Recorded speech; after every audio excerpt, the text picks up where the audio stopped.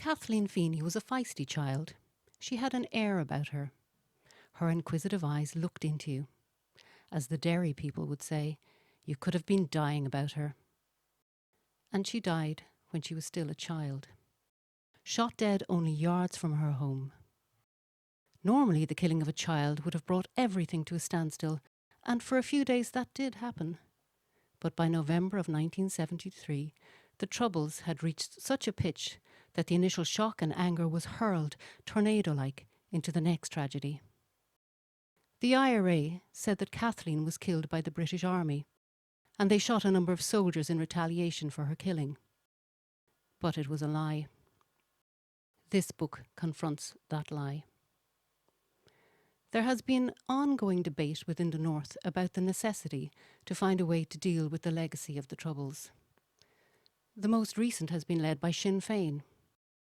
The party has correctly, and I believe genuinely, identified the failure to deal with the past and the legacy of issues and hurt that it has left in its wake as an obstacle to the proper and effective working of the political institutions that have been created under the Good Friday Agreement. At the 2012 gas yard failure debate in the Bogside in Derry, the chairman of the party, Declan Carney, outlined some of the core issues that he believed were crucial to this matter. In his press release, he reminded his audience that many tragic and Troubles-related events had occurred within yards of the hall in which his speech was being delivered. What I think was ironic and careless was his failure to mention that almost from the same spot on which he stood, an IRA man fired the bullet that killed Kathleen Feeney. In the debate about reconciliation, it is inevitable that the emphasis will be on the healing between the former combatants and former enemies. The British Army, the IRA, the RUC, UVF, UDA, etc. will capture the headlines and demand most attention. There has been less emphasis and attention paid to the hurt and divisions that existed within communities. Those hurts are as real, as painful, and as in need of healing as any other. Those hurts are most raw when your child or sister has been killed before she had a chance to grow into the beautiful and determined young woman revealed in her childhood. It is even more hurtful when lies are told about how she was killed and who killed her.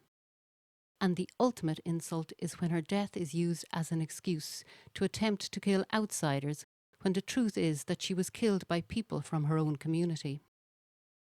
This small book captures some of these big issues. It challenges some of the lazy and selfish thinking that describes efforts at addressing the past as bothersome. It reveals the awfulness of violence. It confirms that lies and deceit add to the grief and sorrow, that truth and justice don't make it all better, but their absence makes it all so much worse. It is a microcosm of all the dilemmas and difficulties the IRA and all the other combatants who fought the war shall have to face if they truly wish to address the past. Dennis Bradley. Introduction. This book started as one story and ended up as another. Two stories, one contained within the other. Each story brought me on a reluctant journey that I had unduly suppressed for many years. The story skips most, but glimpses through some of our family's history, leading us to the events that brought us to tragically losing our sister. It epitomizes the era and how our family and neighbours lived through the 1960s and 1970s. How the civil rights movement came into being and the fallout thereafter. It confirms that bigotry is not a thing of the past and that it can still rear its ugly head. So telling this dual story through what I witnessed and experienced will give you an insight of a teenager more afraid to hurt his mother than the British Army. There were many different stories of how my sister Kathleen was killed. The number of gunmen, how many shots were fired, and from what location. On the 30th anniversary of her death in 2003, I sat and listened to yet another version of how it all happened. So I decided once and for all to cut through all these ambiguities and find out what really did happen on the evening of Wednesday the 14th of November 1973. Kathleen was shot dead, aged 14 years old. After the post-mortem, it became evidently clear who shot her. The dogs in the street even knew, but the IRA vehemently denied that they were responsible. This story will tell how our family maintained a dignified approach, yet brought the IRA to a point where they admitted and apologised for Kathleen's death. First public apology the IRA has ever made.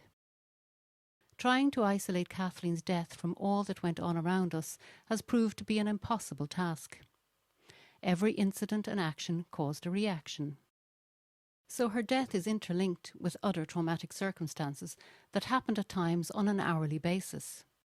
The amount of shootings, bombings and murders was as close to war as anyone would dare want to go. Kathleen's death became such a major part of our lives and how each of us tried to deal with the aftermath. We had to endure and accept too that we couldn't speak out at the time about Kathleen's death. It would have added more misery to our family. Intimidation was readily available if you wanted to test it. Remember too, this is one story of one family. It actually doesn't matter if they were gunmen, policemen, soldiers or civilians. The effect on all families is still one of devastation. So many people lost their lives, and even more were left maimed and injured. This madness and mayhem portrayed as if it were part of normal daily living. We are left to pick up the pieces as the world stopped, looked, then moved on. We endure the heartache, resign ourselves to the injustices, and any loss of life or injury certainly fits in as an injustice. You soon realise there are no choices for grieving families or those thousands of families who are still caring for the injured. The overall picture on the face of it may have calmed the waters, and the powers that be try to resume normal life for the many, but nothing will ever remove the unseen pain in the many faces and homes that may never be healed. So here it is, time to rewrite history. The family history. Springtown Camp was an American Navy base during the Second World War, the first official American base in the British Isles after Pearl Harbor. It was set up in 1942 as Derry became a strategic naval operational hub. The US Navy used the camp as a resting-off place for their servicemen while their ships and submarines were refueled, repaired and resupplied with munitions. These ships escorted the many convoys in the North Atlantic throughout the war. During the war years, the camp created a lot of employment directly and indirectly in the city, and it was a great boost to businesses supplying provisions. The camp had a short life, but had all the amenities of the era, such as a boxing club, a theatre, bars, cafe, and it hosted many American TV and film stars such as Bob Hope and Francis Langford, who came to entertain the troops. In preparation for D-Day, the convoy ships were finally recalled and made ready with heavy weapons and 20mm, 30mm and 40mm caliber machine guns. These were mounted onto the decks of the ships for the invasion of Europe. Springtown Camp, the centre of activity throughout the war years, slowly became decommissioned by the military and finally abandoned after the end of the Second World War in 1945. During the following year, 1946, many families on the beleaguered housing list in Derry began to realise that these empty billets could become a home. So, on Thursday, the 22nd of August, the first squatters moved in. Within 4 days, over 100 huts of the 302 in Springtown Camp were occupied. The rest of the huts filled over a very short period of time. Our parents moved into the camp around 1947. My brother Danny was then 1 year old. I was born in 1956 in one of these huts. The address, which I now record as 77 Springtown Camp, is just a quirky historic memory. My mind's eye of the era can only recall the memories as nothing more than fleeting glimpses. I can see myself sitting in the Springtown bus while it journeyed to the camp, the bus turning within the camp gate, or coming from school, sitting on the bar of my father's bike. In fact, nearly all of the stories about Springtown that I know these days are anecdotal. As time moved on into the end of 1961, our family got relocated to a newly built street in the Brandywell area of Derry. The 16-year wait on the housing list was over. Even though I was very young, I can still remember going to see the house. It had back and front gardens, an unusual feature of the area, as most houses stood side by side and straight onto the footpath. I recall being lifted up to peer in through the back window of 3 Quarry Street, our new family home, where we would live for the next 13 years. We had a close-knit family of aunts and uncles, and they were a constant help to my mother, especially financially. Eileen, one of my mother's younger sisters, who was also my godmother, was a particular favourite of mine, and I loved going to see her. Over the years we developed a great relationship, and she was always on hand to offer advice, especially during my teen years and beyond. Our mother Kathleen was the third born in a family of 10, 3 brothers and 6 sisters, all born into a 2-up, 2-down house in Alexander Place, just off the Foyle Road. An area full of claustrophobic streets, all built on hills with footpaths so narrow that it was almost an impossibility to walk on. Pushing a pram or walking side by side would have to be on the road. Our mother never smoked nor drank alcohol in her life. She had strong likes and dislikes, hated cheese and tomatoes, but never ever tried them. Ended up a diabetic, but still ate a Mars bar. Backing horses was one of her favourite pastimes, with her 5p bet, and it paid off for her on a few occasions, such as Foynaven in 1967, the 100-to-1 shot that won the Grand National. As well as doing her small daily bet, she enjoyed her game of bingo and housey, a game similar to bingo but played on a plywood board with the same numbers each time. The winner shouted "here" or "house." This was on several nights a week in the Harps Hall, not too far from where we lived. It was as much a social occasion as anything.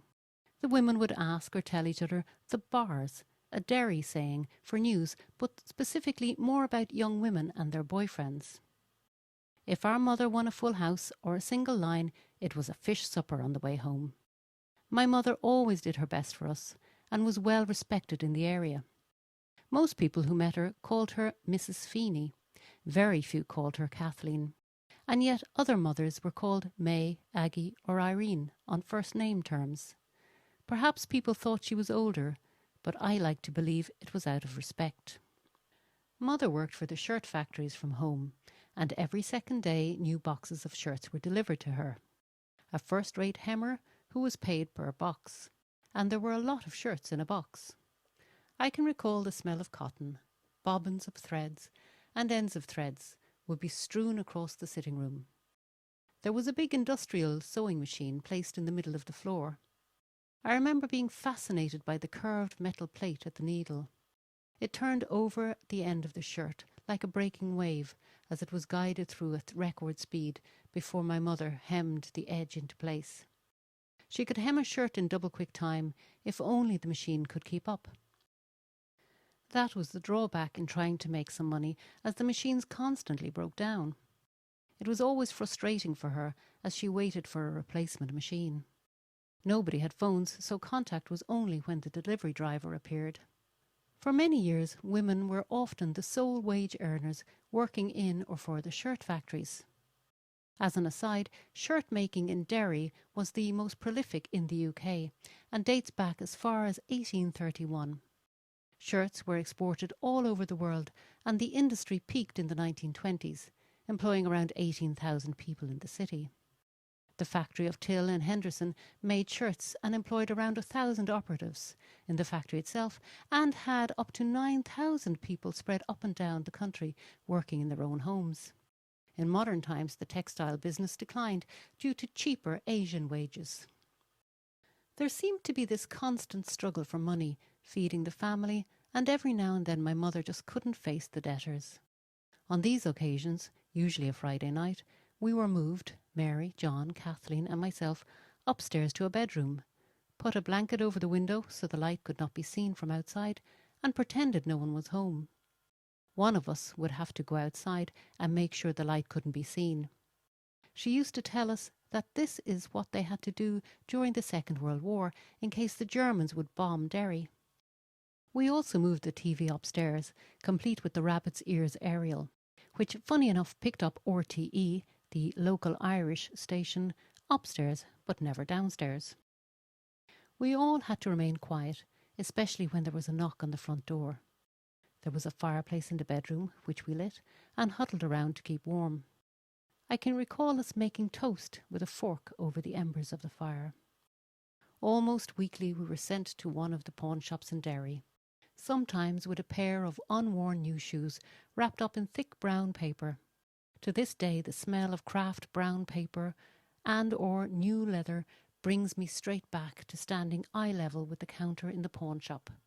On other occasions it was my mother's wedding ring. The man behind the counter would stick the small Bakelite magnifying glass between his eyebrow and cheekbone and make that one-sided crunched-up facial expression to hold the magnifying glass in place. He scrutinised the inside of the ring, checking it had a worth through the hallmarks.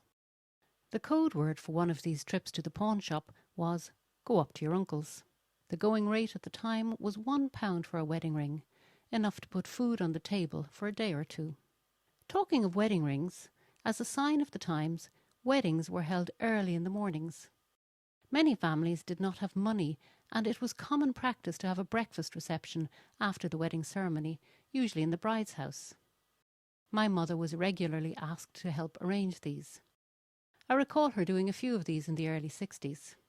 The table would normally be set for 4 people, with the best crockery and cutlery borrowed from various neighbours, and it always looked impressive. The group was made up of the new husband and wife and their respective best man and bridesmaid. Occasionally the groom's parents would attend, but it was a rare event. Despite this shortage of money, every Monday morning a sixpence was given to the Sisters of Nazareth, better known as the Termanbaca nuns, who ran the orphanage, or the home as we knew it. They would call to the houses in the area. They dressed immaculately. Black shoes and stockings peeped from the long black nun's habit. Some had long, thick rosary beads hanging to their sides from their waist. The only piece of white was from a headband that peered out from under a black veil. They carried in their gloved hands a black purse with a pull cord on top where the coins were dropped in.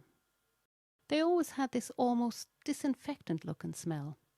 This clean and fresh look was accompanied with a faint smile and a head nod, which was the only response when the money was placed into the outstretched palm, which had half a crown sitting there already. It was as if to say, the other neighbours all gave this. We were often threatened with being handed over to the nuns if we misbehaved. My father, Harry, was a baker's labourer. He was second oldest from a family of 7, 4 girls and 3 boys. The family home was in the Nailers' Row, or the back of the walls, a reference to the close proximity to the Derry walls.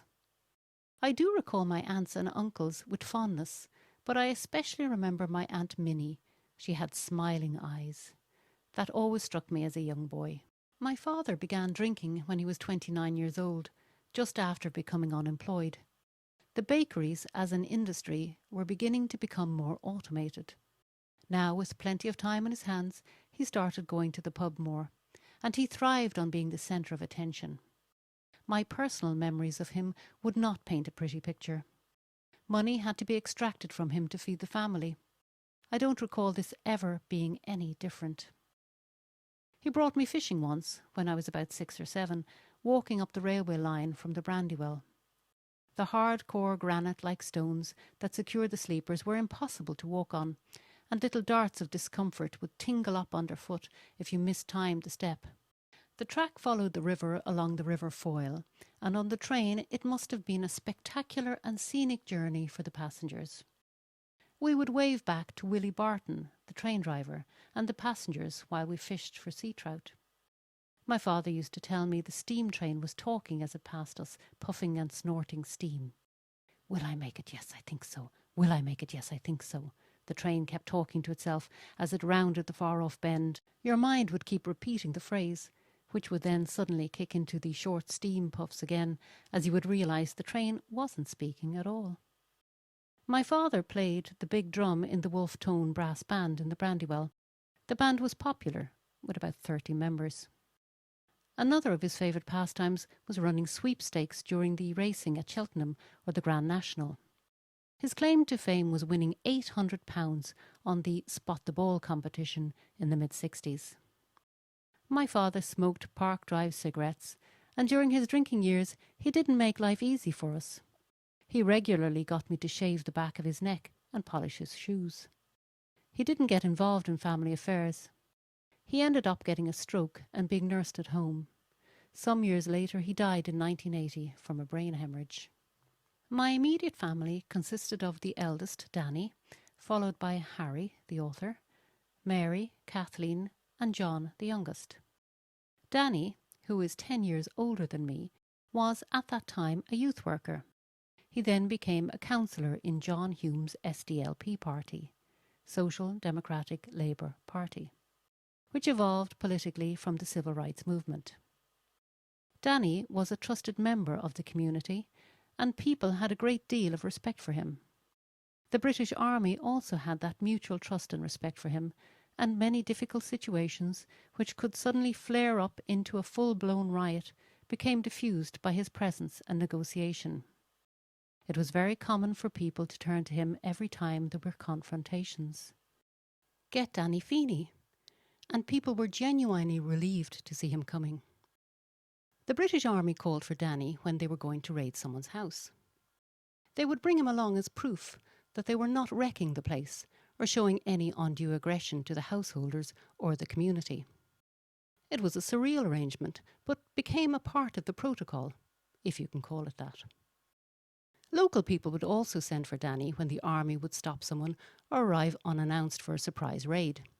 It became normal for Danny to be there every time to keep the situation calm between the community and the British Army. I remember one day Danny was not available, so the army brought me instead to raid the Lourdes Hall, where the local youth club was held. It was locked and empty at the time, so the keys had to be sent for. We all waited outside for the keys to arrive. I received the keys and opened the door for them. It was ridiculous, really, looking back on it. They searched the building, then thanked me. I was to sign a document to say that they did not do any damage. All very gentlemanlike, but their attitude changed when their soldiers started to be killed in the area. On the lighter side of life at that time, Danny was, and still is, very musical, playing the drums, guitar, and involved in several bands, often rehearsing upstairs in our back bedroom. He now concentrates on the keyboard and choir. Although he is much older than me, he calls himself my younger brother, much to the amusement of his wife, Monica. I, Harry, was considered the miracle child, as my mother had 5 miscarriages before me, hence the big gap of 10 years between Danny and I. My mother sent a prayer petition to Lourdes in 1955, and I was born the following year. I was a typical teenager from the area who had no time for the British Army or the RUC police. I also had many issues with my father, but during the course of this book I have reconciled with him in his absence. I forgive him. May he rest in peace. I hated school. Not the learning part, as I was bright enough, and I think I would have made the grade academically if I had stayed at it. However, some teachers were just not cut out for teaching. Some definitely seemed sadistic. Others, well, they did what they had to do to stay under the radar. Open page 25 and do the equations on that page, etc., etc. The teacher would remain seated and did the crossword or wrote out the daily bet. Sorry, St. Joseph's, there goes my past pupil achievement award. For me, all I can recall is they tried to rule us by fear, as some of them carried the thick leather strap to slap you with. They constantly had to make an example of you. It was crowd control. I left school at 14 and a half, and I don't regret it. In fact, I only began to learn and educate myself from then on. In my early teens, I used to go picking spuds. A flatbed truck would pick us up, and we huddled up to keep warm as the truck journeyed to the fields. It was dark mornings, always cold and damp. We spent the day gathering spuds in plastic laundry baskets and tipping the potatoes into tall Hessian sacks or very large wooden crates. I hated trying to fill the enormous crates. At least with the bags you could count how many you filled. 2 people had a stint of about 30 yards, and you had to have your area cleared of potatoes quickly, as the digger driver was right back behind you if you slowed up. The trick was to get the area cleared and baskets tipped before the digger came again for the next drill, so you could catch your breath and stand tall to stretch your back. At the end of the day, you were tired and sore, but again, it was an income, which I handed over to my mother. She gave me a few bob and bought me a packet of 5 Park Drive non-tipped cigarettes every day. Can I just add here that you will find as you read through this book that it relates to my personal experiences. I do apologise for this, as I never did set out on that road, but writing the book has steered me unintentionally in that direction. I have recalled the events through what I witnessed personally, and that I can certainly verify. I only had to research the dates because the rest is embedded in my memory. There was a year between my sisters Mary and Kathleen, and they both attended St. Cecilia's girls' school. They were typical teenagers. They loved music and fashion. Not that fashion played a big role in any of our lives. Mary recalls in 1973 they had just got new coats, which had been ordered from the catalogue, which my mother paid up every week. It was an expensive way to get clothes, but the quickest and somehow cheapest for my mother, as it was a little money over a long time. Mary was a redhead, while Kathleen had dark hair. Mary said, one Christmas Kathleen got a redhead doll and I got a dark-haired doll. As sisters, they got on well together and helped out quite a bit in the house. I recall once both of them going away for a weekend with the youth club. There were about a dozen teenagers involved. They went to County Monaghan to families who were willing to give them a holiday away from the madness in Derry. Kathleen was a little more militant about things and questioned everything.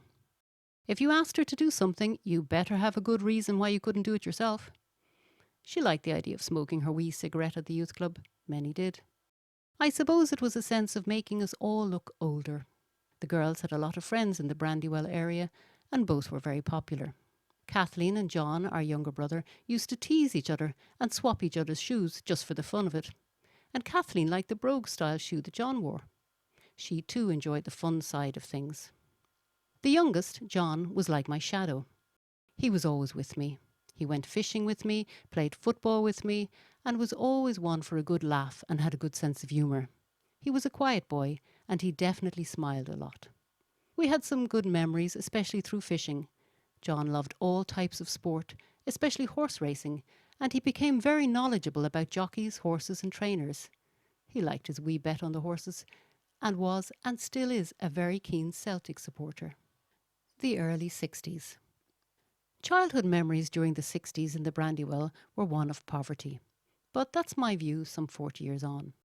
It just seemed to me at the time that we were all in the same boat, and how we lived was pretty much how everybody else lived. Poverty, for want of a better word, was just normal. No job, no money. Only a few in our area worked, so most families had no funds. Anyway, as small children, we had no concept of money, and most would have seen poverty as helping the poor in Africa. We would have brought to school a penny for the black babies. At tea time in the evening, we had bread and butter, maybe chips on a Friday. The tea was made in an enamel tin. The milk covered 3 dessert spoons of sugar, and it was then topped up with tea, stirred and divided into our cups. If your tea was too hot, then you put your cup under the water tap to cool it down. You didn't get any more milk. This became the standard at every mealtime. Regularly, it was porridge in the morning with sugar and porridge at night with salt. I recall hearing adults talking about going for a job being sent by the Brew, the unemployment office. It was mostly an exercise in creating statistics to look good for some government office. People knew that they had no chance of getting the job because he or she wasn't one of ours. I only began to understand what was going on when I went for an interview many years later. One of ours referred to the employer being a Catholic, which meant you had a better chance of being employed by him or her. The other side of the house meant more than likely they would employ a Protestant person for the job. So Catholics just wouldn't be favoured. It was easy to determine your religion through an unassuming question asked during the interview. What school did you go to? The Protestants Unionists held power by what was known as gerrymandering the system. This involved dividing up on the map specific very large Catholic areas so that the Protestant minority could hold power by giving shop owners and prominent members of Unionist society votes. These votes were achieved by either how many staff they employed or by how much property they owned. Some shop owners, Protestant, had multiple votes. Catholic businesses had few votes. The population of Derry is and was 2/3 Catholic nationalistic. Yet the London Dairy Corporation, the people who ran the city, had a Protestant unionist majority.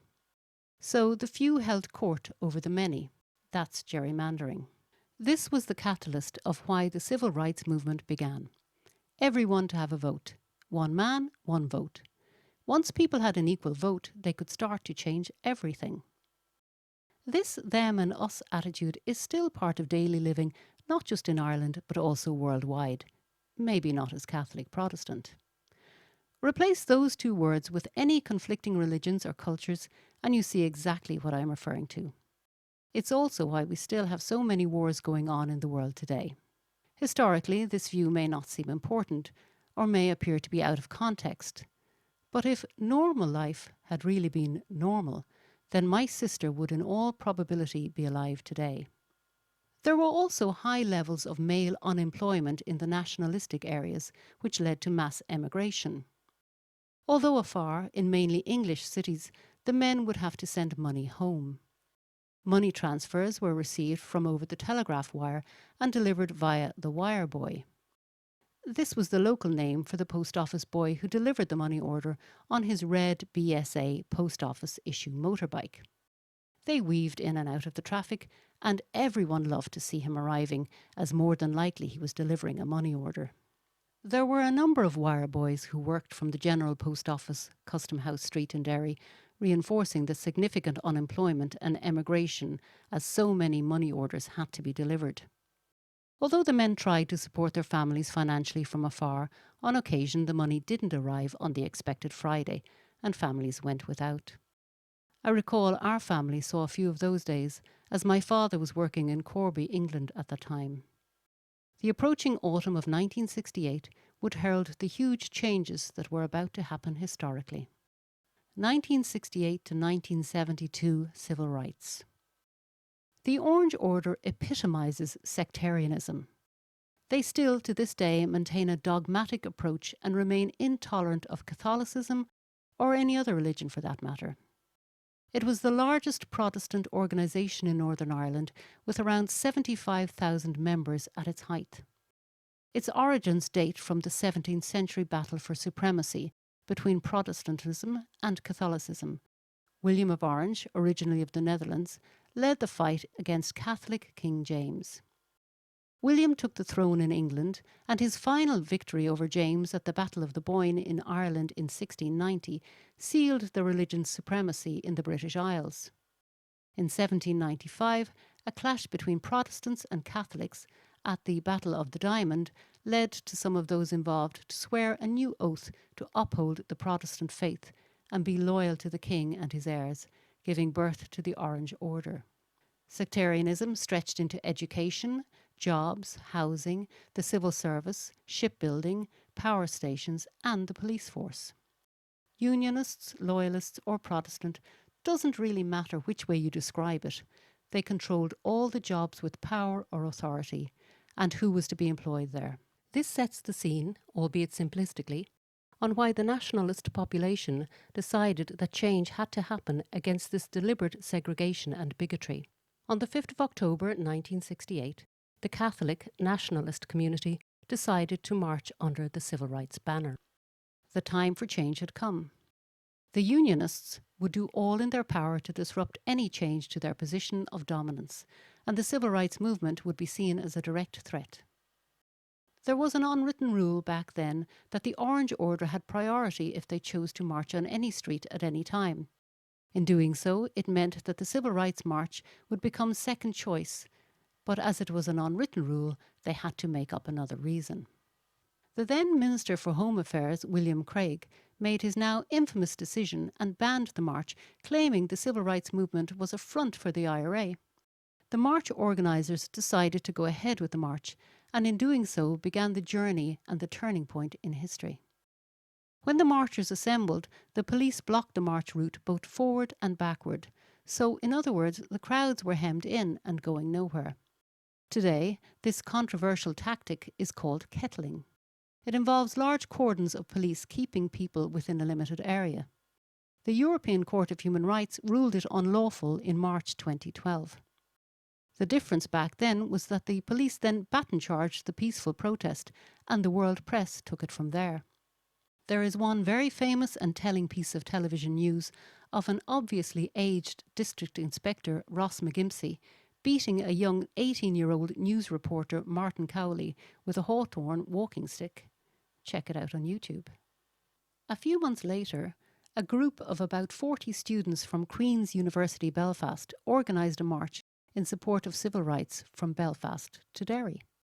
The march began on the 1st of January 1969 and met with violent opposition from loyalist counter-demonstrators at several points along the route. About 5 miles from Derry, at a place called Burntollet Bridge, they were attacked by a mob of about 200 with clubs and stones. Half of these attackers were later identified from press photographs as members of the B Specials. The B Specials were the reserve police force, exclusively Protestant, founded on military lines as an army corps in 1920. They carried out revenge or reprisal killings on Catholic civilians during the 1920 to 22 conflicts. They were used in emergencies and acts of war. The police at the scene chatted to their colleagues, the B Specials, as they prepared their ambush, and were very slow in protecting the marchers, or decided not to. Some of the students had run into the river and were pelted with stones from the riverbank. Many of them were hospitalised. The remainder of the group continued on to Derry, where they came under attack once more near Craigavon Bridge. Finally, the group arrived at the Guildhall Square, where they received a rousing welcome from the crowd as they joined the planned civil rights rally. Rioting broke out after the rally, and police pushed the rioters back into the Bogside area. In the early hours of the following morning, the 5th of January, members of the police, the RUC and B Specials went on the rampage. They charged into St Columb's Wells and the Lecky Road, breaking windows and beating residents. They did a considerable amount of damage and it became world news. So much so that there was a huge international outcry because of the police behaviour. In his report on the disturbances, Lord Cameron remarked that for such conduct among members of a disciplined and well-led force, there can be no acceptable justification or excuse, and added that its effect in rousing passions and inspiring hostility towards the police was regrettably great.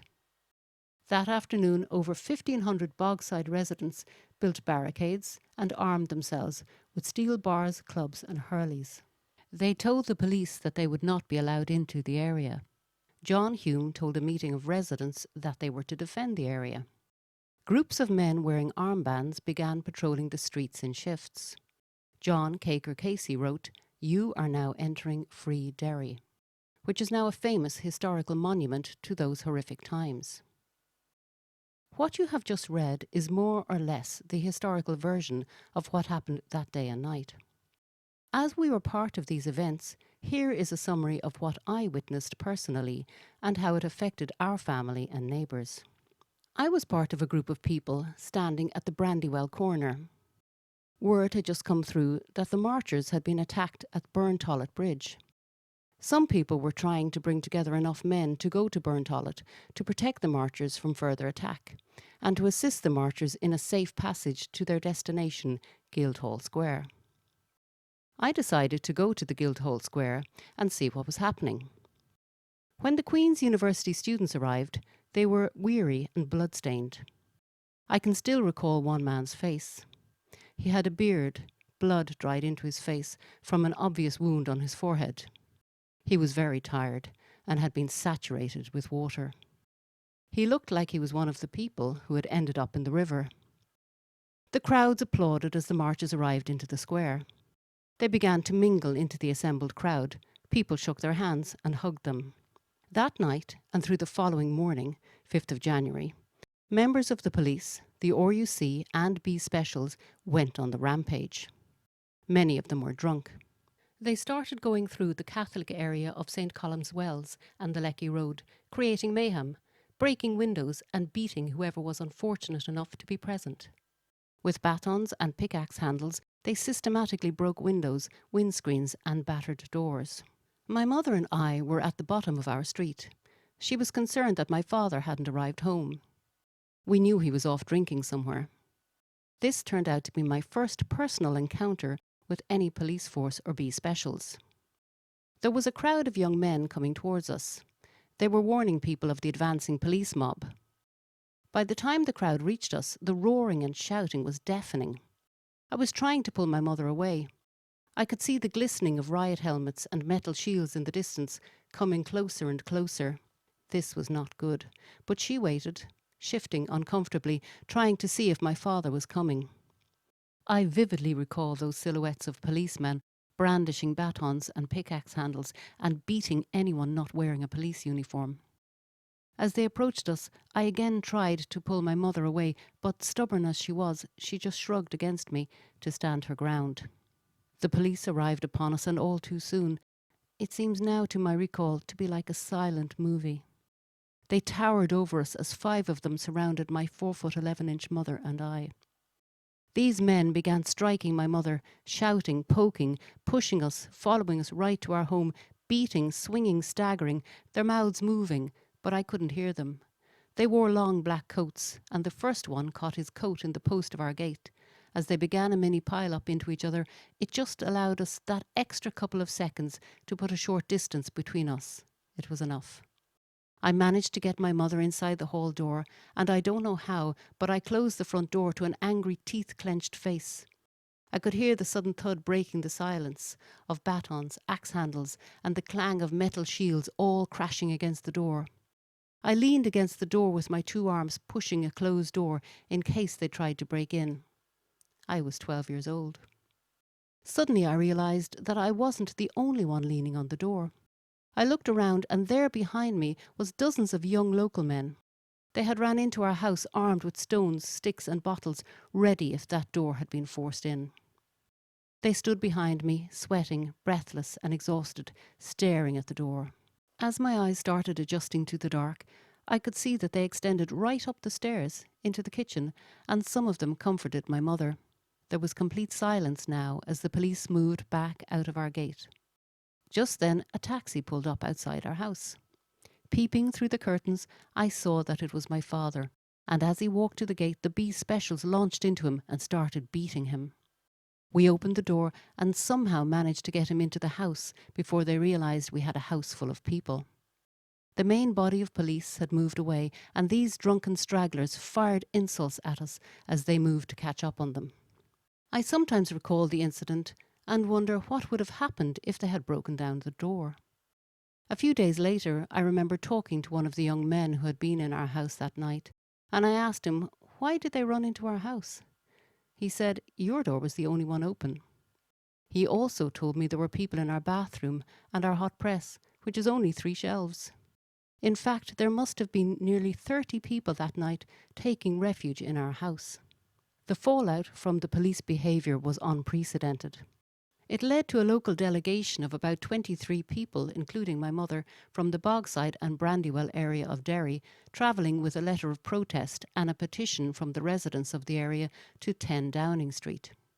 Mr. Ivan Cooper, one of the civil rights organisers, personally handed in the letter for Mr. Harold Wilson, the then Prime Minister. It was a funny scene looking back on it now, as nearly all of the women who handed in the petition wore fur coats. A kind of contradiction to the poverty-stricken area they came from. In my mother's case, she borrowed it from a neighbour. Several months passed, and the situation, especially among the nationalist population, had become very tense.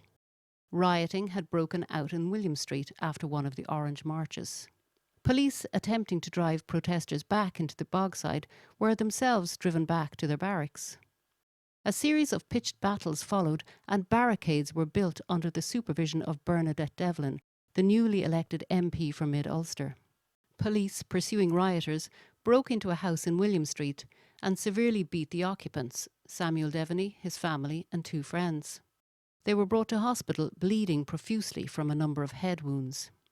That night, 400 RUC policemen in full riot gear occupied the Bogside. Convoys of police vehicles continuously drove through the areas. I can remember people trying to chop down a telegraph pole at the bottom of our street to stop the Land Rovers coming through. They attached a rope to the top of the pole to pull it into the path of the speeding Land Rovers. There were convoys of 5 or 6 vehicles at a time. They drove through approximately every 10 minutes or so. Each time they drove through, we pelted them with stones and bottles. The following day, several thousand residents issued an ultimatum to the RUC. Withdraw within 2 hours or be driven out. The police withdrew within 15 minutes remaining of the ultimatum. I recall an incident where I was one of many people who became trapped in William Street. We threw stones at the police and B specials. The street was strewn with stones, glass and little makeshift barricades. The police drove down William Street in Land Rovers, blocking us in from both ends. I realised it was pointless throwing stones at Land Rovers that had protective metal grilles covering the windows. I remember finding and throwing a long metal bar like throwing a spear. The metal bar entered the side passenger window of a Land Rover that was coming to a stop right beside me. I knew I had to hightail it out of there quickly, but I suddenly realised I had no escape as the 2 ends of the street were blocked. The Land Rovers streamed in, I presume to beat the daylights out of us. There were some front doors open and loads of people poured in through the houses and out the backyards and over the walls. During that incident, the police vented their anger on the residents. Mr. Devaney, a local resident, suffered a heart attack 4 days after being beaten by police. On the 17th of July, he suffered a further heart attack and died. Many thousands attended the funeral, and the mood was sufficiently angry that it was clear that the imminent marching season was going to create further tension between the two communities. The Orange Order had planned further marches at the end of July, and the annual Apprentice Boys Parade, scheduled for the 12th of August, could not take place without causing serious disturbance. The 12th of August was, as predicted, a powder keg waiting to explode. And it did. I remember the CS gas being pumped into the bogside. The stench, streaming eyes, and your throat feeling like dry, parched sandpaper. Drinking water made it worse. People began to wear torn rags, hankies or old shirt tails dipped in vinegar and water, which worked better than nothing. Old World War II gas masks appeared. Somewhere in the region of 1,500 canisters of gas were fired into the crowds in Roseville Street over 3 days. I remember my mother and other housewives in the streets forming a production line to make petrol bombs. The old city dairy was ransacked and thousands of bottles were taken in electric milk floats. They were brought to the makeshift production line. The empty bottles soon became petrol bombs, and these were then transported to the front line. The petrol bombs had either sugar added or washing powder. This made syrup-like substance when ignited, which made it stick to whatever it hit. Everyone was involved one way or another. Some made sandwiches and tea for the rioters. A first aid field hospital was set up by the Knights of Malta. They dealt with the streaming eyes and many of the injuries from stones thrown back from police lines and Protestants who joined in with the police. The local men and teenagers threw whatever they could, even breaking up paving stones. The women went around the houses and shops asking for bread, tea and provisions. Unknown vehicles were hijacked. The petrol was siphoned out and used to transport this and that before it ended up in the barricade. It became clear that things were going to get dramatically worse, and many families were evacuated. Shooting began at night time from the police. My mother, 2 sisters Mary and Kathleen, and my brother John and I were put on a bus jam-packed with families and driven over the border to Finner Army Camp in Bundoran, County Donegal. The Irish Army then fed us, and as there were so many refugees coming in, we were then moved to Athlone and later on to Coolmoney Camp in Wicklow. We shared wooden army barracks with several other families. I do remember they looked after us all very well. After about 8 days, we returned home to Derry. As we travelled back to Derry, the whole political situation had changed, as the British Army had replaced the RUC and the B Specials on the streets. The following is the recorded historical element from the news of the day. Violence reached a peak on the 12th of August 1969, culminating in the Battle of the Bogside, a 3-day pitched battle between residents and police. On the 14th of August, units of the British Army were deployed at the edge of the Bogside and police were withdrawn. The Derry Citizens Defence Association, DCDA, declared their intention to hold the area against both the police and the army until their demands were met. The army made no attempt to enter the area. The situation remained until October 1969, when, following publication of the Hunt Report, military police were allowed in. Bloody Sunday. From then on, things got steadily worse. Barricades got bigger, and areas such as Cregan, the Bogside and the Brandywell were deemed no-go areas to the security forces. These areas were still being policed by the DCDA, with well-organised vigilante groups and patrolled by mobile units of the IRA. There was an almost protective atmosphere to the area, and crime was virtually non-existent, and if punishment had to be dished out, it was swift. I recall a local man who was accused of breaking into a house. He was brought before a kangaroo court to be reprimanded. At that time, there was an almost fixed penalty regarding any misdemeanour. You were either warned or shot in the leg. He apparently had a previous warning. While he was being tried, for want of a better word, someone was sent to phone for an ambulance. That meant a walk to the nearest telephone box, and a 999 call had to be made. They obviously had to make up a fake emergency to get the medical attention to where they wanted it. The ambulance duly arrived, waited at a designated place where he was brought, then shot in the leg and handed over to the ambulance crew, whereupon they stabilised him and then hightailed it to the hospital. These occasional mock courts were usually deterrent enough for any thoughts of criminality. Coming up to the end of January 1972, a civil rights march was planned for the last Sunday of the month. Now infamously known as Bloody Sunday, it is still as traumatic an event today for me, and I'm sure for the many Derry people who took part that day. The march began winding its way through the many different areas of the city, gathering more people as it went. By the time it reached Rossville Street, it was reported as 10,000 strong. The British Army blocked the original route of the march to the Guildhall Square with barbed wire barricades at the bottom of William Street. The main body of the march turned into Rossville Street to hold their protest at Free Derry Corner. A section of the crowd went into the Army barricade in William Street, and rioting broke out. The British Army began an arrest operation. As well as baton charging the crowd from William Street, they simultaneously drove into the area in armoured cars, zooming into Rossville Street. They tried to create a pincer-type movement to capture the rioters. Soldiers appeared, some wearing gas masks, and they began firing live ammunition. I was standing in Lisfannon Park, a street close to the high flats in Rossville Street. I heard a whizzing noise just over my head and realised immediately it was a bullet. The sound seemed to me to come from the direction of the Derry walls, which was contradictory to where the main body of soldiers were firing from. Thousands of people were running in all directions, and I got down behind a car and tried to make sense of why there was shooting coming from behind me. I saw soldiers running in groups, some leaning over the walls, aiming the rifles at anything that moved. I began running in a zigzag way to try and find a safer place, as I was unsure and confused what to do or where to go. I was about to go through into the car park at the Lang Flats, but was called back by people who shouted at me to take cover. There was a body covered by the bloodied civil rights banner on the ground. It was Barney McGuigan. I certainly had no concept of the immediate danger I was in. Somehow I made my way across the road to where Father Dennis Bradley was standing. I knew Dennis well and we exchanged greetings. I was about to go into Glenfadder Park. Dennis called me and said, "Harry, don't go in there. Some people have been shot." I stood with Dennis just out of sight of the army snipers and watched people crouch down at the barricade which extended across Rossville Street.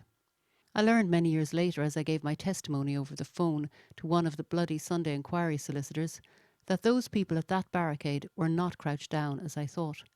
They were all dead. I decided to try and make my way up into the Little Diamond area. I haven't a clue why, but as I did, I saw an IRA gunman with a .303 rifle who seemed to me to have just arrived. I remember thinking, this situation is about to get worse. We all became very good at recognising different rifles, machine guns, the sounds they made, such as that high-pitched crack that was unmistakably from a high-velocity rifle. I decided then it was time to get out of there, which I did. There were queues of people intent on joining the IRA after Bloody Sunday. That one incident was the catalyst and the biggest recruitment drive to the IRA ever. It was sometimes referred to as the Bogside Massacre, which took place on the 30th of January 1972 in the Bogside area of Derry. Some 21 soldiers discharged their weapons, firing 108 bullets. 2 soldiers in particular were responsible for firing around 35 bullets and killing up to 10 people. There was a total of 26 unarmed civil rights protesters and bystanders that were shot by the Parachute Regiment 1 Para. 13 men, 7 of whom were teenagers, died immediately or soon after. The death of another man, some 14 weeks later, was attributed to the injuries he'd received on that day. 2 people were also injured when they were run down by army vehicles. 5 of those wounded were shot in the back. 2 investigations have been held by the British government. The Widgery Tribunal, held in the immediate aftermath of the event, largely cleared the soldiers and British authorities of blame. Widgery described the soldiers' shooting as bordering on the reckless, but was criticised as a whitewash. The Saville Inquiry, chaired by Lord Saville of Newdigate, was established in 1998 to reinvestigate the events. Following a 12-year inquiry, Saville's report was made public on the 15th of June 2010 and contained findings of fault that could reopen the controversy. It could potentially lead to criminal investigations for some soldiers involved in the killings. The report found that all those shot were unarmed and that the killings were both unjustified and unjustifiable. On the publication of the Saville report, the British Prime Minister David Cameron made a formal apology on behalf of the United Kingdom. Bloody Sunday remains among the most significant events in the Troubles of Northern Ireland, chiefly because those who died were shot by the British Army rather than the paramilitaries, in full view of the public and the press. There are many horrific instances where people died, got injured or ended up in prison as a direct result of the conflict in Northern Ireland.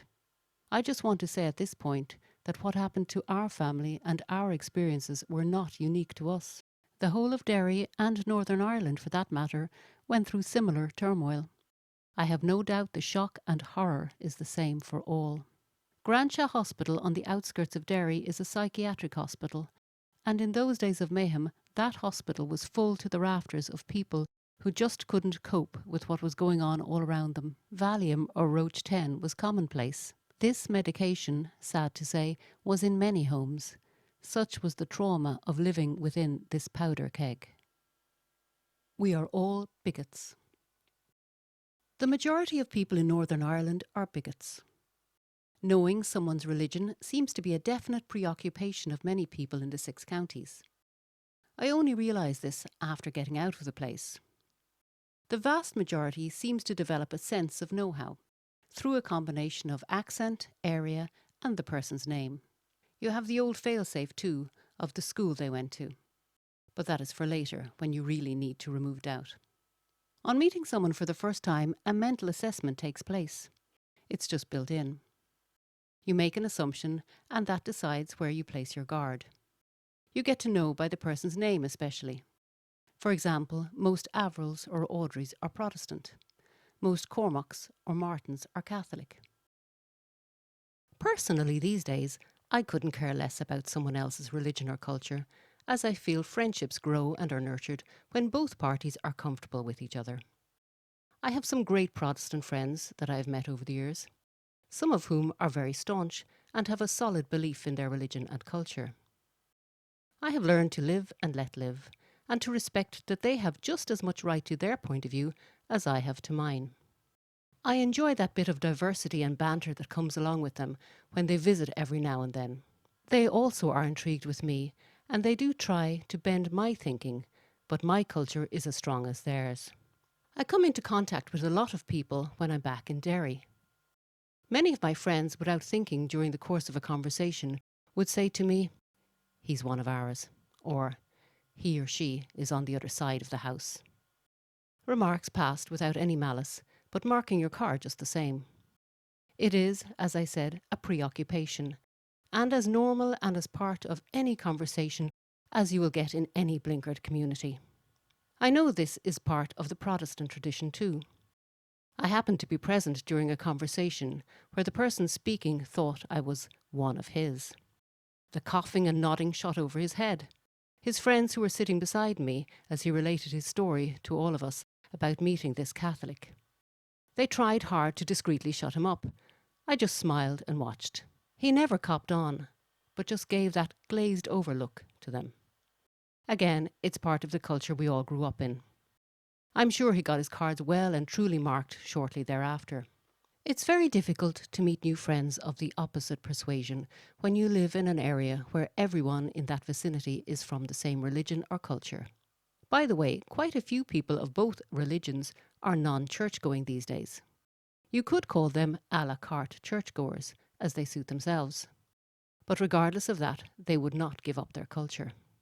I'll give you a sense of just how polarised attitudes can be between Protestants and Catholics. The White Horse Inn was just outside Derry, in a predominantly Protestant but mixed area called Campsie. Jobs were hard to come by, and I recall having to go for an interview as they were looking for an apprentice barman. I had to borrow a pair of trousers from a same-age teenager up our street, and a shirt and tie from his brother to dress for the interview. I recall being asked, "What school did I go to?" The classic Protestant or Catholic question. I think I would respect the interviewer more if they asked me straight, "What religion are you?" However, I knew exactly why it was being asked, and I sat there realising this is a loaded question, and I'm about to find out if I am welcome here or not. This was new territory for a just-out-of-school teenager, and I was unsure how to react to the question. Over the years, people warn you that question will be asked. Somehow, tempted as I was to stand up and walk out, I managed to hold it together, and I answered St. Joseph's Secondary, Cregan, right in the no-go area of Derry, which points to me as a Catholic. The next question was quickly asked about what qualifications I had. None, I would have retorted. Surprisingly, I was then informed I got the job. It turned out the owner was a Catholic. He employed both Catholics and Protestants.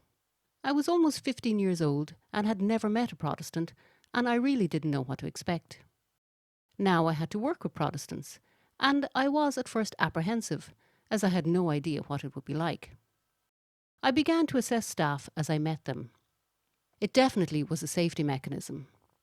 I was more comfortable with my Catholic colleagues, although you slowly learn that once you can remove the religion element out of the equation, you realise you can have great friends and colleagues, and those friendships can last a lifetime.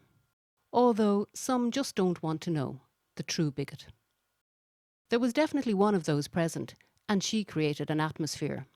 She got a wide berth from me, which suited her as much as it suited me. Getting to work was always a trek, as I lived on the west bank of the River Foyle. I had to walk about a mile from my home to the Diamond, a busy city centre area that had a World War memorial as its centrepiece.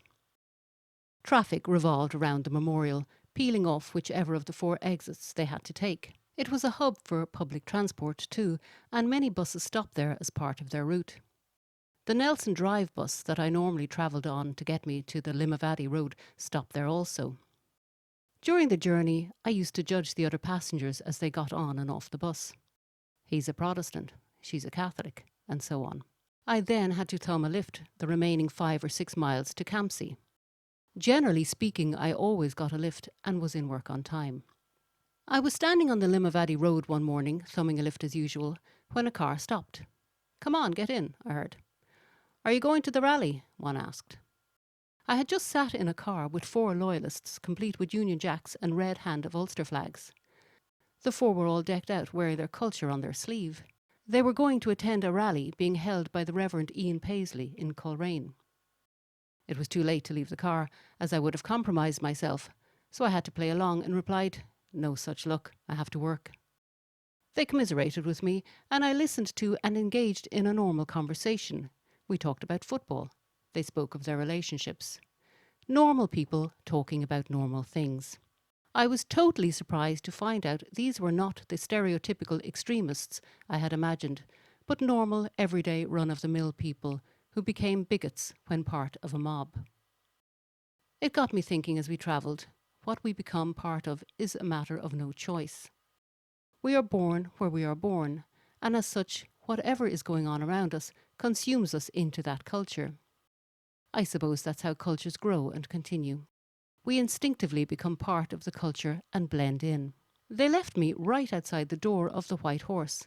I thanked them and off they went. But if they knew for 1 minute they had a young man from a Republican nationalist area of Derry in their car, a Catholic, I wouldn't like to think or even imagine what might have transpired. The police and army frequented the White Horse Inn when they were off duty. They always drank in the lounge bar, clean cut, in civilian clothes, but dressed well. They always drank in company and never ever alone. I was at work this particular Saturday when we received a call to say that a bomb was planted on the premises and we had to evacuate the building. It was a particularly busy afternoon with many football teams calling in for refreshments. Bomb scares were commonplace at that time, which brought this lethargic attitude, and it was with great reluctance that people moved out of the building. Many people at that time ignored bomb scares, as they generally didn't amount to anything other than disruption. The boss arrived and asked me what parts of the building I had checked. I told him I had checked the public bar and adjacent toilets. He then opened up a briefcase and emptied the contents of the tills into it. He handed me the briefcase and told me to wait for him at the post office, which was about 100 yards away. As I walked away from the building, the bomb exploded. Bernard O'Kane, my boss, and 2 RUC policemen who were in the building were blown clean out through the windows. The dust and debris plumed in every direction. The incredible noise of the bomb exploding made me buckle in two with complete involuntary movements. I turned and ran back into the approaching dust cloud as it slowly began to drift and lift. It looked as if it had just snowed. Everything was covered in this white fine dust, and I could see the 3 men lying on the ground, and I certainly thought the worst. They looked like white mannequins. They began to move and pick themselves up.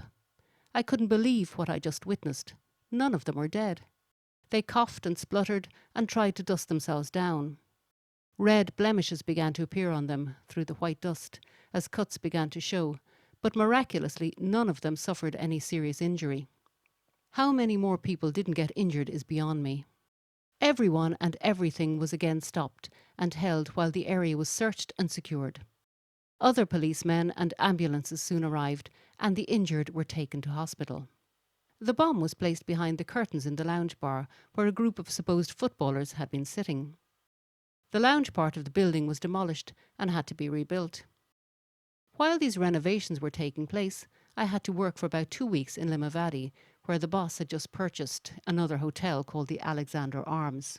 Most of the staff and customers there were Protestant. You get to know these things by the welcome or lack of it. When I would arrive, little groups of staff or customers used to whisper or point in my direction. One gets to read people's attitudes from afar when you are regularly the topic of conversation. I can't say I enjoyed the experience, but it heightened my awareness and put me constantly on my guard. Still, I seemed to grow on some of them as they realised I was no threat, and eventually I began to blend in, just as I was sent back to Campsie. The White Horse Inn reopened. The curious came to see the new renovations, but not long after a hand grenade was thrown into the newly rebuilt lounge. Luckily, it was during the night and it didn't go off. Army bomb disposal experts were called in and they removed and exploded the device away from the building. There were several other minor incidents involving the White Horse Inn, which were perpetrated by both sides of the divide. As people realised that I lived in and came from the nationalist Republican area of Derry, the no-go area, it attracted all sorts of weird and wonderful characters to me. I was just like the proverbial magnet in this mainly Protestant area. There were many Catholics working and living in the community too, and they interacted with their Protestant neighbours on a daily basis in business, as employees or employers, as part of any normal society. Well, not exactly normal, but as near as you'll get. It was exactly because I came from the nationalist Republican bogside that made me the novelty. Many Protestants curiously asked me, what was it like living there? Did children still go to school? Who was in charge? Was there law and order? Some of them were friendly towards me, others didn't know how to handle me or deal with me. Some, when they asked me for a drink, it was the name of the drink, with no pleasantries or thanks. It was almost as if I was an inferior person or a second-class citizen. But it soon became apparent to me, through listening to conversations, that some of those in particular were B specials, which to me explained a lot. After orange parades took place around the north, many of the local orange men would come into the bar after the march. Some had played in the bands or walked with their respective lodges, but they never ever insulted me or made me feel uncomfortable. They never wore their lodge sashes in the bar either. Working in the White Horse in a Protestant area meant I met and knew a lot of Protestants. This in itself was unusual. Most Catholics in the Bogside at that time would only have met other Catholics. A Protestant would never normally socialise with a Catholic, simply because their respective religions were always segregated. So it was an unusual position I was in.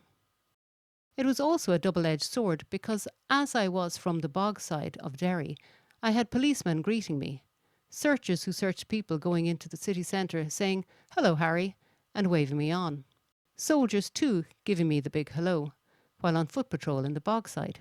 One even shouted at me from a lookout post, "Hello, Harry," as I walked with friends approaching the city centre, and all because they frequented the White Horse. I am sure it may have raised some Republican eyebrows too. I can recall as a young child becoming aware that there was Catholics and Protestants. Having heard the way people spoke of Protestants, I believed that these people must be really different from Catholics, with strange coloured blood or something. It was a surprise to me that we were all the same. It made me, as a young boy, think, why is there all this trouble? If we are built the same, then why can't we live with each other the same? Flying with the Crows. A man from Dungiven, a mainly Catholic town, used to call into the White Horse from time to time. He learned I was from the nationalist and Republican area of the Brandywell. He enjoyed the fact that I was amidst the Protestant community. He used to spend quite a bit of time speaking to me precisely because I was from a Republican area. These conversations were held as he leaned over the counter, talking and whispering. He would be winking and nodding as I moved on to serve whoever was next. Most of the time I hadn't a clue what he was talking about. I generally nodded in agreement, but he spoke so low I just couldn't hear him, and I was too polite to say or care. He had a drooping moustache and had teeth missing. I always thought he looked like a Mexican from the cowboy films. I, in all innocence, had no idea who he was, but I noticed that his presence made some people in the bar very uncomfortable. I never did find out why. All I got was, "You better watch that boy, hi?" a local Derry remark, which roughly meant, "Be careful." Surprisingly, nobody volunteered any information to me, so I shrugged my shoulders and carried on speaking to him when he appeared, as any defiant teenager would. One particular afternoon he arrived, literally just said hello, and before I knew what was happening, he thrust a handgun into my hand. "Bring this in," he said. "Tell the boys," the IRA, "I have 303s, rifles, stolen from the B Specials." Then he just vanished. I soon regretted the head nodding and pretending to hear him.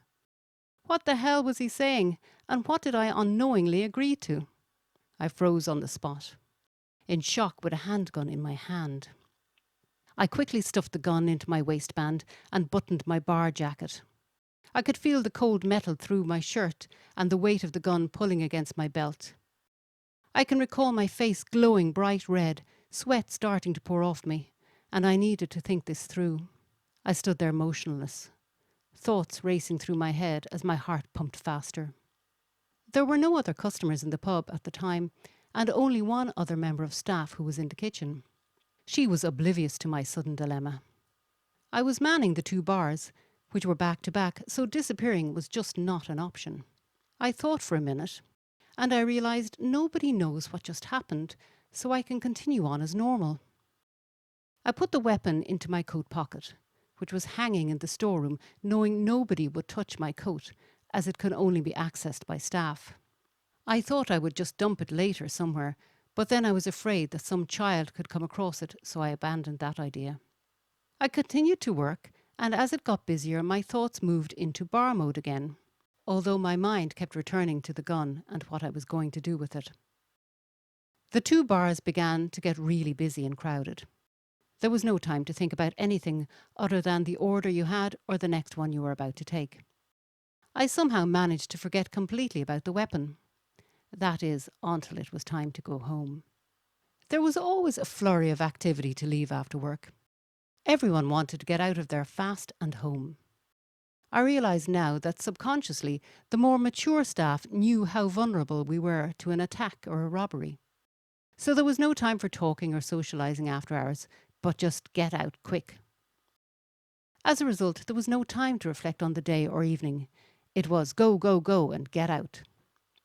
Most times when the boss was there, he would bring me to the barricades near my home, but occasionally I would have to get a taxi and it would bring me to the Brandywell. That particular evening, I had to get a taxi. I chit-chatted with the driver about nothing in particular through most of the journey. As we approached the Craigavon Bridge, I could see a checkpoint ahead. I sat there unmoved and completely oblivious to the fact that I had a handgun in my pocket. Suddenly, it dawned on me, and I saw the train coming straight for me. The penny well and truly dropped.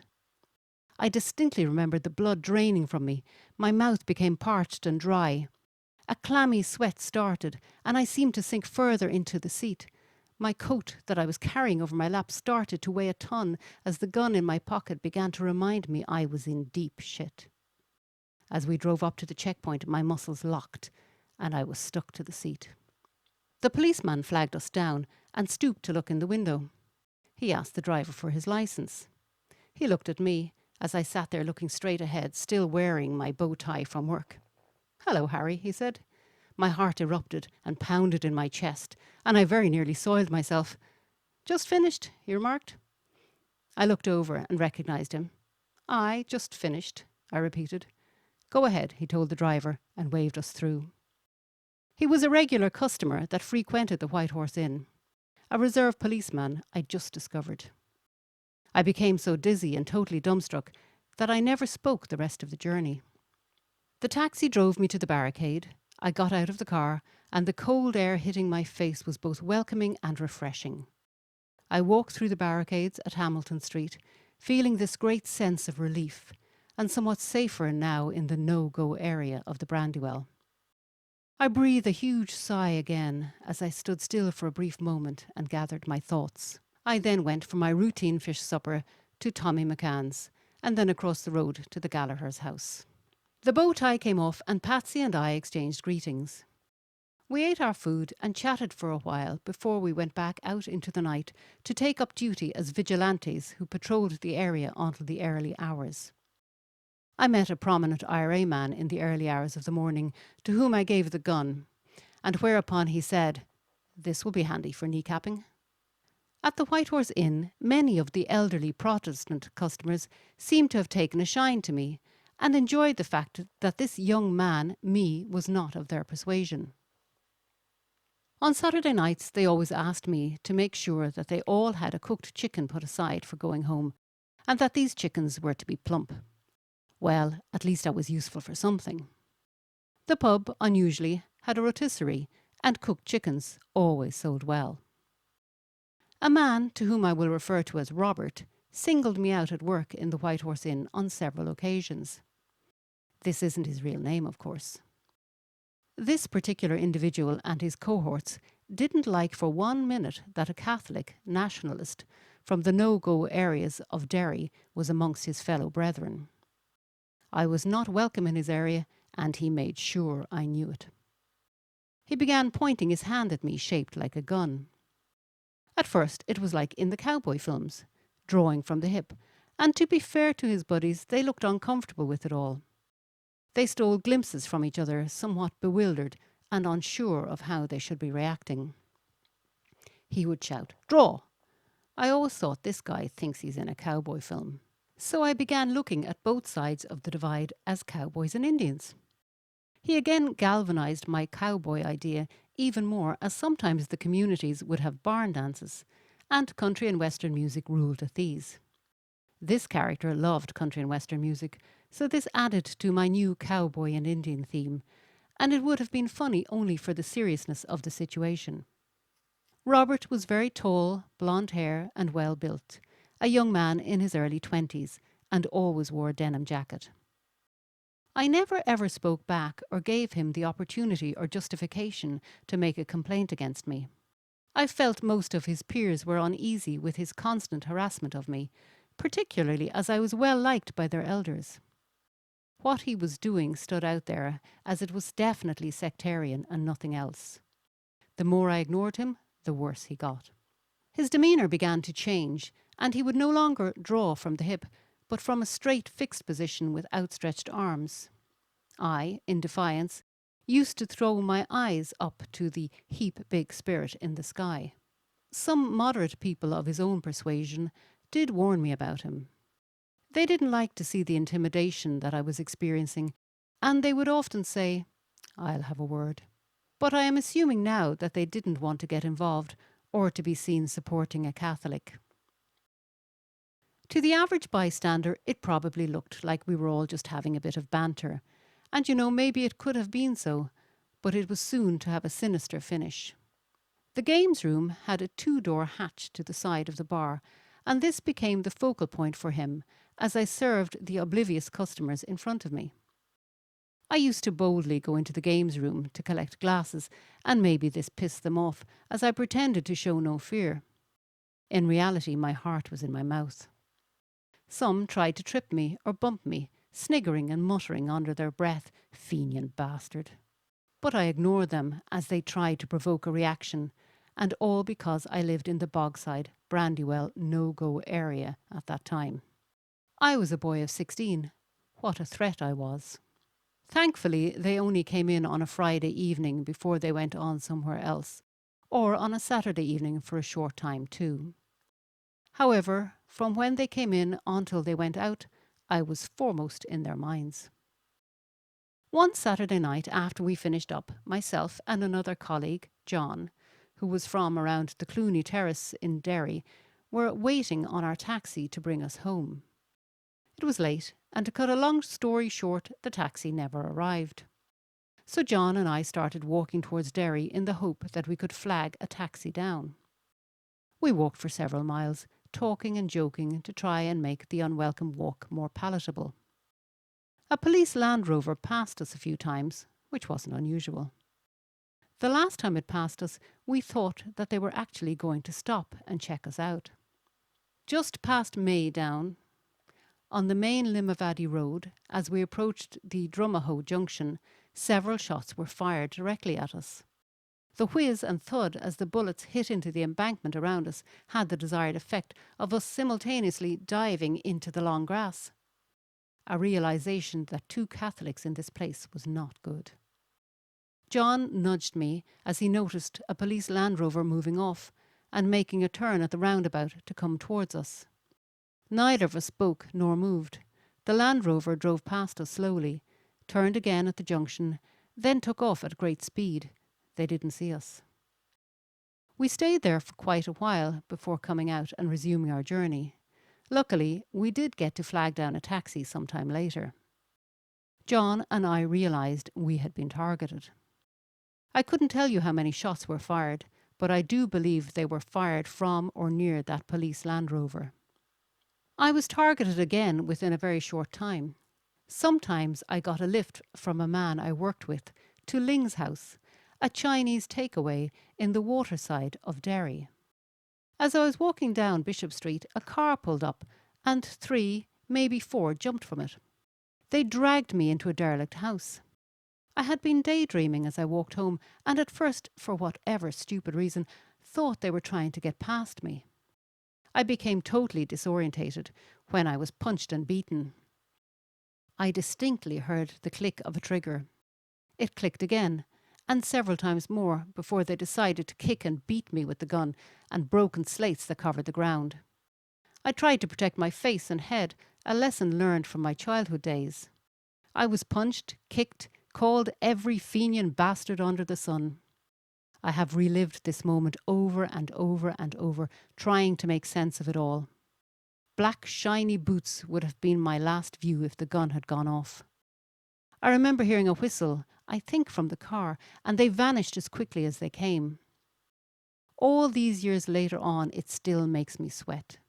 The attack lasted literally seconds, though I lived every second like a minute. It felt like a very long time. I have no doubt they were disturbed or the driver panicked. A passer-by brought me to my brother Danny's house. I thought at that time that they wore some sort of boiler suits, but from flashbacks that I still get some 40 years on, I think they were just wearing dark clothes. I recognised one of them, Robert, the man with the pointing hand from the White Horse Inn, but I couldn't prove it, and I remembered this in dismissive disbelief. I remember also thinking I was being stupid, and it couldn't possibly be. He wasn't that obsessed with me or stupid enough.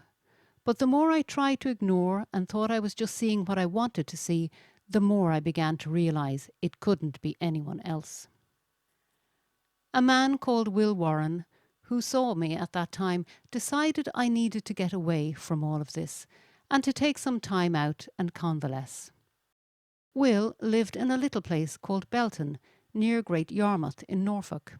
Belton was a rural area, with the little country village complete with its English bobby policeman. Will was a Quaker, and was in the bog side of Derry during the no-go area to help people where he could, through the Quaker ministry. This involved the youth club with my brother Danny, or helping out with social issues, etc. He had organised for me to go to his home and spend some time there to try and relax, unwind, and to get over my sudden trauma.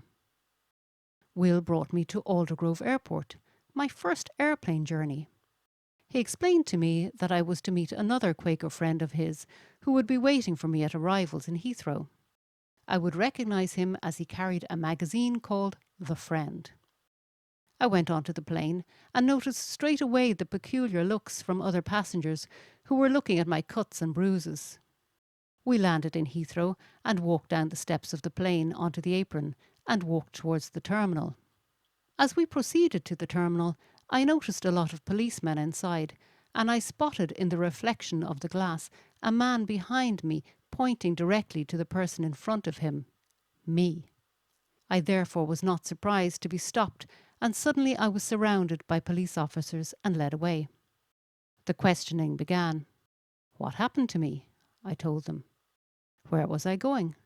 I couldn't answer that, as I didn't know where I was going. Who was I meeting? I didn't know that either, so I explained about the man who was a Quaker and the Friend magazine. They sent a couple of people to find this man, which they did, and he was able to confirm my story.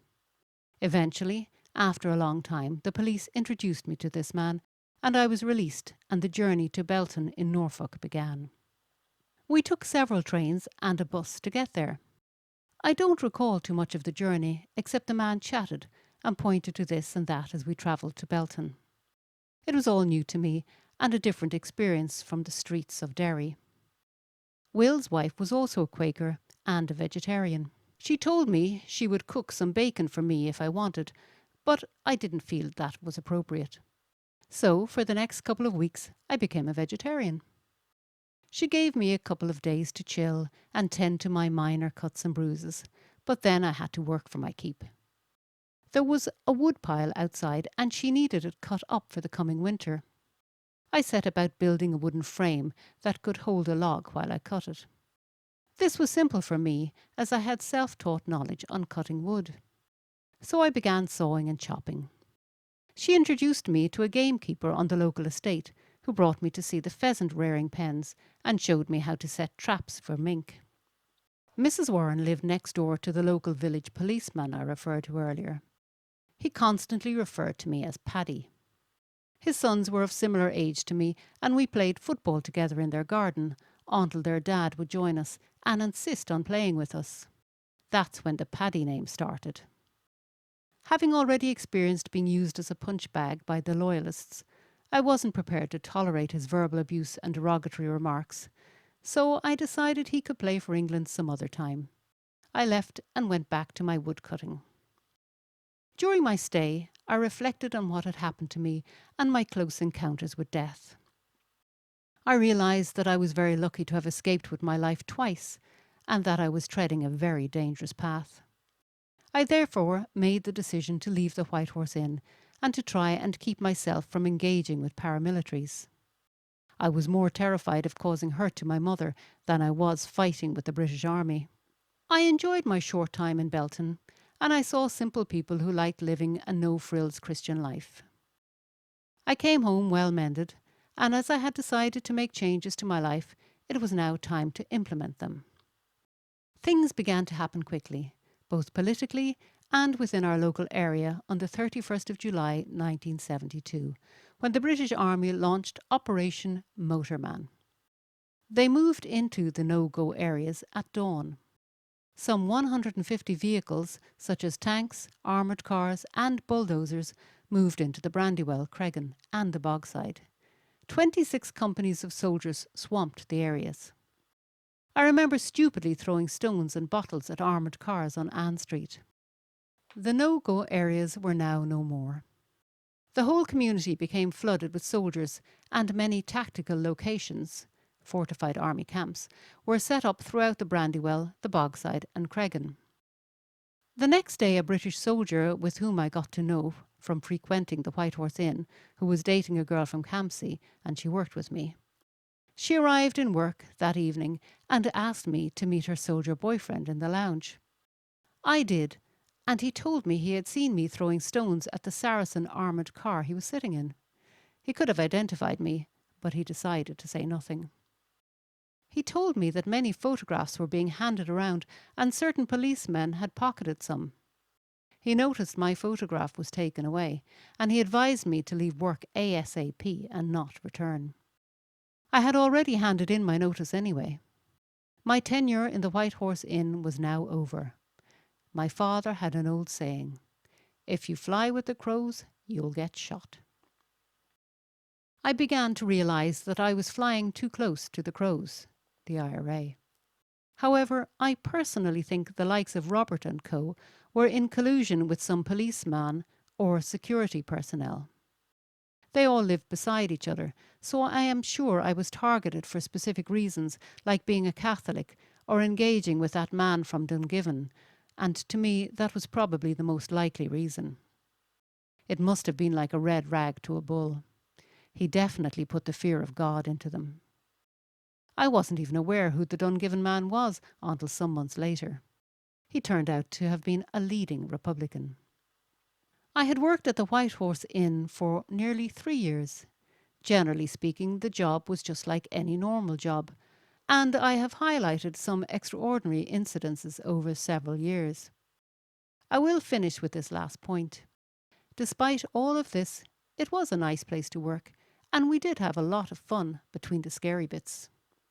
Essex International, a company who produced wiring assemblies for the motor industry, began recruiting and training people for quality control work. It was located in the old BSR building, Birmingham Sound Reproducers factory, which was located at Blythe Lane. I applied for one of the jobs, had no experience, but was fortunate enough to get a job there. I was for the first time working within my own community, and it was walking distance from my home. So, if nothing else, it felt safer. A silly thing to say, surrounded by more British soldiers throughout the area than anyone ever experienced. I started work on Monday, the 12th of November, 1973. 14th of November. Wednesday, the 14th of November, 1973, began as any normal day for many in Derry. You, the reader, will now realise that what we call normal was in fact life in a militarised zone. I had just finished my 3rd day of my new job in Essex International. We started at 8 a.m. each morning and finished at 5 p.m. It was dark going to work and dark coming from work. Mary, Kathleen and John went to and from school that day as normal. This particular day was the day that Princess Anne got married to Captain Mark Phillips. Shiny buckles, swords and perfectly pressed uniforms, everyone enjoying the day at Westminster Abbey, which I'm sure was just full of pomp and ceremony. Such a fantastic spectacle, I would imagine, for all concerned, and made great world news. It was far removed from the streets of Derry. My sister Mary recalls rushing home from school. She wanted to watch the royal wedding on the news. It was all about the wedding dress. Of course, living in a Republican area, which had a very anti-British feeling, Mary knew she couldn't mention that she wanted to watch the wedding highlights. Such was the time and the narrow-minded thinking of all around us. I include myself in this. After all, every fairy tale story ends with the prince and princess getting married, living happily ever after, and every young girl's dream is being the princess. Well, it was everywhere else, but not in Derry. As Mary watched the news and the royal wedding, Kathleen, who was getting ready to go to the youth club, said to Mary, "What are you doing watching that?" That anti-British feeling even extended into childhood dreams. They arranged to meet in the club later by setting a just-bought brand new alarm clock for 8 p.m. Toying with the new clock, Kathleen popped her head in the door just as the alarm struck, and they had a bit of fun as Kathleen seemed to pop in every time the alarm went off. John, who was then 11, was in his second month at St. Peter's Secondary School in Cregan. On his way home, taking the shortcut through the cemetery, he started thinking about how much a headstone would cost. Little did he realise he was about to find out sooner than he thought. John's daily routine was getting his homework done, getting something to eat, then into the youth club, which was in Wolfetone Hall. Mary went to meet her friend Patricia Carton. Patricia helped out at her Uncle Tommy's fish and chip shop, but Mary had to wait next door in Patricia's granny's until she finished her shift. This was where I got my nightly fish supper during the no-go era. Kathleen was standing at the corner of the Brandywell Avenue and Lecky Road. She was waiting to go to the youth club when she saw one of her friends, Christine Little. They acknowledged each other and talked about meeting later. Kathleen began crossing the road to Christine. Danny opened the youth club for the older teenagers in the Lourdes Hall, as he normally did each evening. The youth clubs were the only distraction for the young people of the area, and everyone socialised there. There was an indoor football, pool, even gymnastics. It had a tuck shop that sold some sweets, cups of tea and soft drinks. It was a place to go and it catered for all ages. A British Army foot and mobile patrol was coming through the area. So the following recounts where the family members were just before the shooting. John was in the Wolfetone Hall. Mary was watching TV in McCann's. My mother was at bingo in the Derry City Club. My father was at home. I was talking with Patsy Gallagher in his home. Danny was in the Lourdes Hall.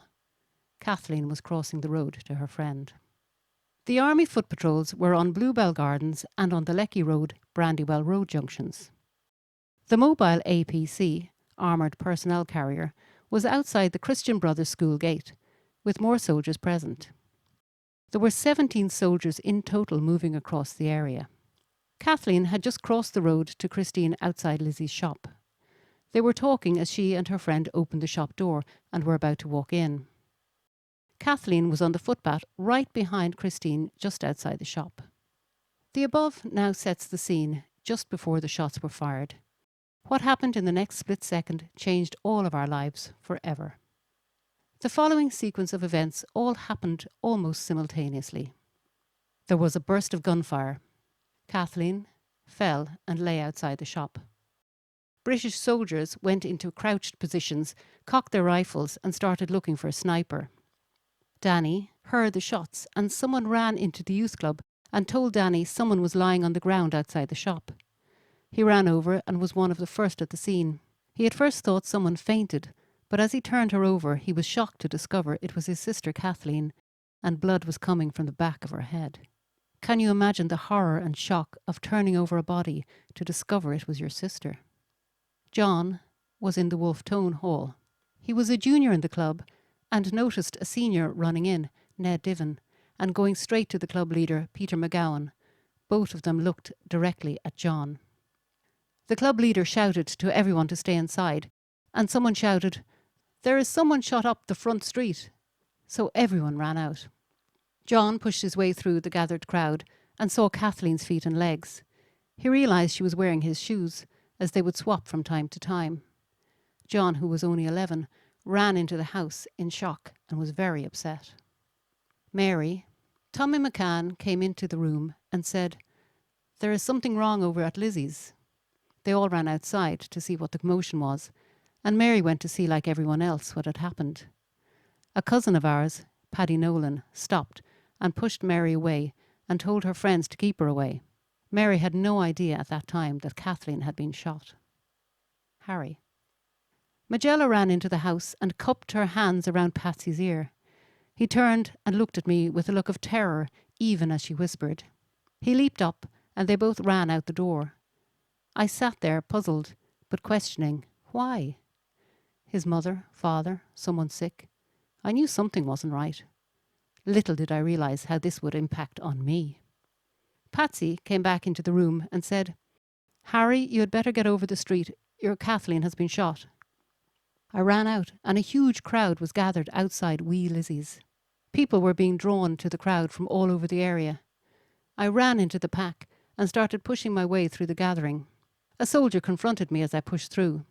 He tried to keep me back, but I grabbed him and literally pushed him out of my way, and I hurried towards where Kathleen lay. I could not hear the soldier shouting to me to stop.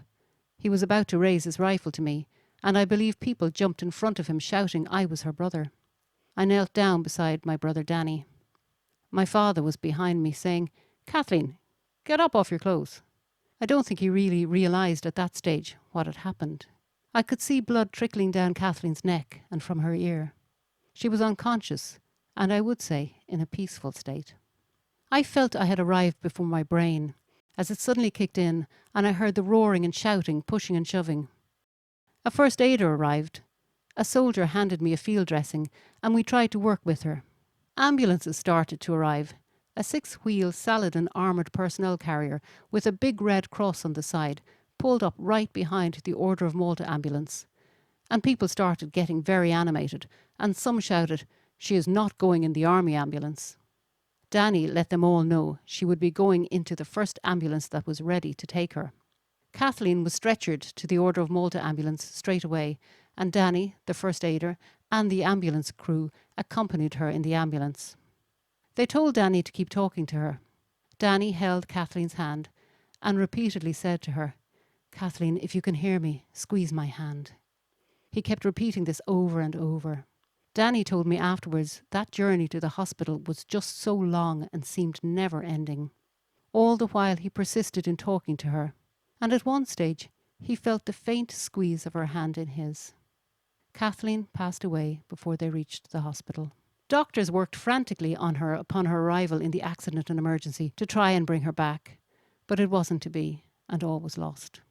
One doctor banged his fist off the wall, saying, "What a waste of a young life." I asked a local woman, Bridie Doherty, who had a car, if she would bring me to the Derry City Club to tell my mother. My brother John also remembers this happening, so John must have been in the car too. When we arrived, we went straight to the doorman and explained we needed an announcement read out. My mother came down the stairs, and I told her that Kathleen had been shot, but she was still alive and on the way to the hospital. At this point, we thought it was the British Army who shot Kathleen. Rioting broke out on the streets of the Brandywell. The army began withdrawing from the area as the crowd began to swell. The news filtered through that Kathleen had died. Everyone in the area was in deep shock. I was given the task to go and tell our relations around the city, so my friends Patsy Gallagher and Sean McDermott drove me to all our relations' houses. My cousin Aidan Feeney remembers me calling to his home and breaking the bad news to his mother Peggy. Very few homes had phones at that time, so news was communicated by personal contact. Danny had a phone, as he was a counsellor for the SDLP, and Danny's wife Monica called the ambulance for Kathleen from their home. We drove in Sean's beige-coloured Volkswagen Beetle to my mother's sisters, my aunts, in Cregan Heights and Rosemount. I don't recall too much of the conversation as we journeyed between my relations' houses. We continued on to all my father's relations too, and anyone else associated with our family. By that time, the word had spread like wildfire and had reached most of the city. Danny, Mary, John, and I, from this point on, have only sporadic memories from that moment on. Time had now stood still. Some of the following photos were taken the day after Kathleen's death. For some unknown reason, I had the presence of mind to ask a local man to take photos of the scene and where I felt the shots had come from.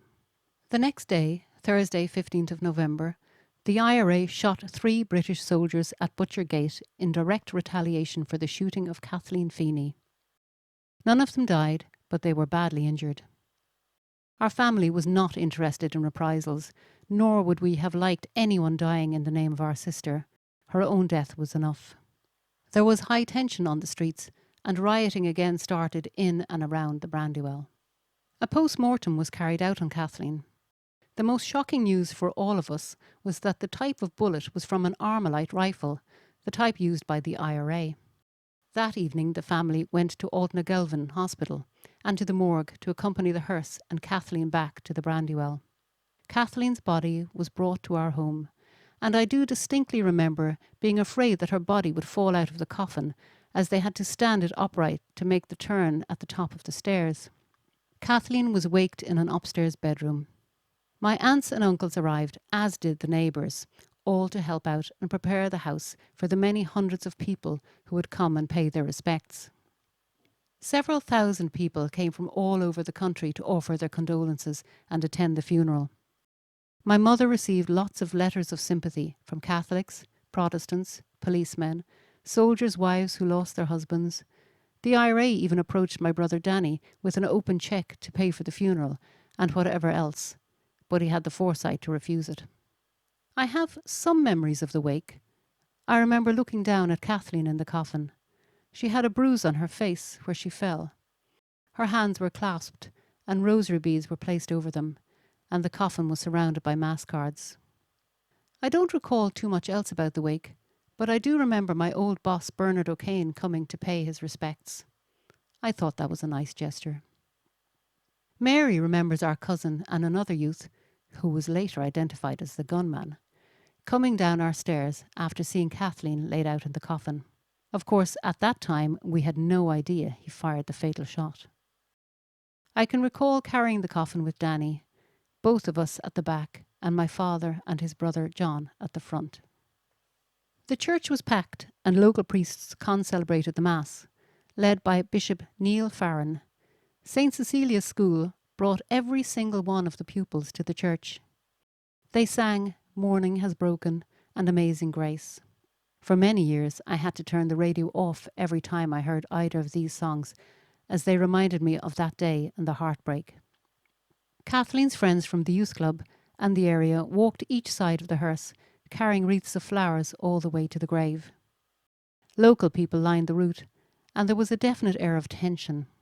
There was TV people and newspaper photographers who captured the sombre mood of the people.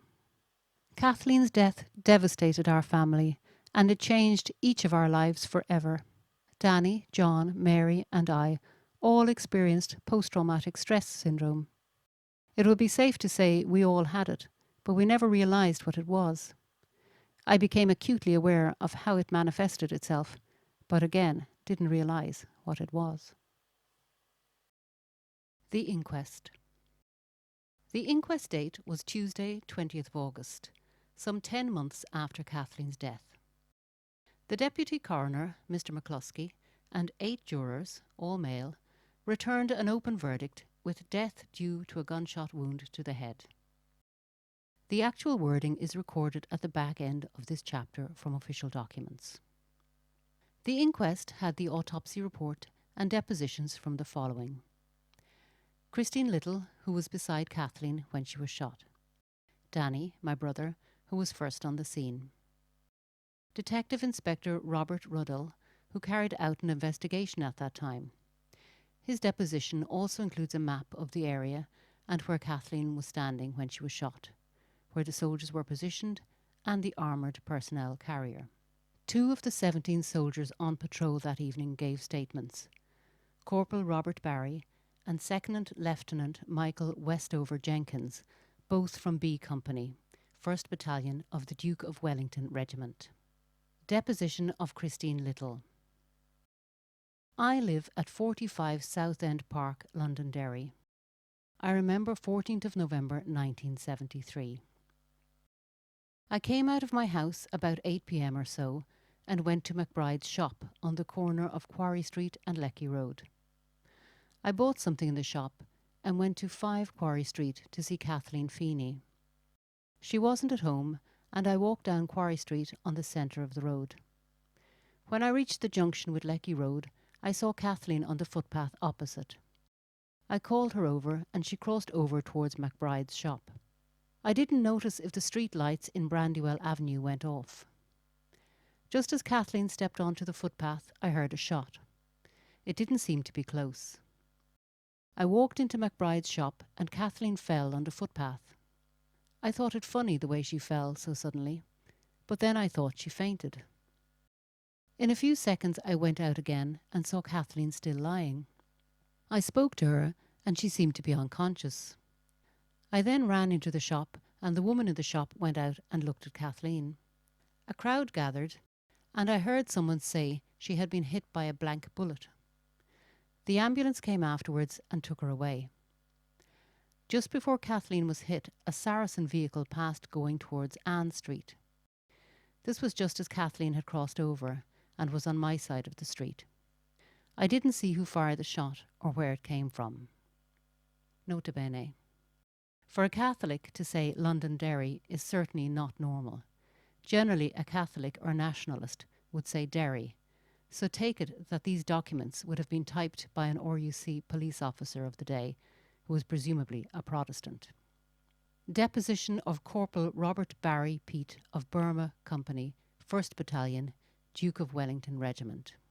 I am a corporal in 1 DWR, at present serving with Burma Company at Newbridge Tack, Lochfoyle Road, Londonderry. On the 14th of November 1973, at about 2010 hours, I was in charge of a 2nd Section 4th Platoon of my company on foot patrol in the Brandywell area. At 20:30 hours, I was positioned at the side of the Brandywell Inn, Lecky Road, Londonderry, facing the junctions of Hamilton and Ann Streets.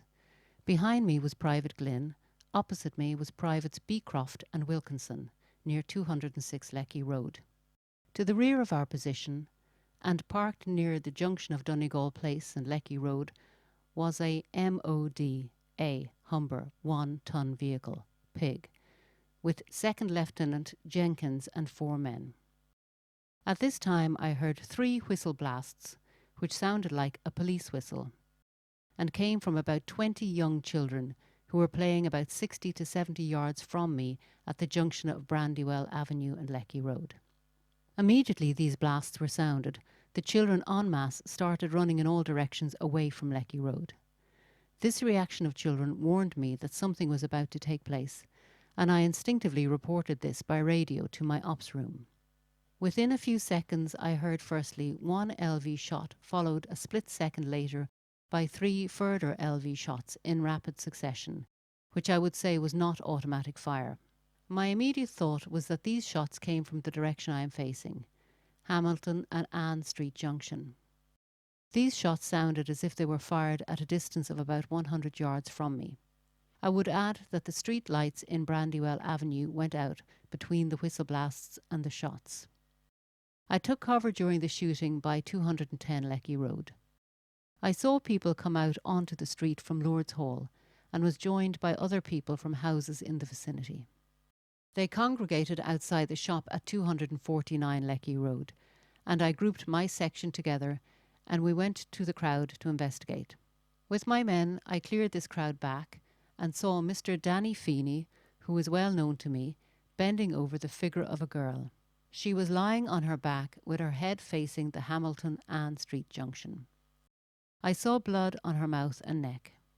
I spoke to Danny Feeney, who told me the girl was his sister. I left him, got away from the crowd, and called my radio for an ambulance.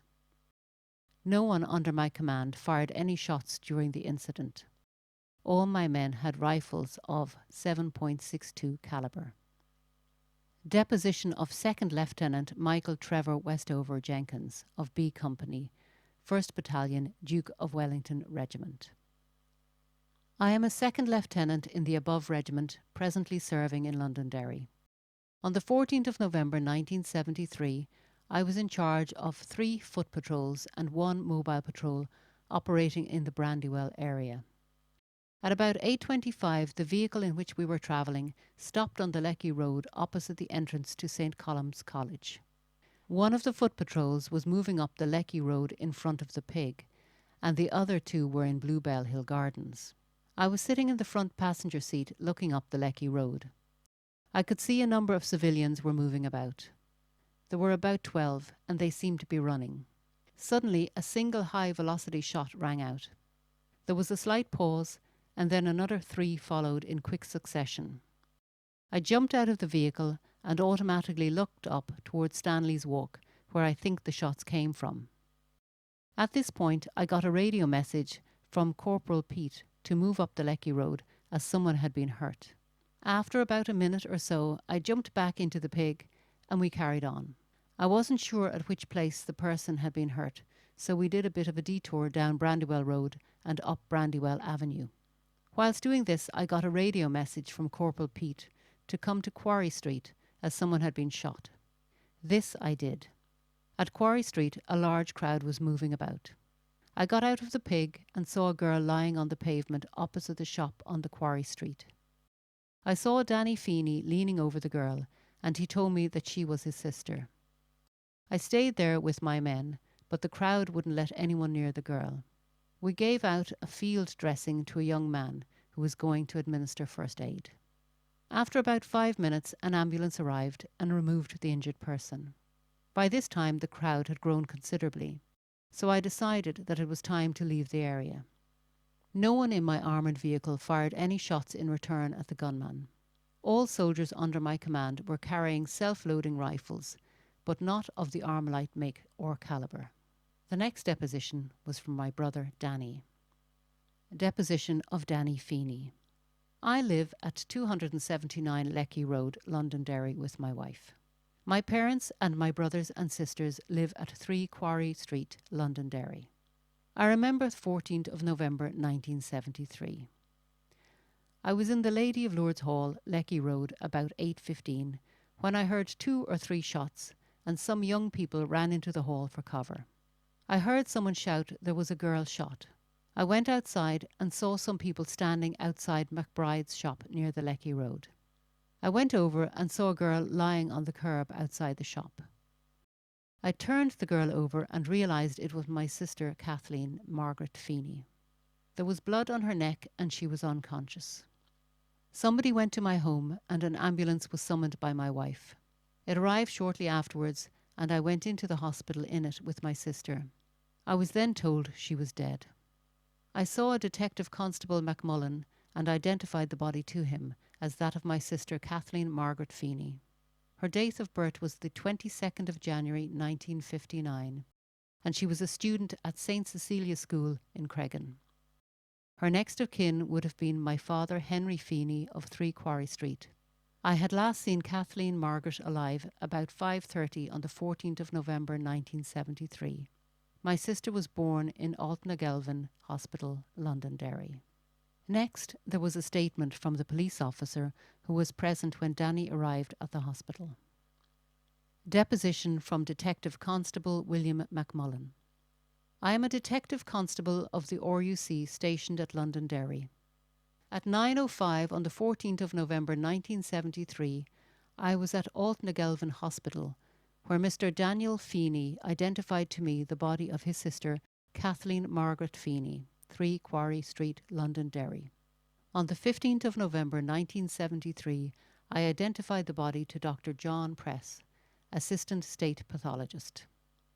The next statement was made from a crime scene officer from Belfast. Deposition from Constable George Logan. I am a Scenes of Crime officer stationed at RUC Headquarters, Belfast. At 10:30 on the 15th of November 1973, at the request of Detective Inspector Ruddle, I visited the scene at the junction of Quarry Street and Lecky Road, accompanied by Constable Johnston, Photography Branch. There was nothing at the scene to indicate that this shooting had taken place the previous evening, and there was conflicting evidence of type of shooting and direction from which the shots had been fired. No firing point could be located.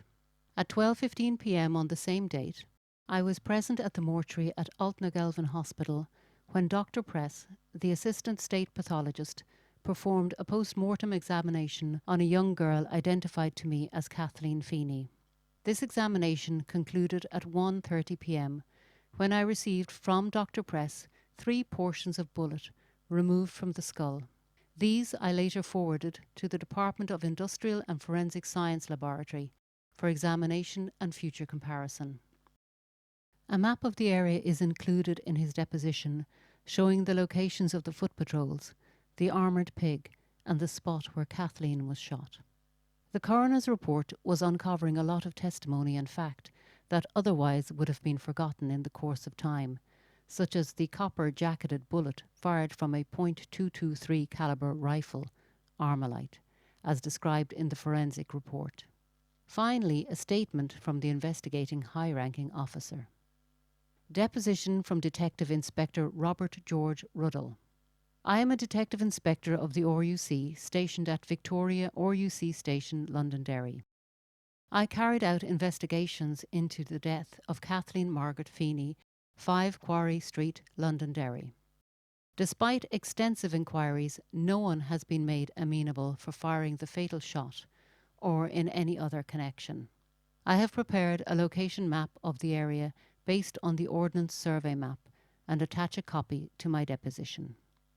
To conclude, the inquest stated the following. On an inquest for our Sovereign Lady the Queen at Courthouse Londonderry in the County Borough of Londonderry on the Tuesday the 20th of August 1974, before me, B. W. McCluskey, Deputy Coroner for the District of County and City Borough of Londonderry, and the under-mentioned jurors. There were 8 jurors, all men. Cause of death. Laceration of brain and cerebellum due to gunshot wound of head. Date, time and place of death. 14th of November 1973, junction of Quarry Street and Lecky Road, Londonderry. Verdict of the jury. Conclusion of the coroner as to cause of death. Due to laceration of the brain and cerebellum due to gunshot wound of head. Open verdict. The aftermath. After Kathleen's death, I seemed to limp from one job to the next. I personally experienced a great sense of loss. I used to put out a place setting too many at the table, or expect Kathleen to walk in the door behind Mary, as they were always together. I just couldn't seem to grasp or understand that she wasn't coming back. I realised today that we were all traumatised. The loss of Kathleen and the trauma associated with it presented itself through me personally in many ways. Anger, sadness, and sitting staring for no reason.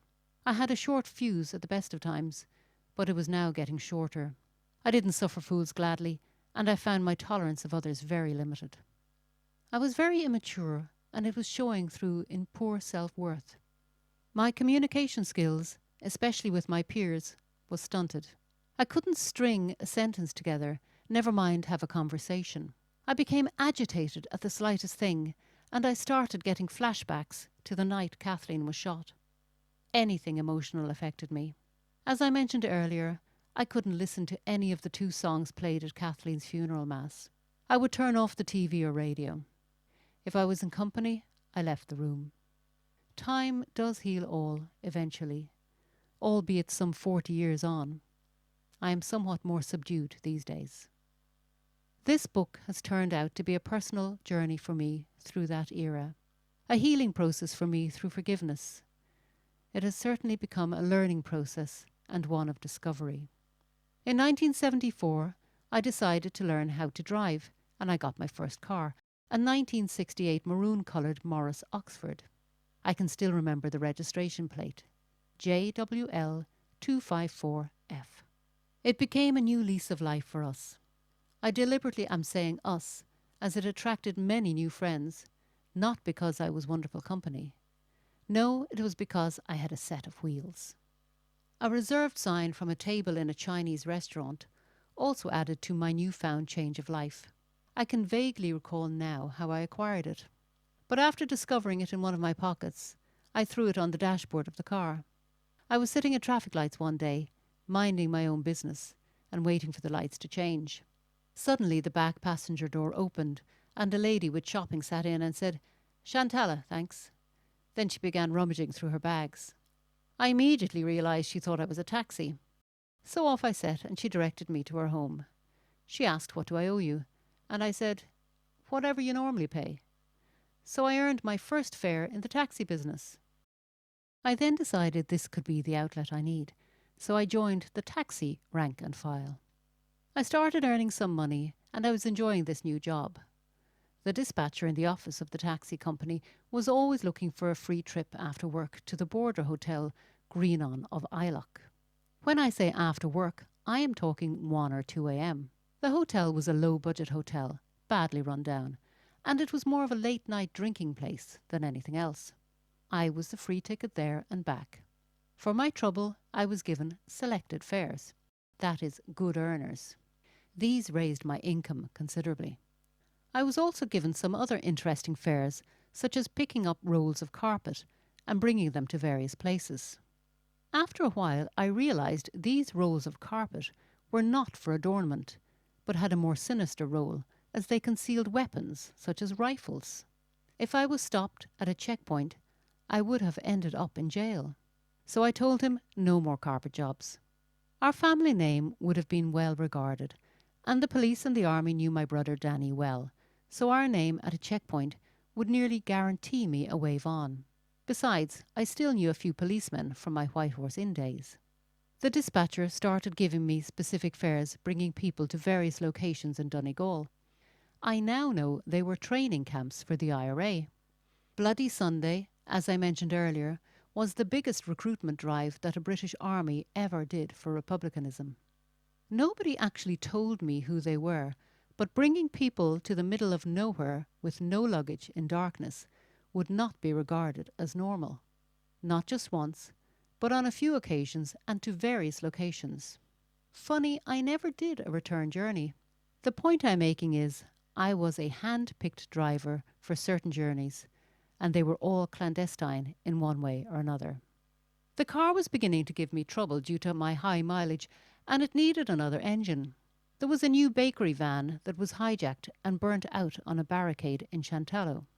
Jerry Brown, a friend of mine, and I went to the van and removed the engine. It had 27 miles on the clock. Jerry and I, over several days, exchanged the car engines. This new engine had to be run in.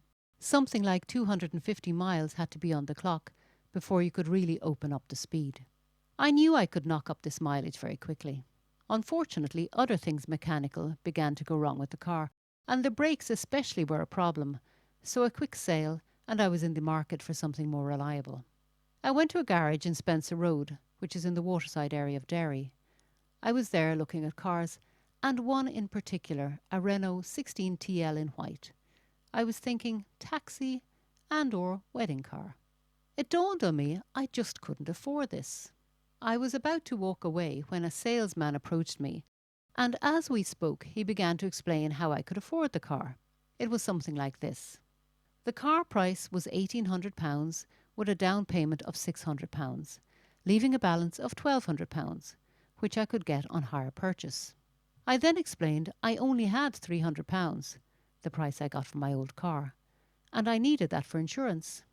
So he made an adjustment, and I could now take the car with no down payment. By putting the car price at £2,400, I could get the car with no deposit. So, in other words, he faked that I had paid £600 deposit and that the car price was higher, so the finance company would end up financing the full car price. Totally illegal, I'm sure, but I didn't care anyway, as I was getting a car. So off I went and came back 2 days later to a car financed. I then noticed it hadn't much fuel, so the car salesman gave me £5 to get petrol. So I went to the petrol station, bought £3 worth of petrol and a packet of cigarettes. I got the car insured through a good friend. I was back in business. This newer car gave me speed and comfort, which I hadn't before. It was very nice to drive, and I began working more hours to try and pay off my bills. Easter Sunday is a big date in the Republican calendar. There would be commemorative parades and marches all over the country. It had been arranged that I was to pick up some people in Ballybuffet. Little did I know that it was a colour party after the parade in Ballybuffet at the Isaac Butt Hall. A colour party is a flag-bearing group carrying tricolours, starry ploughs and other Republican flags. So I set off in my new car, but as I approached the town of Stranlaw, I was going too fast to take the bend.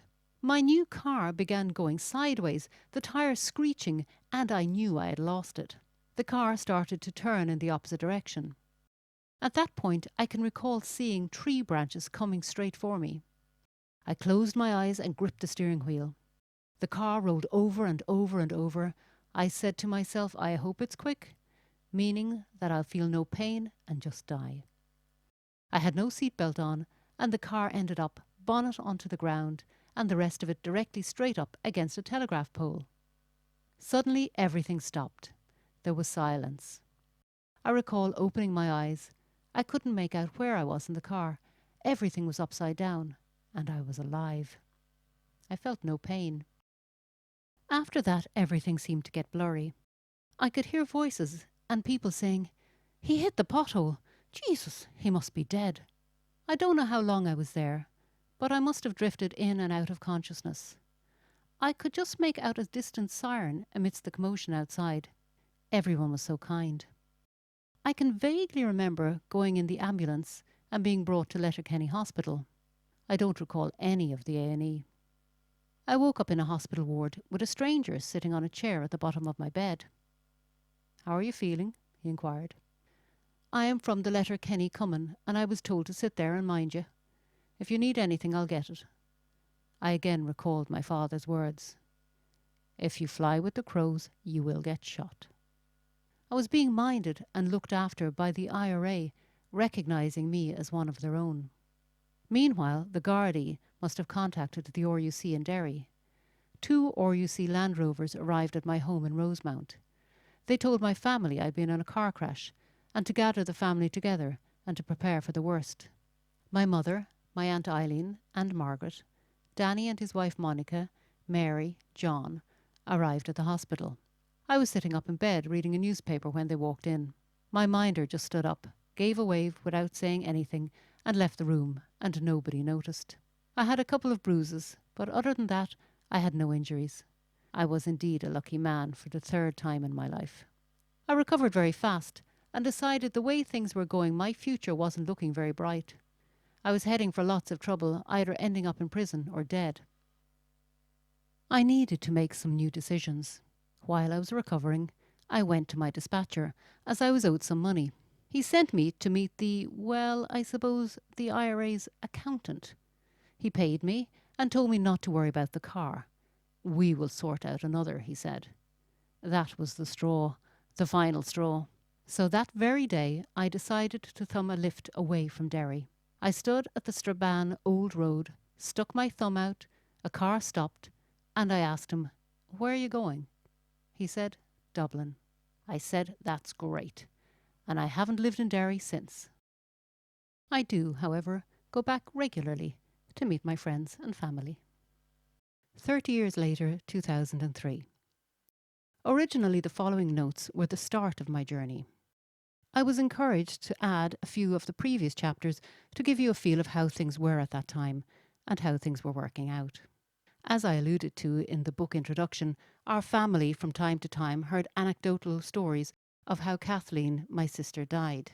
It would be mentioned by all sorts of people, the where, the how, and the when it happened, who was present and who killed her. This went on for years and years to us, her family, or to each of us individually. All these people had an opinion on how she died, and you had to listen to it whether you wanted to or not. However, our family never spoke of her death to each other. It was always tactfully avoided. As time passed, we had enough information to know for definite who Kathleen's killer was. He was a 16-year-old boy from near the area. He was part of the IRA unit from the Brandywell, and he knew Kathleen and apparently was at her wake. Yet the IRA still denied they were responsible. I have a moral right, and am quite entitled to name this individual. His family has no idea of his past, and as an act of charity, I will not name him in this book, but I will refer to him as Colin Lyons, who was the gunman who shot and killed my sister. The only time Kathleen's death was mentioned within the family was when it came to her anniversary each year, and it was time to put the memorial in the local newspaper, the Derry Journal. This was my mother's pain, reminding everyone in Derry that our family will always be affected and afflicted by those who thrived on someone else's sacrifice. That's why it lasted over 40 years, and as long as it can remain someone else's sacrifice, then there is no reason why it can't continue for another 40 years. On Kathleen's 30th anniversary, 2003, of her death, I decided to come to Derry from my home in Mayo to meet my sister Mary for 10 o'clock Mass in the Long Tower Church. My mother had passed away some 3 years earlier, and I felt we needed to mark this landmark occasion. I was a fairly spiritual person, and I didn't normally attend Mass, but I wanted to travel to Derry to go to Mass on this occasion and then visit the grave. Mary had to work unexpectedly and found it difficult to get away, so I decided to go on myself, and I would meet up with her later. I met a man in the church that morning. He said, "I'll never forget the night Kathleen died as long as I live." He too was there to respect her memory. It was a nice gesture, as I thought that only our close relatives would remember the anniversary. As a family, it was a rare event that we would all be together other than funerals of friends or relations. However, we decided to get together and have a more social evening as opposed to meeting up again at the next funeral. This meeting proved to be the catalyst for the sequence of events that followed. When I met my sister and my two brothers, the first time the four of us had been together in 30 years, we began to talk about the night Kathleen was shot dead. We all ended up upset, of course, but the strangest thing of all was we all had different versions of what happened the night Kathleen died. We couldn't agree on where the shots were fired from, how many guns were involved. Was Kathleen going into the shop or coming out? Who was she with, etc. Thus, I decided that I would find out once and for all what did happen that night, who was there and who was responsible. The one person who could tell me what happened that night was the person who fired the shots.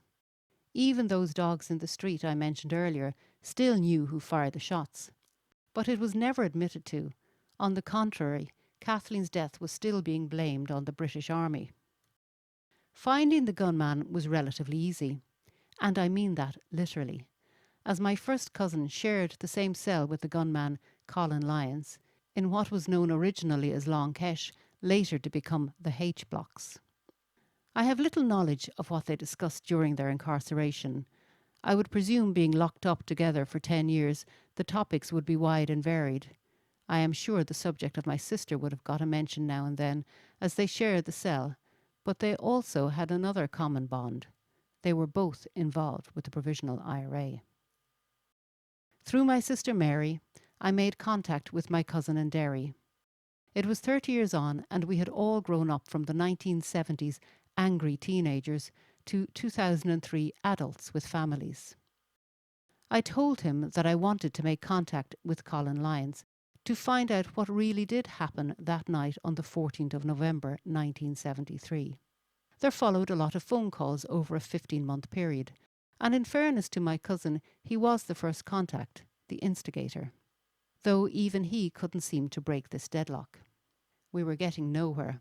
My cousin would tell me, yes, he's going to meet you.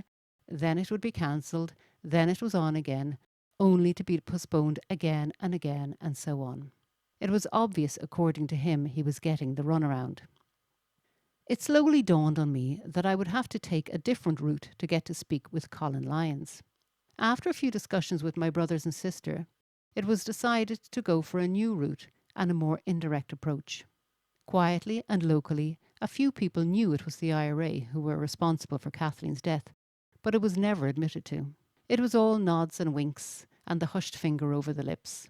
As I alluded to in an earlier chapter, the IRA even retaliated for her killing by shooting British soldiers at the aptly named Butcher Gate at a military checkpoint, supposedly to deflect suspicion from them the day after her death.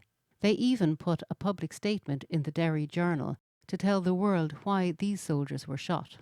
The IRA statement read, "The Derry Brigade of the Provisional IRA denies completely that any of our units was involved in any way with the shooting of Kathleen Feeney in the Brandywell last night.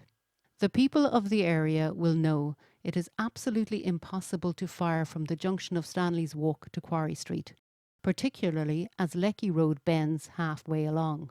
The British Army has been known on previous occasions to use weapons which were lifted in raids on Republican homes.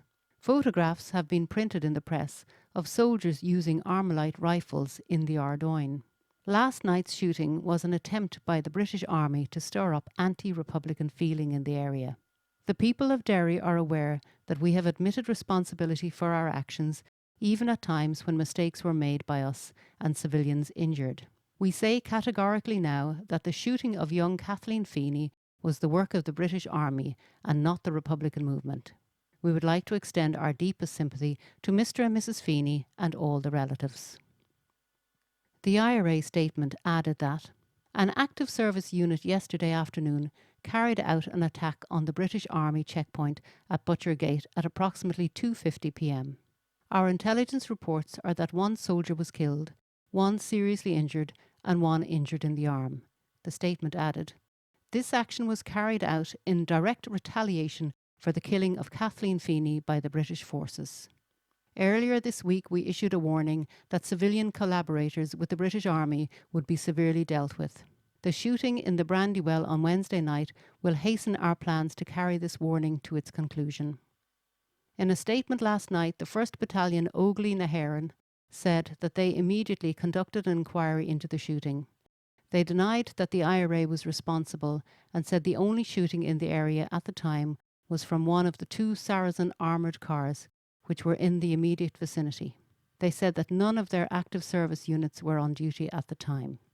The above is an extract from the Derry Journal, Friday morning, 16th of November 1973. It is true, one cannot fire a shot from the corner of Stanley's Walk to the Brandywell corner, but that's assuming the gunman was at Stanley's Walk. Because I was dealing with a death that had taken place so long ago, it was difficult to recall exactly what actually happened. The whole area where it took place had changed beyond recognition. How do you go about researching a death that happened over 30 years ago? Who would recall the death? Was it documented? Was there one gunman or 2 gunmen involved that night? How many shots were fired? So many unanswered questions, and the more I looked, the more questions arose requiring answers. The Brandywell area in the Bogside was, in 1973, a very close-knit community. Everyone knew each other, so finding someone was not difficult, as proved to be the case 30 years on. My good friend Willie Gallagher happened to be married to a girl who turned out to be the sister of the young girl who was talking to Kathleen when she was shot. This death could have so easily been her death. Her name is Christine Little, and I asked Willie to make an inquiry to see if Christine would meet me. I thought this must have been a nightmare for her too, and it was possibly too sad a memory to start dragging up again a lifetime after the event, but thankfully she didn't mind. I told her I was doing some research on Kathleen's death, and that I was hoping to document what happened that night and to put history straight. History had to be changed and the truth told. I had always thought that Kathleen was coming out of the shop, Wee Lizzie's as it was known, and to my surprise Christine explained that she was actually across the road and not in the shop at all. She remembered that a Saracen armoured car had just driven past and was about 50 yards away when Kathleen began to cross the road to meet Christine outside the shop. They were discussing if they would meet up later to go to the youth club when the shots rang out as Christine was entering the shop. Christine, not registering that her friend had just fallen, looked around to speak to Kathleen and realised she wasn't directly behind her but lying on the footpath just outside the shop. Her immediate thought was that she had just fainted. People started to come to her aid and the realisation soon kicked in that she was shot. Christine Little did a very brave thing and went to speak with the RUC to tell them what happened.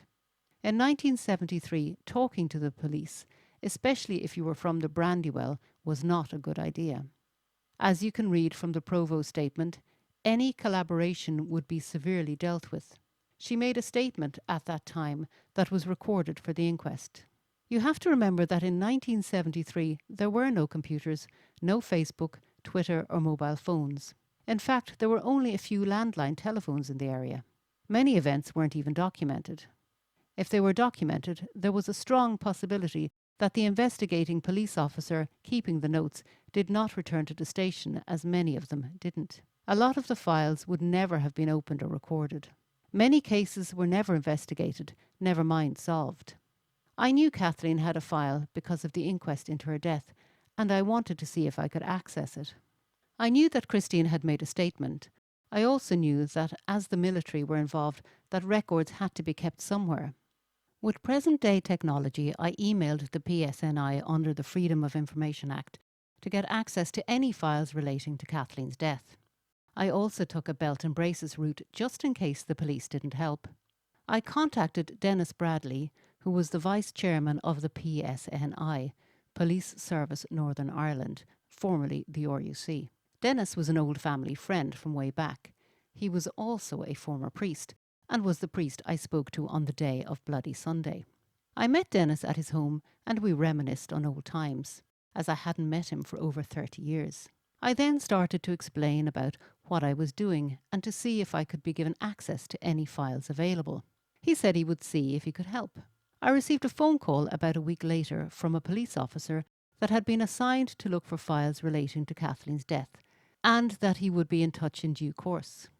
While this was in progress, the family got together again, and we began to realise that after all these years we still had an open wound, and the more we talked, the more evident it became. Something had to happen to allow us to begin a healing process. I also discovered that my sister Mary had written to Gerry Adams in response to a statement he made on television a few weeks earlier. He had been demanding that the British government should release information regarding how many IRA members had been killed by the British Army. His statement turned out to be a double-edged sword for him, as it was exactly what we needed too, but from the IRA. The following is Mary's letter requesting information on our sister's death. Dear Mr. Adams, Mr. McGuinness, I read in the papers that the dinner you were at was for the families whose grief and sacrifice to celebrate the IRA dead. I find it increasingly difficult each day as this peace process goes on. You say you do not intend to hurt anyone by this, or they may be offended by these actions. My sister was shot dead on November the 14th, 1973.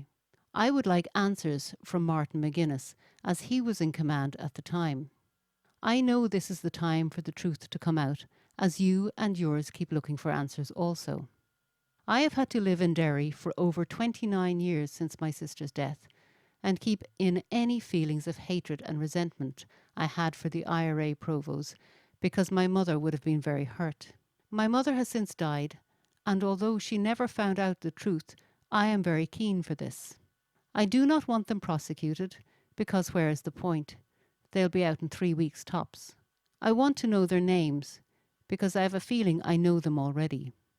Meanwhile, I and my family, who I might add, our sacrifice and grief is real also. If you can imagine for 1 minute how much pain our family has been in over the last 29 years, because I can only imagine that anyone, no matter where they are from, be it Provo, Army, police, civilian, are all going through the same thing. The individuals who were killed by the Provos, that is, civilian mistakes, are forgot about by everyone. My sister's 30th anniversary is next year. I need to move on with my life, as do my family. I need these answers. I do not want to be fobbed off with apologies because the Provos have even yet to admit they did it. Mary Morrison Feeney. Gerry Adams replied, A cara Mary, thank you for your recent letter. Please accept our apologies for the delay in reply to you. I have talked to Martin McGuinness about this, and I understand someone should be in touch with you shortly. If for some reason no one contacts you, please get in touch with me again. Ismisha Gerry Adams, MP. Meeting the IRA. No one actually did ever get back to Mary about the matter, though at that stage we had taken a very different route. We knew that Colin Lyons was not going to meet us, and we knew that other people who were involved that night were still in Derry. Maybe they could give us some answers. We had also learned that the direct route was too blunt, and a more subtle and measured approach was needed. This letter from Gerry Adams was a good start. Speaking to Sinn Féin seemed to be the way to go, as they could engage with the IRA on our behalf. The PSNI were looking for files relating to Kathleen's death, and Sinn Féin had agreed to meet us.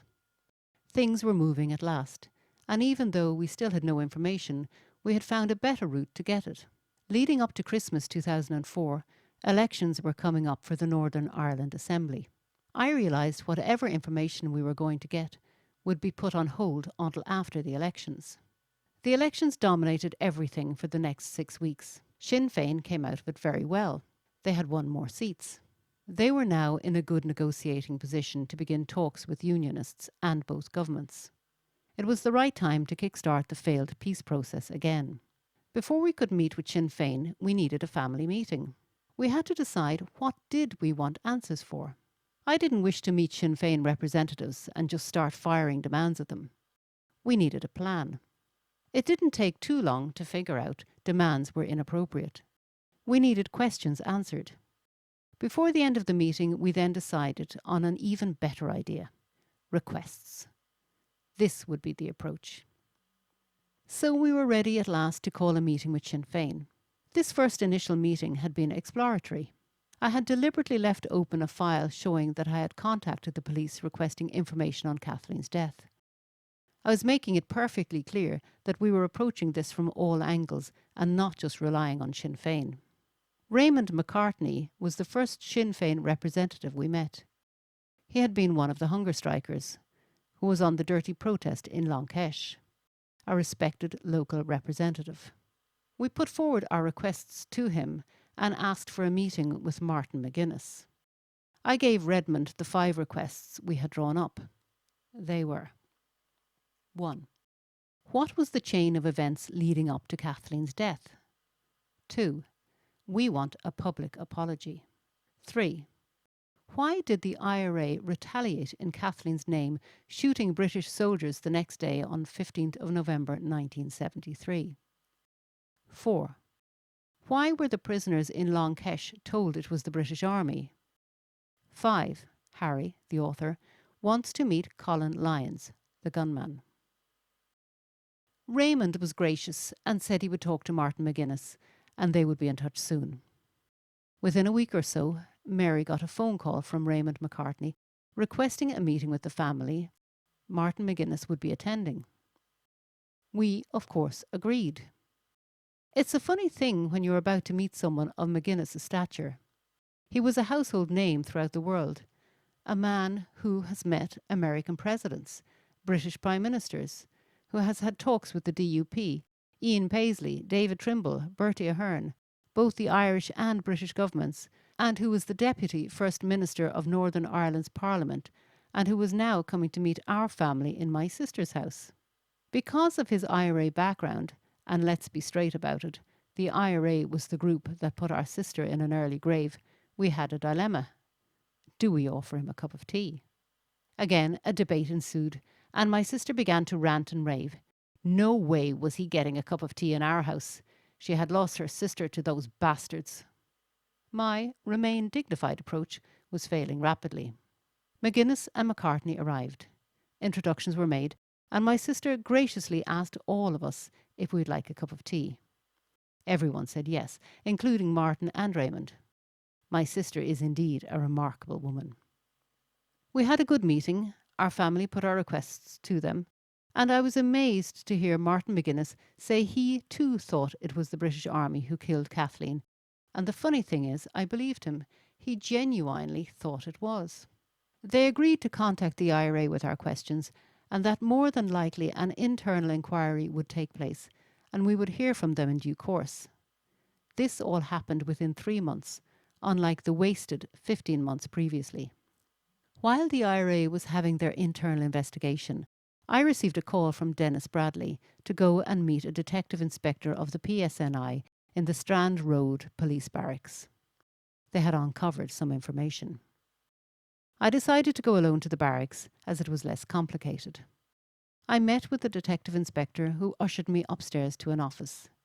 He then showed me the coroner's report, which had depositions from people who were there that night.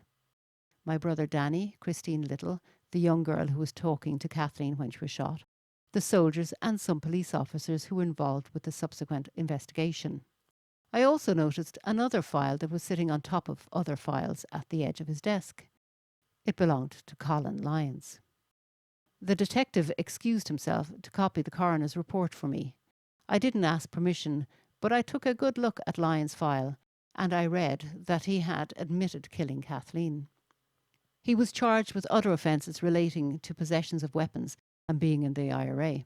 He was never, however, charged with Kathleen's death, which was a bit of a shock for me. I heard the detective returning, so I closed the file cover as I found it. The detective returned and gave me a copy of the inquest, which had the coroner's report inside. I thanked him and left. Now I had historical proof of what happened that night. I say historical, as what actually did happen does contradict the soldier's statements, except one who indeed knew at least the direction the shots came from. Although I had the inquest documents, I was very reluctant to open them. I had never ever seen a copy before now. After 30 years, I still found it extremely difficult. Each morning, I would take the inquest documents into my hands and put them down again. I hadn't the courage to open it, never mind read it. I knew the content would be cold. I knew, too, the path of the bullet would be documented from entry to where it finally stopped. Each morning for nearly 2 weeks, I went through the strange ritual of picking up the documents, holding them, and then putting them back on the shelf again. My hesitation proved well-founded, as one morning I took up the documents, and finally, with a deep breath, I opened the folder, and the first thing I read was, "Name of the deceased, Kathleen Margaret Feeney." It caught my eye as our surname was spelt wrong. The next line really shocked me, as I had always thought Kathleen was shot in the neck. Verdict of the jury. Conclusion of the coroner as to cause of death. Death due to laceration of the brain and cerebellum, due to gunshot wound of head. Open verdict. Each word thereafter brought me on an internal journey as the bullet ripped through her skull and lodged in the brain. I won't describe the damage or the bullet's pathway on its short but fatal journey. I'm sure the majority of you reading this don't want to know the gory details either. I think it's enough to know Kathleen was shot in the head. It's funny, but it was almost comforting to think she didn't suffer as much as with a neck entry wound. I was to meet with the Sinn Féin representatives to see if progress had been made with the IRA's internal inquiry. I was somewhat suspicious and didn't have any confidence in this so-called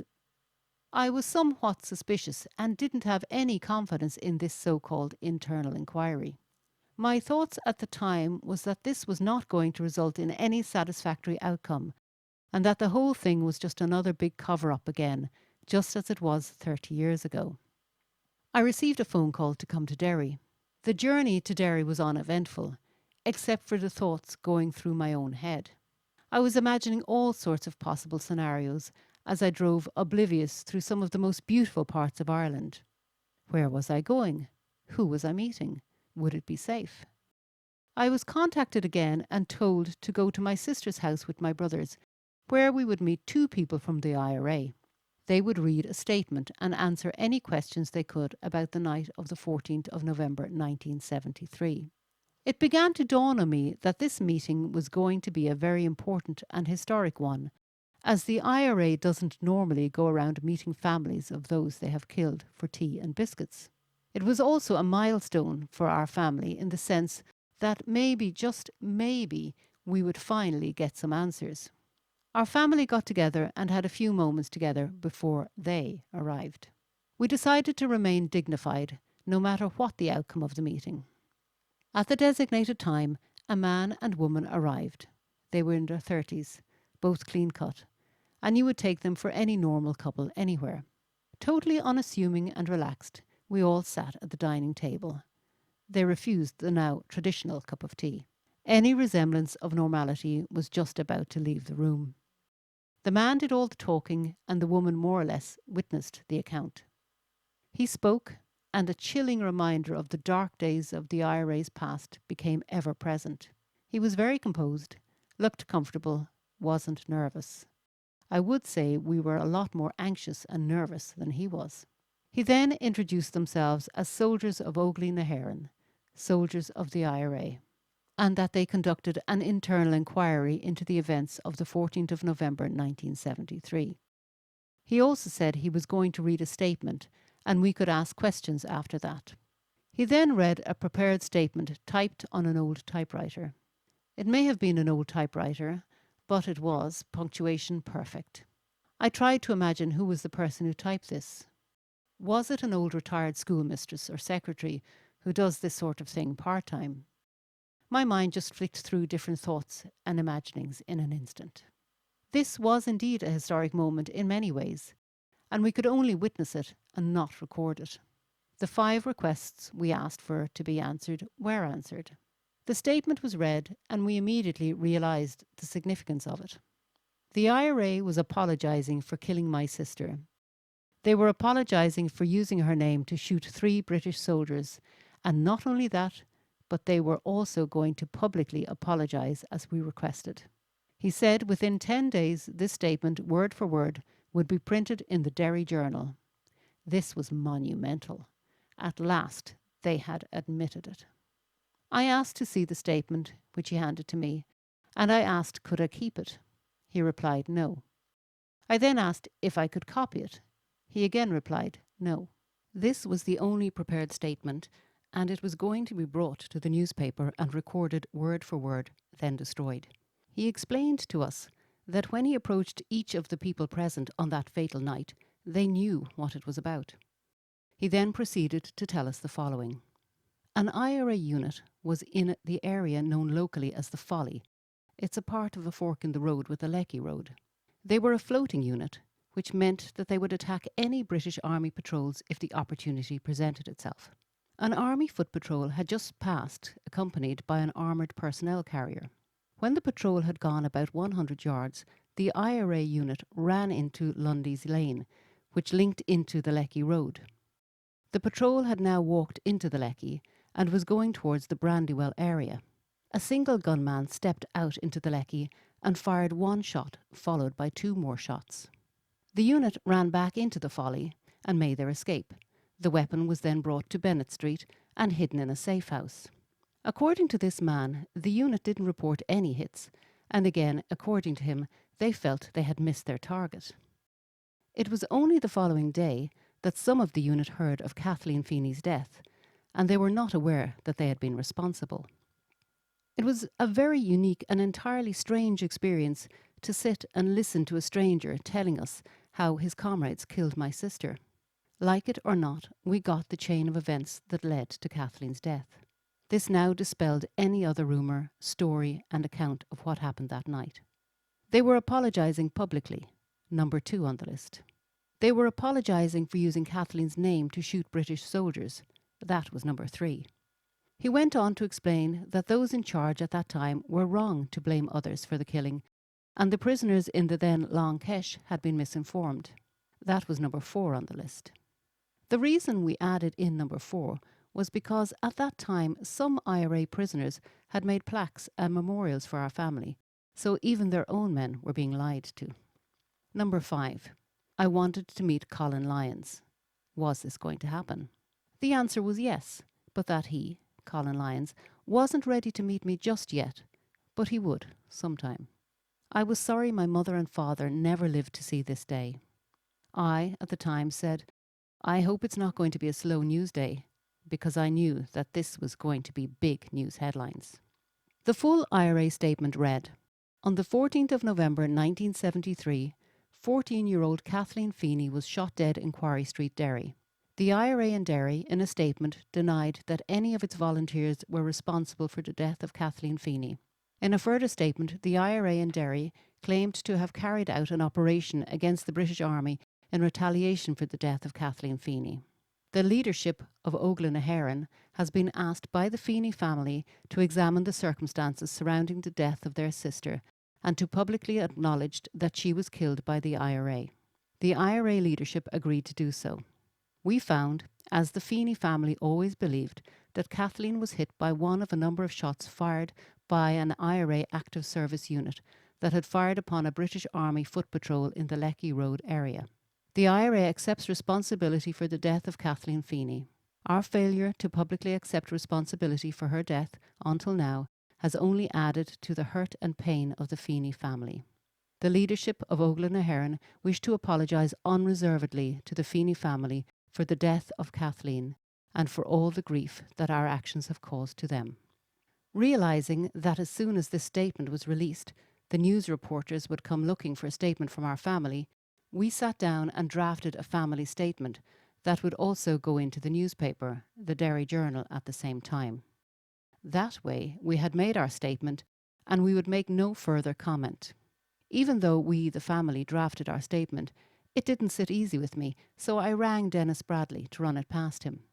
Dennis, being true to form, made a little adjustment, and thus became our family statement, which was also printed to coincide with the IRA statement, which was also our definitive response. In memory of our parents, Kathleen and Harry Feeney, the family of Kathleen Feeney decided to seek an unconditional apology from the Provisional IRA for the death of their sister, who was shot dead 32 years ago. Kathleen was then 14 years old. It is the family's wish that this will help bring closure. It was the morning of Friday, the 24th of June 2005. The Derry Journal was on sale in the newsagents.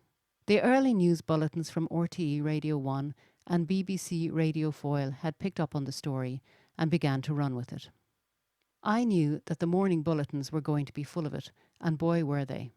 It was the news headlines. In every bulletin, BBC, UTV, RTE, all the news channels, including Sky. The story was reported in all sorts of extraordinary places, such as Israel, Russia, and America, etc., etc. My sister Mary and brother Danny were both being harassed to give an interview. Mary rang me to see should we release another statement. I said no. We have already printed the family statement and that's final. Gerry Adams was questioned about it. Bertie Ahern, the then Prime Minister of the Republic of Ireland, on Taoiseach, mentioned and welcomed it. We were almost celebrities if we had put our heads above the parapet. But luckily we didn't, and the next day the press moved on to some other poor unfortunate soul who was going to get it that day. The national press and Sunday papers fired the last dying salvos about it. Then that was it. Never mentioned again. The gunman. I kept pursuing Lyons to try to get him to meet me, but it kept falling on deaf ears. The same message kept coming back, that he would meet me, but he wasn't ready. Several months had now elapsed, and I was in the process of documenting what we had achieved. I had started to catalogue everything in order. The chain of events was still happening, even as I wrote. It could almost have been a diary. Dennis Bradley was badly assaulted as he stood in Maley's bar on the Lecky Road while on his way to a football match. His assailant walked up to him and said, "Hello, Dennis. Enjoying your pint?" Then he proceeded to beat the man to within an inch of his life. It was all over in seconds. Dissident Republicans were to blame, it seems, and for no reason except that Dennis Bradley was once on the policing board. A few months passed with little happening. I was still trying to get Lyons to speak to me. Dennis Bradley was recovering slowly. He had been very ill, and it was getting into the last months of 2005. Out of the blue, we heard that the Foyle Film Festival was going to be showing several films, but that one especially caught our attention. It was called Dead Long Enough. We discovered the gunman had an association with this film, with a showing date of the 12th of November. My sister's anniversary was 14th of November. Here we have a film with the title Dead Long Enough on the same weekend of Kathleen's anniversary, and the gunman was involved in some way with this film. Was this a sick joke? Could this be for real? Well, it was real, and an uncanny coincidence, but it did have a direct benefit.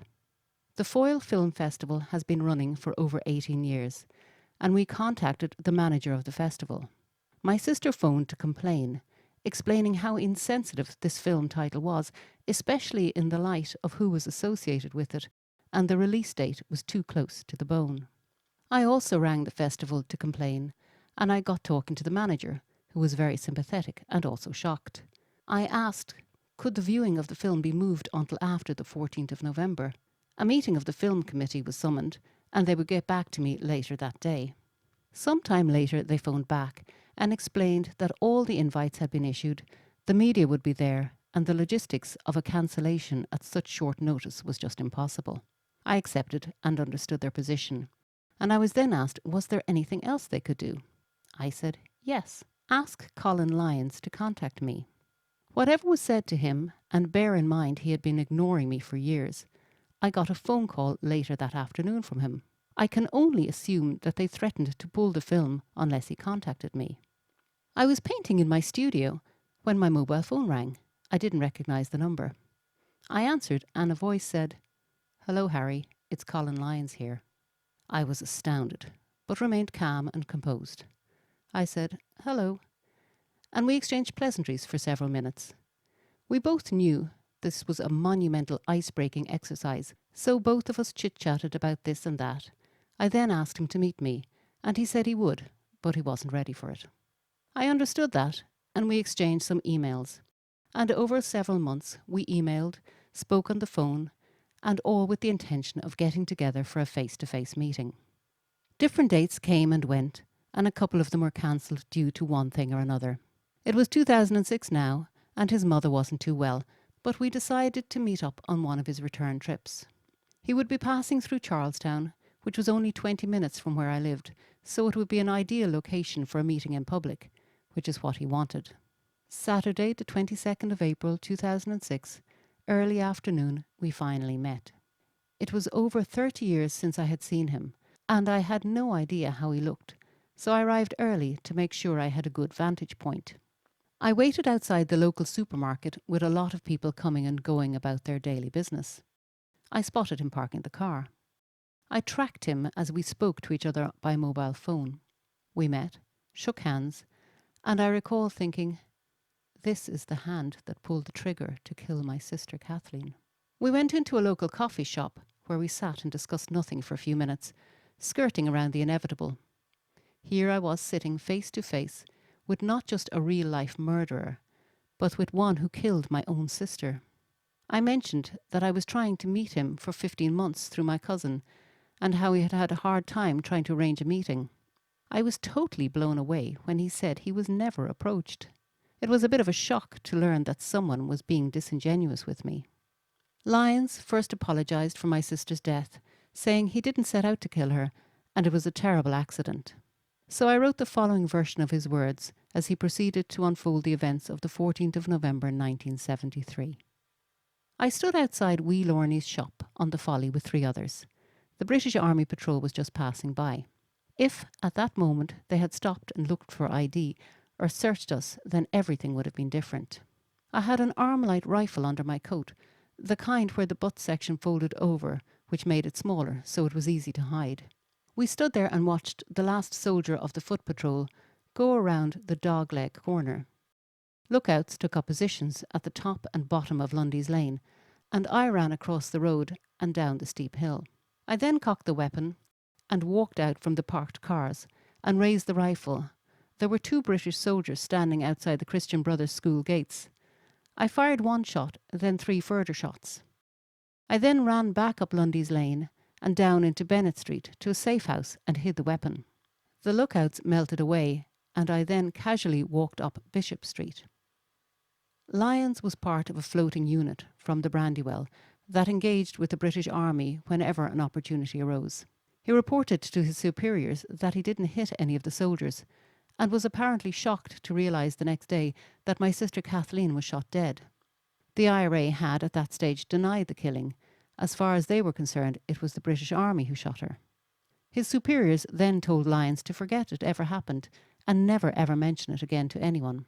To take his mind off these things, he was to go and plant a bomb in the Diamond area of the city. Lyons was eventually arrested, charged and served 10 years for sending a letter bomb and for possession of an Armalite rifle. These sentences ran concurrently. We spoke some more, and he related to me how he got involved with the film industry, and so on. I told him straight out that my family disapproved of me meeting him, but that they wouldn't stop me. I personally have accepted his apology. Lyons beat the rap, as he called it, that's Kathleen's murder, because the soldiers had said in their statements the shots came from a different direction. He was tried in a diplock court. This is a court with no jury. A judge decided from the evidence what the outcome would be. As the soldiers said the shots came from a different direction, the judge concluded there could have been 2 gunmen. In that case, he was acquitted of the charge, or, as Lyons liked to call it, he beat the rap, even though he admitted it and confessed to it. As far as we were concerned, he got away with murder. You can read the soldiers' testimonies again in the inquest report. Briefly, they said the shots came from Hamilton Ann Street direction. That's a 180-degree change in direction to where Lyons fired the shots. The judge then concluded that as there may have been two gunmen, it wasn't conclusive that Lyons fired the fatal shot. So in effect, he did beat the rap, as he called it. Not only that, but there weren't any children blowing whistles or creating a diversion either. It is indeed amazing what the soldiers thought they heard and from where. It makes you wonder about all historic events and how they are reported. Lyons was 16 years old when he shot Kathleen. I got the feeling that, as he didn't aim at Kathleen, then he felt that he didn't really kill her. It was the bullet's fault, and I did not witness any real remorse from him. Perhaps, after so long, one can't show remorse, but I doubt that somehow. We talked some more and then shook hands, and I accept that he didn't set out to murder her. However, it doesn't change anything for us. We still lost our sister. We still mourn her passing, and we will always remember her and talk about her at every opportunity. Well, that was how it all ended, and we finally got the truth. We were the only family that ever received a public apology from the IRA. As I started to get to the finishing stages of my book, I decided I would give Lyons the opportunity to write his own chapter. His words, his choice. I sent an email to the gunman Colin Lyons. It read as follows. I have finished the book on Kathleen, how you shot her dead, the aftermath of your actions on our family, which you never experienced. You personally detailed to me how you stepped out from behind parked cars and fired at two British soldiers at the Christian Brothers school gates from the bottom of Lundy's Lane. How the IRA in 2005 first of all admitted it and then apologised for her death. The only outstanding piece still missing is who else was there that night. The Historical Inquiries team couldn't name you as you were underage at the time of her death. They referred to you as Suspect 1. I, on the other hand, have named you as Colin Lyons, and that is throughout the book. I have two scenarios for you now to consider. The first scenario is, I am giving you the opportunity to, in your own words, recount what exactly did happen, who was there, where they stood, exact number of shots, as there seems to be confusion, as if it was 3 or 4. It would be a unique book if you wrote your own chapter. How did you feel? How has it impacted on your life? Remember, official secrets are released after 25 years, so you could at least give the geographical locations of the others. The second scenario, and you would have to place your trust in me, would require you bringing closure to our family by telling me who was there. What difference would it make? None at all, except we would finally know. So what's in this for you if you did tell me? As I mentioned, you would have to place your trust in me. I would remove your name from the book and give you my word that I will not mention your name or the names of the others. This is purely closure. When I met you, I can't say I saw any real regret. The fact that you told me you wouldn't mention the others' names show me you have absolutely no idea of the impact, the devastation you and your comrades has left our family in, even as we approach her 40th anniversary. How you beat the rap, as you called her murder. If we are to wander for the rest of our lives, then so be it. But I am making sure this is your choice. Be named yourself as I have written in the book, or no names at all. If you are naming them, it has to be in an email. I personally would prefer no further contact or conversations with you. We are not socially compatible. I'm sure you would agree. The book was never enjoyable. I started it in 2003, a quadruple bypass later, and at least some closure. The rest is up to you. As I did say when I texted you for your email address, this email is my final contact with you. So if I don't receive an email within 1 week, the book goes to the publisher, as it is. Over to you, Harry. This caused an unprecedented response. First, I received a call from my cousin in Derry, who was calling on behalf of Colin Lyons. He went on to explain I had it all wrong, and that Colin Lyons was indeed very remorseful, and I couldn't expect him to give me names of the others present. This was a step too far, and the very fact I wanted to write a book about it and name him should be left in the past. He felt I shouldn't be writing this book at all. He went on to say that Colin Lyons wanted to meet me and explain whatever I wanted to know, but he wouldn't name names. So why do I want names? My sister was murdered almost 40 years ago. Every time I go home to Derry and meet people, it always ends up with some asshole telling me such and such was there that night. He or she was part of that unit that shot your sister. I have listened to this bullshit now for all these years, and if someone would just give me the truth, then that's it. The end. I realised my email, which I spent 2 hours composing, was not saying what I really wanted to get across. Did I have it all wrong? So I sent another email. Colin, just off the phone from my cousin. I have no problem meeting you at any time. If you read the email correctly, you would see I gave you 2 choices. 1, you tell your story. I presume you wouldn't name yourself. I wasn't going to name you if you did this, as it would be your version. And 2, you tell me who was present, as I explained to my cousin. We are still 40 years on being approached by assholes naming this one and that one. Sure, I asked you about my cousin, as I was told he was there, if you remember. And that was only 2 months ago. So the reason I wanted to know was to once and for all stop this hearsay and to finally close it. I was trying to respect your privacy by not corresponding. I can understand your concerns, and I hope you can understand mine. You want to meet up, where and when suits. The sooner the better. Midweek suits me better. Harry. I had just sent the email when he phoned me. He was so overcome with emotion and grief, and he hadn't even seen my second email. I listened to him as he brought me on a journey filled with remorse and grief. He was so shocked at my email and wondered how this just appeared some 6 years after I first met him. He went on to ask me why I didn't say to him I was so angry at that time. I actually didn't feel any anger towards him. It wasn't until writing this book and recalling how we met and what he said to me that I began to see I was writing in anger, but I couldn't feel it. I now realised this is trauma. Strange experience and stranger emotions. I think I was trying to be angry for the rest of my family. We spoke for an hour on the phone, and I would say he must have been emotionally drained after it. I know I certainly was. I couldn't function for the rest of the day as I had this heaviness over me, and I couldn't shake it off. I accept that I, personally, do not have the right to impose myself on him after all this time. Was I wrong to go about it the way I did? Sending that email was in effect me personally in a dark place, and I know that 40 years ago this man was a young teenager with as much anger in him as I had at 16. However, I got a reaction that became an outpouring of grief, so I am glad I sent it. For the first time in his life, these emotions that have been subdued for such a long time suddenly became unleashed. I never experienced grief in this way. There must have been nearly 40 years of tears. He went on to say it was like carrying a bag with him wherever he went. Every now and then he would have to look inside it.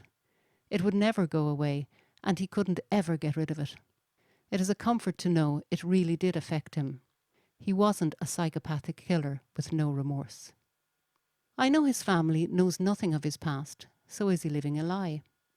Actually, no. He has avoided and ring-fenced this part of his past. He has no choice now but to stand guard to it 24 hours a day. Nobody goes in and nothing comes out. It will be sidestepped and bypassed every time it appears and rears its head. He'll have to guide it and gently move it out of sight. He'll breathe a sigh of relief when the danger moves on. The skeleton in the closet will rattle its bones now and again, and he'll just have to stand firm at the door. That's the price. That's his cross. He may have beaten the rap for killing my sister, but he is the prisoner, and he is the prison officer, mentally, for the rest of his life.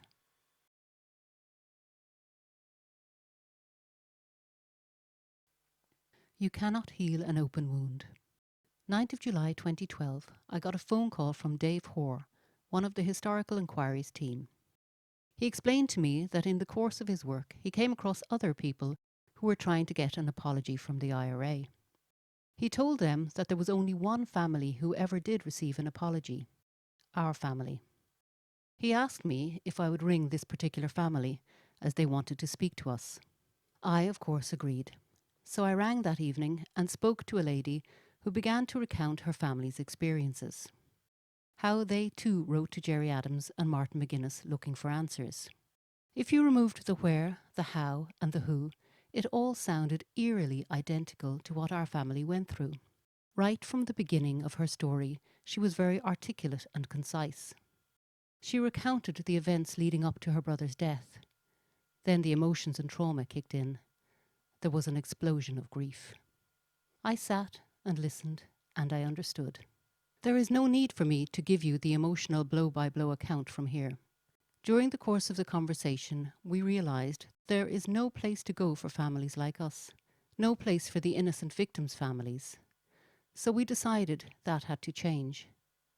Have a look at the website www.thetraumatized.com.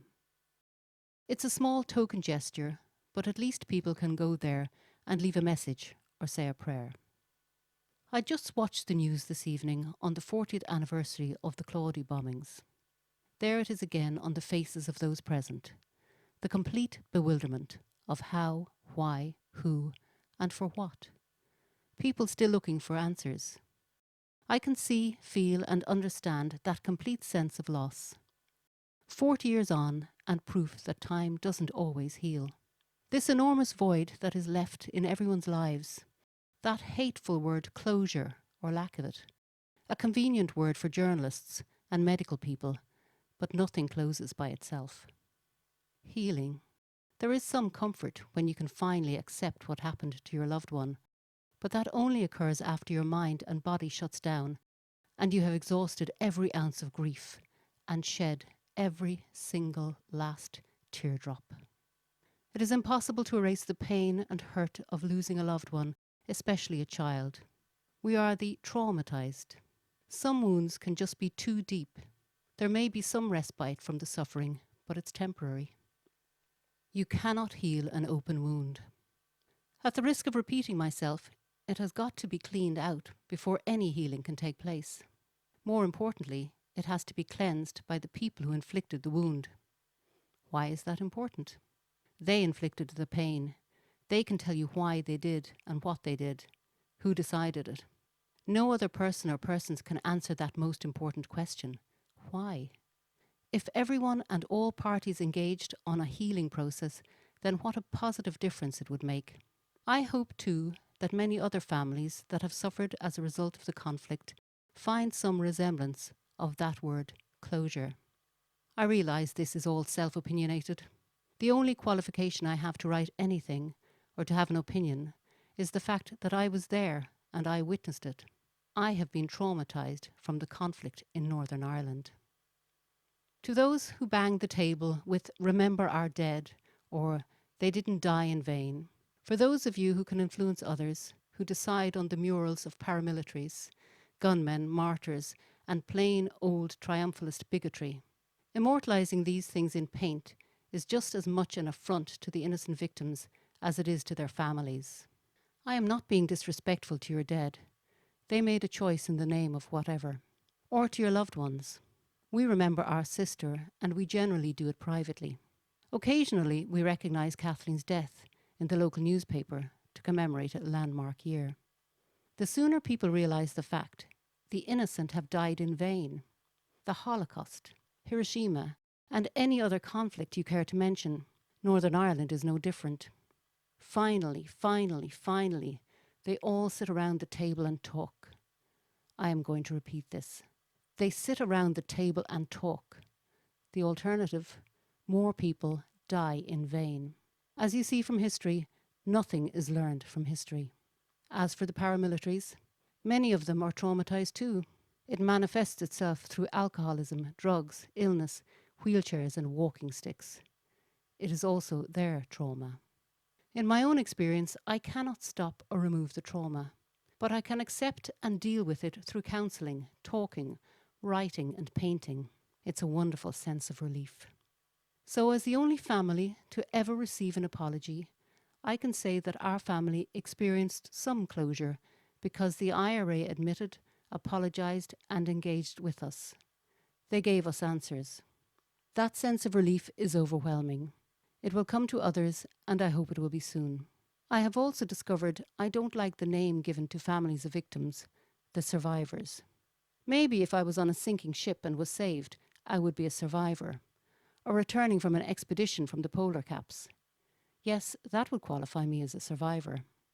There actually isn't a word that I can come up with that I would deem as acceptable. In the meantime, I remain as traumatized, for want of a better description. We have set up a website where anyone suffering a trauma can go and write about it. Writing about it does make a difference. www.thetraumatized.com. Closure. I set out on this life-changing journey in 2003. It has brought me through high and low points over the past number of years. Amazingly, we have more information now than we ever had. In fact, just yesterday, through the Freedom of Information Act, I received a map of the Brandywell showing the murder scene of my sister. I record the date received as 2nd of August 2012. I hope my mother and father are smiling down on us. I hope too that Kathleen is with them. Kathleen's death literally broke my mother's heart, and we all witnessed it. It affected her body and mind through many forms of illness. She remained traumatized until her death. It is somewhat ironic that a death, Kathleen's death, galvanized us as a family and brought us closer. I regret not having started this process while my mother was still alive. Then again, I don't think I would have received the cooperation that I got while the peace process was being built. I would like to think too that the IRA apology has somehow helped to move the peace process along. By the reaction of the newspapers, news programs and the politicians, it was a monumental and unprecedented step. If they can apologise to our family, then that step should be followed with another step, then another and another. Learning to walk would be a great event. I never ever thought I would see the day that the British government would apologise for Bloody Sunday. David Cameron did, and I respect him for having had that courage. No matter what he does or doesn't do for the rest of his political life, he will be remembered for that. Life continues no matter where you are with everything, or how you come to terms with it. My quadruple bypass, November 2009, halted my writing for over 2 years. My concentration and memory has never fully recovered. I still have some memory lapses, but they are more of a nuisance these days than a hindrance. I have to pay tribute to my sister Mary and my 2 brothers Danny and John, who have stood by me over the years. Although they strongly objected to me meeting with the gunman, they listened to my encounter with him and understood that I personally had to do it. I have a sense of achievement having documented the facts and changed the historical account.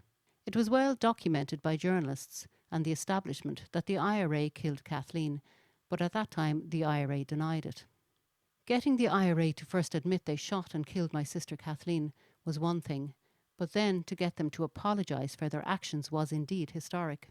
Not just on Kathleen's death, but also to retaliate using her name as an excuse to shoot 3 British soldiers. Not that they ever needed an excuse. It was all done to deflect the blame on them. This book was never ever enjoyable.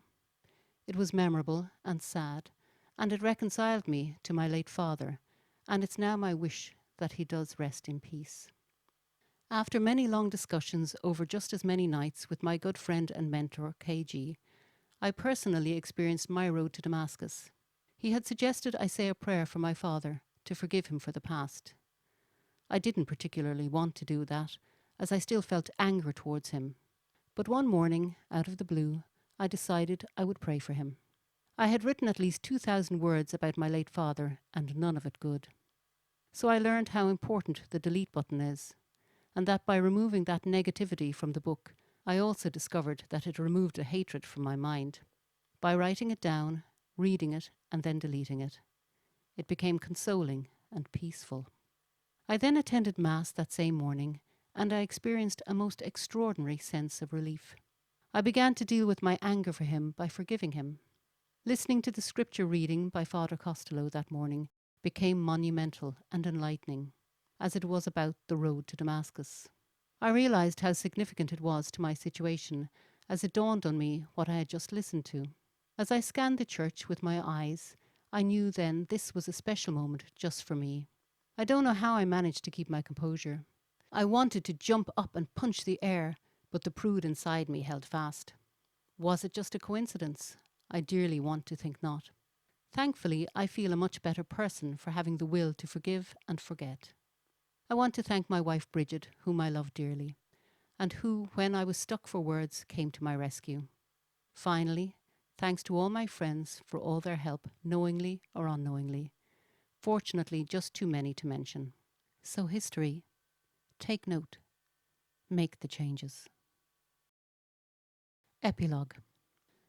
There is an old proverb, African I think, but it is so true and applicable to any nation.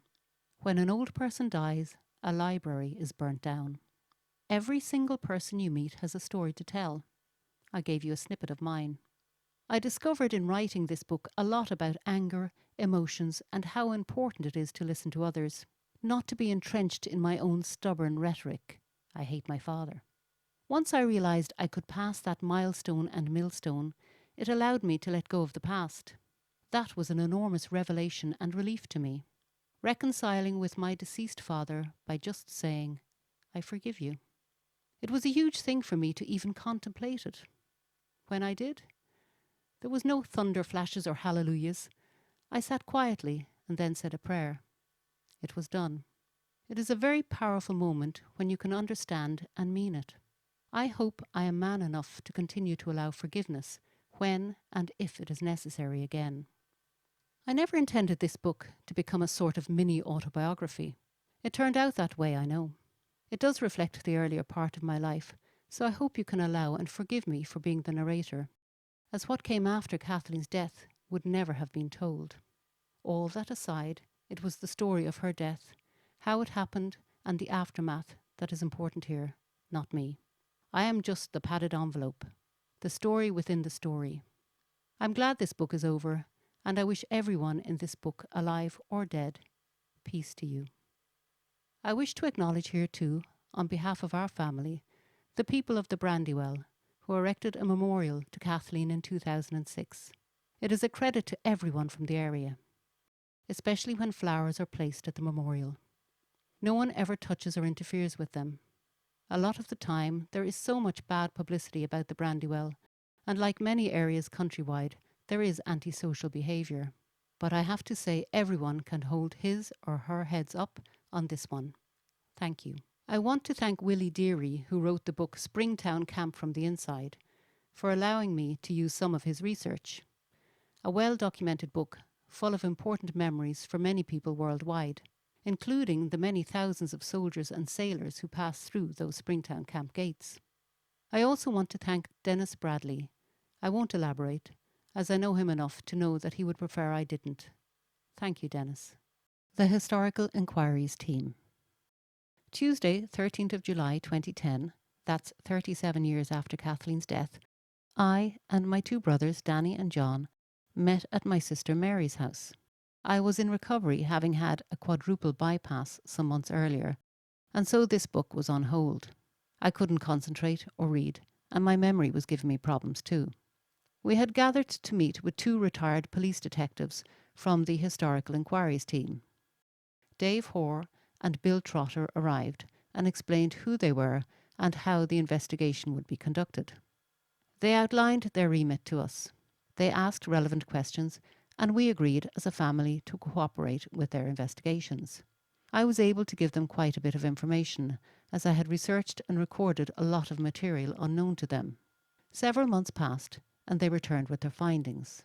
I have read through it, and although most of it is pretty accurate, there is a few minor typos, such as the address is 3 Quarry Street, not 5. Also, the lights didn't go out before the shots were fired, and there were no whistles. The name HET Operation Bolivar is a reference name for Kathleen's case file. They use the names of US cities for each individual case. Kathleen's case file, Bolivar, their findings are as follows. My reference date of 2nd of November 2012 is when I read the report. HET Operation Bolivar. Review Summary Report. The death of 14-year-old Kathleen Margaret Feeney, who was fatally shot when a provisional IRA gunman opened fire on an army patrol in Lecky Road, Brandywell, Derry at 8:30 p.m. on Wednesday, November 14, 1973. Introduction. The Historical Inquiries Team, HET, has now completed its review process. This report will set out for you the details that we have been able to establish about the incident and the responses we have to the questions that you asked us. The report begins with a description of the team's role and continues with the specific details of your case. It is yours to keep. You will have the opportunity to discuss it with our staff and raise any further questions that you may have. Role and function of the Historical Inquiries Team. What is the role of the Historical Inquiries Team?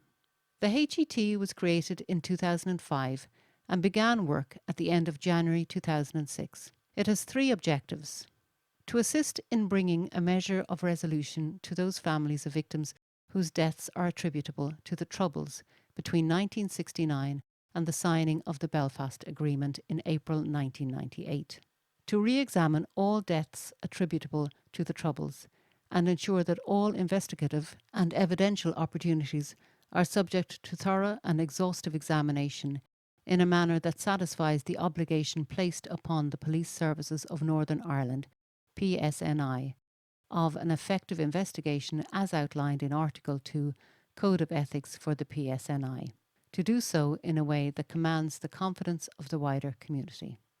22nd of September 2010. How will it do this? With regard to every death, we look at a number of review factors: the original case records, exhibits, any fingerprint evidence, family concerns, any intelligence records, the original investigation, any linked issues, analysis. Any open source material, books, newspaper articles, television programs, internet, public records, etc.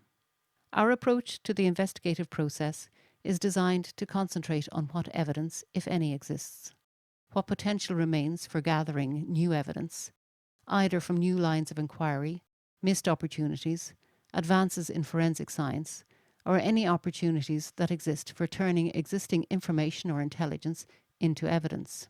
Each case is overseen by a HAT lead senior investigating officer. Our contract is with the families. By this, we mean that we deal with families on a basis of honesty, trust, and confidentiality. We approach each case independently. No case is deemed more important than another, and we make no moral or political judgment about the victims. We strive at all times to maintain the dignity of the dead. We seek only to conduct a factual review to a modern, professional policing standard, to determine whether any additional evidence can be found, and we will always ask families what questions they would like us to try to answer. We will respond with as much information as we can, subject to legal and ethical considerations. The HET is an operationally independent unit of the PSNI, which reports directly to the Chief Constable. To meet concerns around independence, HET developed a structure that has separate investigative units, with teams composed exclusively of staff with no previous connection to the former Royal Ulster Constabulary, RUC, or the PSNI. 22nd of September 2010. How does the review process work? It is a 5-phase process: collection, assessment, review, focused reinvestigation, resolution. Generally, cases are taken in chronological order, although HET will exempt cases in certain situations, for example, if relatives of the victims are themselves very ill. Collection. The HET has searched all the police estate, including all buildings, stores, headquarters and storage facilities. Simultaneously, Forensic Science Northern Ireland reviewed all the exhibits in its stores. Checks were made with the Public Records Office of Northern Ireland, gathering all available relevant material and inquest files. The PSNI Fingerprint Bureau has upgraded its databases, and many thousands of additional records of finger marks have been identified for re-examination. We have made agreements with other agencies to provide us with access to relevant records and information that they hold. We research records in newspaper libraries, television archives, and examined the many books that have been written about events in Northern Ireland. While the HET is confident that our collection phase was comprehensive, we cannot rule out the possibility that in future new material could be recovered. If this occurs, then the case will be reassessed and families fully updated of the outcome. Assessment. This is the beginning of the review process and involves identifying and tracing relatives to contact them and ascertain their wishes and any questions that they have. Sometimes this is straightforward, as in many cases families get in contact with us. Other times this is far more challenging, as with the passage of time people have moved away. 22nd of September 2010. 3. The HET has established dedicated tracing teams who liaise with many agencies and support groups from within Northern Ireland and other parts of the world. Once traced, HET will talk to families and explain the objectives of the HET and ascertain family wishes and/or concerns. Original case papers are retrieved, relevant open source material is identified, analysts start work on assessments of patterns or links, and any exhibits remaining are brought out and considered for re-examination using the latest scientific techniques. Review. The case is passed to one of our teams, either an internal or external team, in line with the wishes of the family. The lead senior investigating officer assesses the case against the review factors outlined above and decides whether there are any opportunities to gather evidence and/or answer family questions based on issues that emerged from the review process. Depending upon the outcome of this assessment, the lead senior investigating officer will authorise the investigation of any lines of inquiry that are necessary. Focused reinvestigation. Reinvestigations are initially focused on the new opportunities identified to gather further evidence or answer family questions. The whole case is kept under review while these are completed, to monitor whether developments change our understanding or perception of existing evidence or the circumstances of the case. Focused investigations can be incremental, leading to a wider review if appropriate. This means that if our work uncovers new investigation or evidence, we reassess the whole investigation to take account of it. The investigation will be progressed, and if sufficient additional evidence is found, the case will be pursued through the criminal justice system. At the end stage of this process, whether or not a court case follows, the file enters the last phase of resolution. 22nd of September 2010, 4. Resolution. A review summary report, RSR, is completed and delivered to the families. The RSR details as much information as possible about the case and explains the work undertaken by the original investigation and discusses intelligence, exhibits and forensic evidence. It contains an objective assessment by the HET of the evidence available and the handling of the case. HET deals with families on a basis of confidentiality and honesty. The RSR is prepared in line with the principle of maximum permissible disclosure. HET will explain at the outset that it must comply with legal and ethical considerations. Context is always an important factor when HET explains its findings to families. Finding missed opportunities does not mean that they can always be recreated. Families will always be able to seek further clarification of any issue or make any representations they want, and, if necessary, there will be an option of a meeting with the senior managers of the HET to resolve any issues of concern. 22nd of September 2010, 5. Circumstances of the death of Kathleen Margaret Feeney.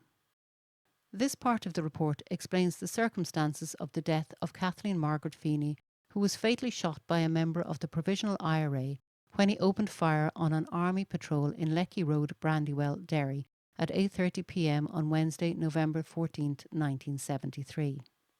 Kathleen, born on Thursday, January 22, 1959, was 14 years old at the time of her death. She was a schoolgirl who attended St. Cecilia's Secondary School, Derry, and lived at 3 Quarry Street, Brandywell, with her parents, Harry and Kathleen, her brothers Harry and John, and her sister Mary. Her parents have sadly since died. Kathleen's sister Mary and her brothers Harry, Danny and John have engaged with the HET. About 8:30 p.m. on Wednesday, November 14, 1973, An army foot patrol was making its way along Lecky Road, Brandywell, towards Quarry Street, when 3 whistle blasts sounded, and a group of children playing in the street in front of the patrol dispersed. The street lights were extinguished, whereupon 4 rifle shots were fired at the patrol, and Kathleen, who was standing on the pavement further down the road, was struck on the back of the head by one of the bullets. Kathleen was taken by ambulance to Altnagalvin Hospital, but she was pronounced dead when she arrived there at 8:45 p.m. In September 1974, at the conclusion of the police investigation into Kathleen's death, a 17-year-old local man, who had been 16 at the time she was killed, was charged with her murder. At the conclusion of his trial in April 1975, he was acquitted of the murder but sentenced to 7 years imprisonment after pleading guilty to possession of a firearm with intent to endanger life. 22nd of September 2010, 6. Witnesses. Witness accounts given to police in any investigation are written down and referred to as statements. If they are used in judicial proceedings, they are regarded as being within the public domain, and details of the person making the statement can be made public. Some accounts were also given at the inquest proceedings. These are referred to as depositions and are regarded as within the public domain, and as a consequence, those witnesses can be named in this report. Statements that were not used during the inquest or other public proceedings have never been in the public domain. The HET must observe the provisions of the Data Protection Act, and those statement providers cannot be named in this section of the report, although summaries of their evidence will be given in this report. Statement makers who were acting in an official capacity, such as police officers or doctors, can be identified. Witness accounts. Corporal Robert Peat was a soldier in the British Army serving with the 1st Battalion, Duke of Wellington Regiment. About 8:10 on Wednesday, November 14, 1973, he was in charge of a 4-man foot patrol operating in the Brandywell area of Derry. They were supported by an armoured personnel carrier, APC, manned by the patrol commander and 5 other soldiers, which was positioned to the rear of the foot patrol. He stated that about 8:30 p.m, as he was standing beside the Brandywell Inn in Lecky Road, he heard 3 blasts of a whistle, which he believed came from a group of 20 children about 60 yards away. He stated the street lights were extinguished and the children ran off, alerting him to the threat of an imminent attack. A little later he heard the sound of a single gunshot, followed by 3 more in quick succession, which he assessed were all from a low-velocity weapon fired from the direction of the Ann Street, Hamilton Street junction towards his patrol, from about 100 yards in front of them. 22nd of September 2010, 7. HET comment. The terms high and low velocity refers simply to the different power and speed at which bullets travel, and people who regularly use firearms are normally able to accurately distinguish between them by sound alone. He stated that, following the gunshots, a group of people emerged from the Lady of Lourdes Community Hall and congregated outside a nearby shop. As he led his patrol forward to investigate, he saw a man within the group who he recognised as a local councillor, Danny Feeney, leaning over an injured girl, who he established was Danny's sister, Kathleen. Kathleen was lying on the pavement, had blood on her forehead, neck and around her mouth. Corporal Peat used his radio to call for an ambulance and provided 2 field dressings to another of Kathleen's brothers, who was performing mouth-to-mouth resuscitation on her. He said that as he knelt and held Kathleen's head while waiting for the ambulance which took her to hospital, the street lights were relit. He stated he questioned the crowd of people about the origin of the shots, and some responded, blaming the UDA, Ulster Defence Association, and the Army. The majority of the crowd were upset, but not openly hostile to the soldiers, who then withdrew from the area. He said that none of the soldiers had returned fire. Private Gerard Wilkinson, also serving with the Duke of Wellington Regiment, was a member of Corporal Peat's foot patrol. He provides an account similar in all respects to that of Corporal Peat, except he described the shots as being high velocity and believed they were fired from the direction of the Lecky Road, Stanley's Walk area, to the right of and in front of the patrol. Private Wilkinson said, "I know the retort of an Armalite rifle from the sharp and very loud crack. I am fairly certain that the gunmen fired this type of weapon." The two other soldiers who made up the foot patrol made statements which corroborated the accounts of Corporal Pete and Private Wilkinson, but neither knew from which direction the 4 shots were fired. 22nd of September 2010, 8. 6 soldiers who had been travelling in the APC made statements describing the incident and varyingly thought the shots had come from the area of Stanley's Walk, St. Columba's Walk or the gasworks, but there was a consensus amongst them that the shots were high-velocity bullets. Another soldier, who was manning an observation post in the grounds of St. Cecilia's College, made a statement in which he described the whistle blast followed by 4 high-velocity shots, which he believed came from the direction of the gasworks by Stanley's Walk.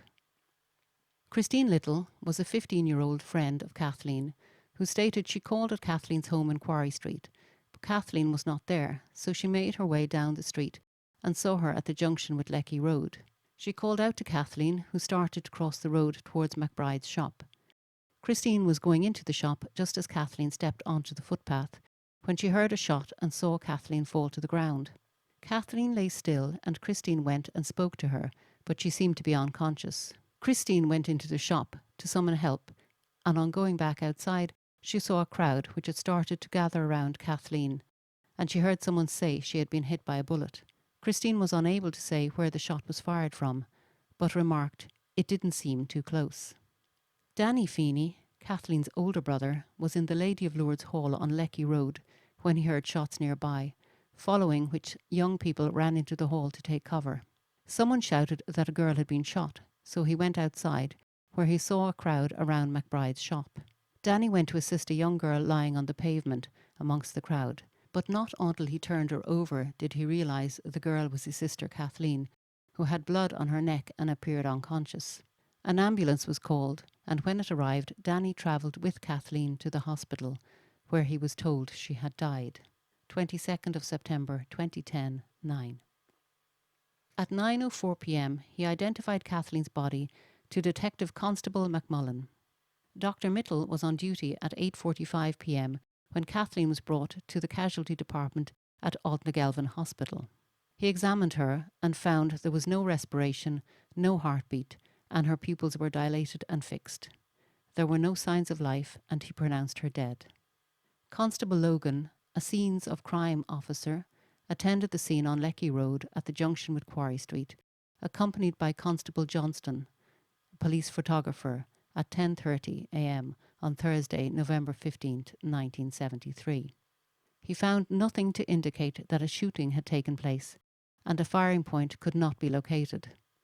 Constable Johnston took a series of photographs of the area.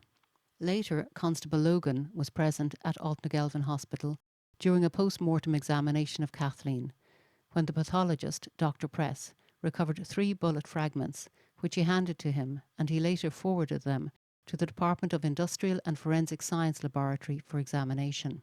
Detective Constable William McMullen stated he identified Kathleen's body to pathologist Dr. Press at Aldnagelvin Hospital prior to a post-mortem examination on Thursday, November 15, 1973, 22nd of September 2010, 10.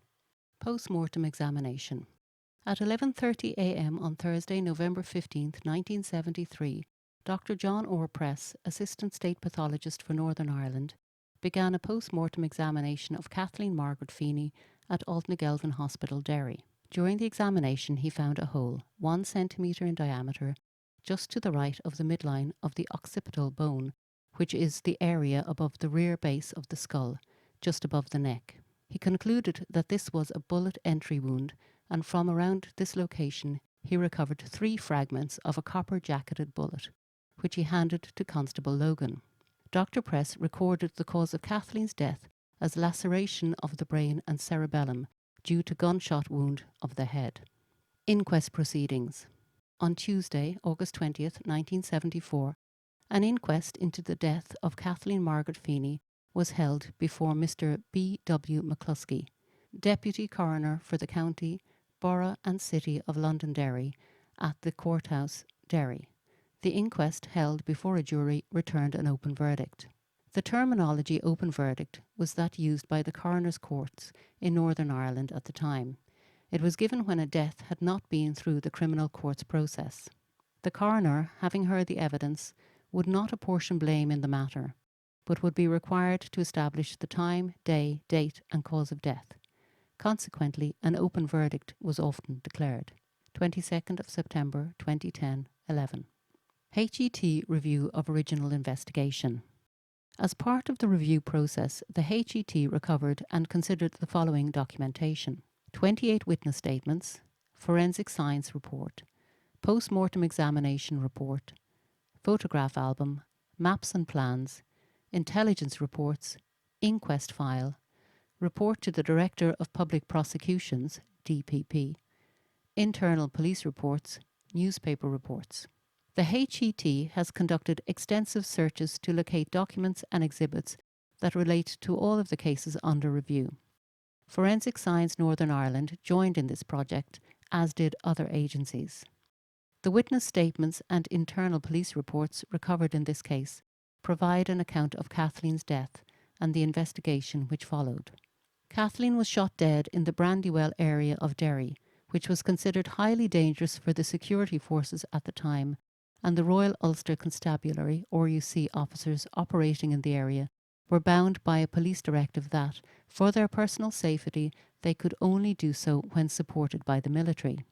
Witness evidence from soldiers indicated that at 8:10 p.m. on Wednesday, November 14, 1973, a four-man foot patrol led by Corporal Pete and supported by an armoured personnel carrier, APC, carrying 6 more soldiers, began patrolling in Brandywell. About 8:30 p.m, as the foot patrol moved down Lecky Road, 3 whistle blasts, followed by the street lights being extinguished, alerted the soldiers to the threat of an imminent attack.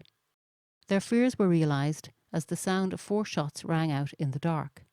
While Corporal Pete thought the shots sounded like low-velocity bullets, his colleagues believed they were high-velocity, and Private Wilkinson, who was familiar with the weapon, was confident that the shots were fired from an Armalite rifle. HET comment. The Armalite rifle at the time was the preferred weapon of many IRA snipers. However, their evidence shows there was confusion among the soldiers about the direction from which the shots were fired, and, as will be seen later, this factor became crucial in deciding the outcome of court proceedings which followed in 1975. The soldiers, none of whom saw muzzle flash from a gun, varyingly believed that the shots were fired from one of 3 directions: the junction of Hamilton Street and Ann Street in front of them, St. Columba's Walk to their rear, Stanley's Walk or the Gasworks to their front right. However, they were unanimous in the belief that the shots were aimed at their patrol. At the time the shots were fired, Kathleen was standing outside McBride's shop on Lecky Road, and she was struck in the back of her head by a .223 calibre bullet.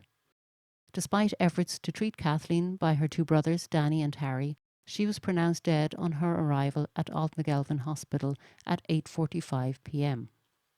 Following a post-mortem examination the next day, the cause of Kathleen's death was recorded by the pathologist, Dr. Press, as being laceration of the brain and cerebellum due to gunshot wound of the head. After Kathleen was taken to hospital, the remaining crowd were clearly upset by what had happened, and, while open hostility was not directed at the soldiers, the mood of the community caused the military to withdraw from the area. 22nd of September 2010, 13. Consequently, because of the restrictions placed upon them, in the absence of military support, the police were unable to attend Lecky Road that night to secure and preserve the scene. A murder investigation was launched the following day from Victoria RUC Station, Derry, led by Detective Inspector Robert Ruddle, which had 2 distinct phases. The first phase involved the initial investigation conducted in the months immediately following Kathleen's death. Witness statements were taken from the 4 soldiers in the foot patrol, their 6 comrades manning the APC, and the soldier on duty in an observation post in St. Cecilia's College, overlooking Brandywell. Kathleen's brother Danny and her friend Christine Little, who were near her when she was shot, also made statements. On the morning of Thursday, November 15, 1973, Detective Inspector Ruddle attended the scene from where he oversaw police inquiries in the area. He was joined by a scenes of crime officer and members of the police photography and mapping departments who photographed the area and took measurements which were later used to make plans and maps to assist the investigation team. Having not been secured and preserved the previous evening, the scene where Kathleen fell yielded no forensic evidence.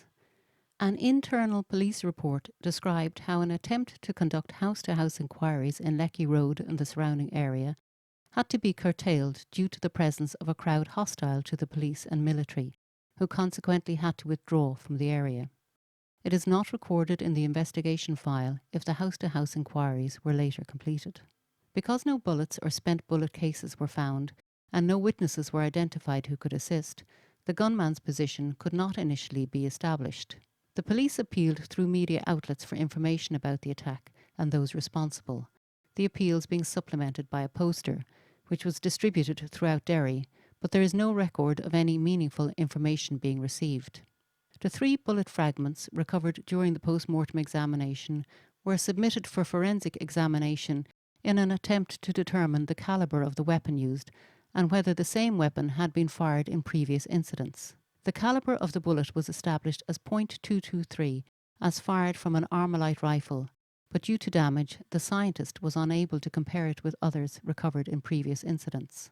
The location of the incident, the circumstances of the shooting, and the calibre of the bullet that killed Kathleen all pointed towards the Irish Republican Army, IRA, being responsible for her death. From the outset of his investigation, Detective Inspector Ruddle correctly attributed Kathleen's death to the Provisional IRA, but they made no public admissions of responsibility.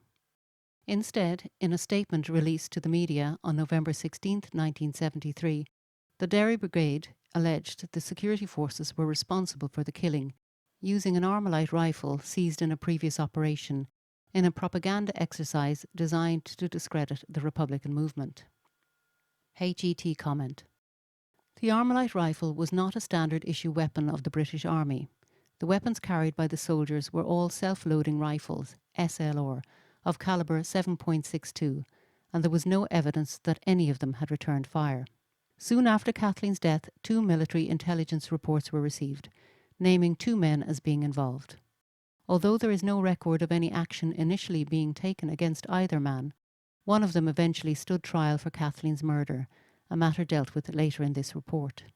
HET comment. The HET cannot name people who have never been charged with or convicted of an offence or whose name is not otherwise legitimately in the public domain. In this case, however, the circumstances are a little different. The identity of the man charged with Kathleen's murder came into the public domain when he was named in newspaper reports covering his trial in 1975, at which time he was aged 18 and considered an adult, despite the fact that he was a 16-year-old juvenile at the time Kathleen was killed. The law surrounding court reporting at the time allowed him to be named. People aged 16 or under were deemed juveniles and could not be named without the court ruling otherwise. The law has since changed, and now people aged 18 or under are deemed juveniles and enjoy the same privileges of anonymity as a person aged 16 or under did in 1975, meaning that if the law as applied today was in place in 1975, the man's name could not have been reported without a court order. Accordingly, although the man's identity is already known to Kathleen's family, the HET will only refer to him as Suspect 1. Although there is no record of either man named being arrested by then, Detective Inspector Ruddle commented in an internal report in July 1974 that since Kathleen was killed, all terrorists brought into police custody in Derry had been questioned about her murder, but this had not produced any evidence or meaningful intelligence. He indicated there was no imminent prospect of anyone being arrested or prosecuted for killing Kathleen, and consequently it was decided to proceed with the inquest into her death, which took place on August 20th, 1974, when an open verdict was returned.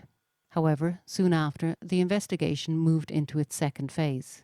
On September 9th, 1974, the security forces arrested Suspect 1 and 7 other men, having accumulated intelligence implicating them in terrorist offences committed by the Provisional IRA in Derry and the surrounding area. They were arrested using special powers provided by anti-terrorism legislation and taken into custody at Victoria Police Station.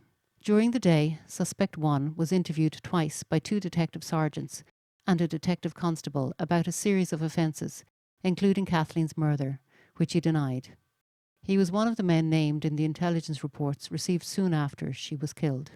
That evening, in an interview lasting over 3 hours, he was questioned again about his suspected involvement in Kathleen's murder. Initially, he maintained his position by denying involvement, but later he shifted to admitting being in the area of the shooting, keeping lookout, and he said he was present when a girl brought along a gun. However, he said he then left the area and was not present when the shots that led to Kathleen's death were fired. The following day, Suspect 1 was charged with an offence of armed robbery, which he had admitted, and that afternoon he appeared at court and was remanded to prison. However, following his court appearance, he was returned to Victoria Police Station, where Detective Constable Martindale was directed to take his fingerprints. He, at the time, had only been a police officer for 2.5 years, and having not been involved in the murder investigation, was not familiar with the facts surrounding it. Having taken his fingerprints, Detective Constable Martindale, during the general conversation, asked him about Kathleen's shooting, and he said, "Well, it was a mistake. It was the Brits we wanted." Asked how he knew it was a mistake, he said, "I shot her." He went on to say the IRA had told him never to tell anyone, but he could not get the killing off his conscience, and he wanted to make a statement about it. In a statement which he wrote, Suspect 1 said, "In November last year I was told to go to Lecky Road, where I was told to bring the army by firing a few shots. I went and collected an Armalite and fired when I saw an army foot patrol. I panicked and left the weapon and ran home. The next day I realised I had accidentally killed a young girl, Kathleen Feeney, a close friend. This has been playing on my nerves. I could not stand it any more, and this is why I admitted her death to the police. I was at that time a Feeney volunteer in the movement, the Provisional IRA, which I left." He went on to state he was firing at the APC and not the foot patrol, and he drew a sketch of the Lecky Road area on which he indicated the location he fired from, the position of the army patrol, and Kathleen's position when she was shot. The firing position he indicated was the junction of Lecky Road and Lundy's Lane, which was to the rear of the army patrol. Following these admissions, a report was submitted to the DPP, who directed the prosecution of Suspect 1 for murdering Kathleen, attempting to murder members of the security forces, possession of a firearm with intent to endanger life, and membership of the IRA. On April 17, 1975, at Belfast City Commission, before Mr. Justice McDermott, sitting without a jury in a Diplock-style court, Suspect 1 pleaded not guilty to the murder, attempted murder and IRA membership charges. At the conclusion of the trial on April 22, 1975, the judge acquitted him of all 3 charges, but sentenced him to 7 years imprisonment after he pleaded guilty to possession of a firearm with intent to endanger life. Speaking about the acquittals, the judge made the following observations. Because of the conflicting evidence from the soldiers about the direction of the shots, he could not be sure there was not more than one gunman firing, and therefore he was not sure that the fatal shot was discharged by the accused. He was not satisfied beyond reasonable doubt that the accused intended to kill rather than lure soldiers into the area by discharging a shot. The admission about the IRA membership, relied on by the Crown to establish this charge, was too ambiguous for this purpose. Addressing the court, the judge said that Detective Constable Martindale had acted in a proper manner in interviewing the accused, and he commended him for the part he played in the investigation. Later, the RUC uncovered evidence implicating Suspect 1 in other serious terrorist offences committed prior to his arrest in 1974. Accordingly, in September 1977, he reappeared before Belfast City Commission and was sentenced to 2 concurrent terms of 14 and 12 years imprisonment. He was finally released from prison in February 1984 and has not been convicted since. Among the 7 men arrested with Suspect 1 on September 9, 1974, was the man who had been named alongside him in the 2 military intelligence reports received in the week after Kathleen was killed. He too was interviewed about his suspected involvement in terrorist offences, including the murder of Kathleen, but refused to answer all questions put to him, and in the absence of evidence to support the suspicion, he was not charged. However, because of his paramilitary connections, He was immediately interned and held without trial until internment was ended in Northern Ireland on December 5, 1975. No one, other than Suspect 1, has ever been charged in connection with Kathleen's death. Review of exhibits. During the post-mortem examination of Kathleen, Dr. Press recovered 3 fragments of a bullet, which were submitted for forensic examination. The findings of the scientist are outlined in the section Weapons and Ballistics below. Review of fingerprint evidence. A fingerprint file did not feature in this investigation. Review of intelligence matters. All investigative agencies rely on intelligence to assist in the investigation of crime. Intelligence is not evidence. Intelligence is information from any source and can be given openly or confidentially. Ideally, when information is given openly, particularly where the person giving the information is a witness, it is in the best interests of justice for that person to make a statement and give evidence at court, which converts that intelligence into evidence. Understandably, not every person wishes to do this. Intelligence sources are many and varied and could include anonymous information, information given by a member of the public, by an agent, informant, or as a result of surveillance. Intelligence sources may be reliable or unreliable. There are occasions when intelligence received is no more than local gossip or rumour, or may even be given maliciously. For this reason, all intelligence has to be graded to assess what reliance can be placed on it. Intelligence about criminal offences should be passed to the investigating teams, who would decide what action to take as a result. Police have a legal duty to take every precaution to protect the identity of intelligence sources. Summary of intelligence. There are no intelligence records that predate Kathleen's death, which could have prevented it. 2 military intelligence reports received shortly after Kathleen's death named Suspect 1 as the person who fired the shots, and a second man said to be present at the time of the shooting. Weapons and ballistics. Ballistics is the science that deals with the motion, behaviour and effects of projectiles, especially bullets. Forensic ballistics includes analysis of bullets and bullet impacts to determine the type of ammunition used, and firearm, ammunition and toolmark evidence is used in order to establish whether a certain firearm was used in the commission of a particular crime or series of shootings. Victor Beavis, a scientist with the Department of Industrial and Forensic Science, carried out an examination of the 3 bullet fragments recovered by Dr. Press from Kathleen's skull and concluded they were from the nose and base of a bullet of calibre .223 as discharged from an Armalite self-loading rifle.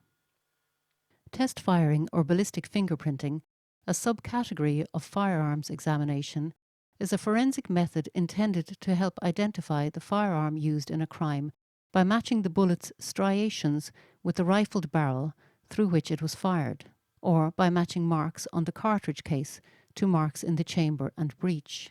The technique is part of the science of forensic ballistics. Bullets are often severely deformed on impact, destroying much of the markings they acquire. The bullet fragments recovered by Dr. Press were so badly damaged that comparison with other recovered bullets of the same calibre was impossible. Therefore, it was not possible to adduce forensic evidence to link the weapon which fired the bullet that killed Kathleen to other incidents or other weapons recovered during the Troubles. However, a ballistic intelligence report surrounding a .223 AR-15 Armalite rifle recovered by the security forces in Derry in April 1974 linked it to 6 shooting incidents where spent bullet cases were recovered in Derry between November 1973 and April 1974, all of which were attributed to Republican paramilitaries. The report also linked the rifle to Kathleen's death. However, the reason why is not explained, but it could not have been purely a forensic link. 22nd of September 2010-21. Outcome of the HET review. The Historical Inquiries team has conducted its review of the investigation into Kathleen's murder, and this has now been completed. The context of the times is a feature in all HET reviews, and officers involved in investigations during the Troubles will point to an environment that included a huge volume of cases and incidents and an atmosphere of fear and confusion. The scale and volume of the violence experienced during the Troubles often overwhelmed the security forces. During 1973, there were 263 deaths in Northern Ireland attributable to the Troubles, of which 24 were in Derry.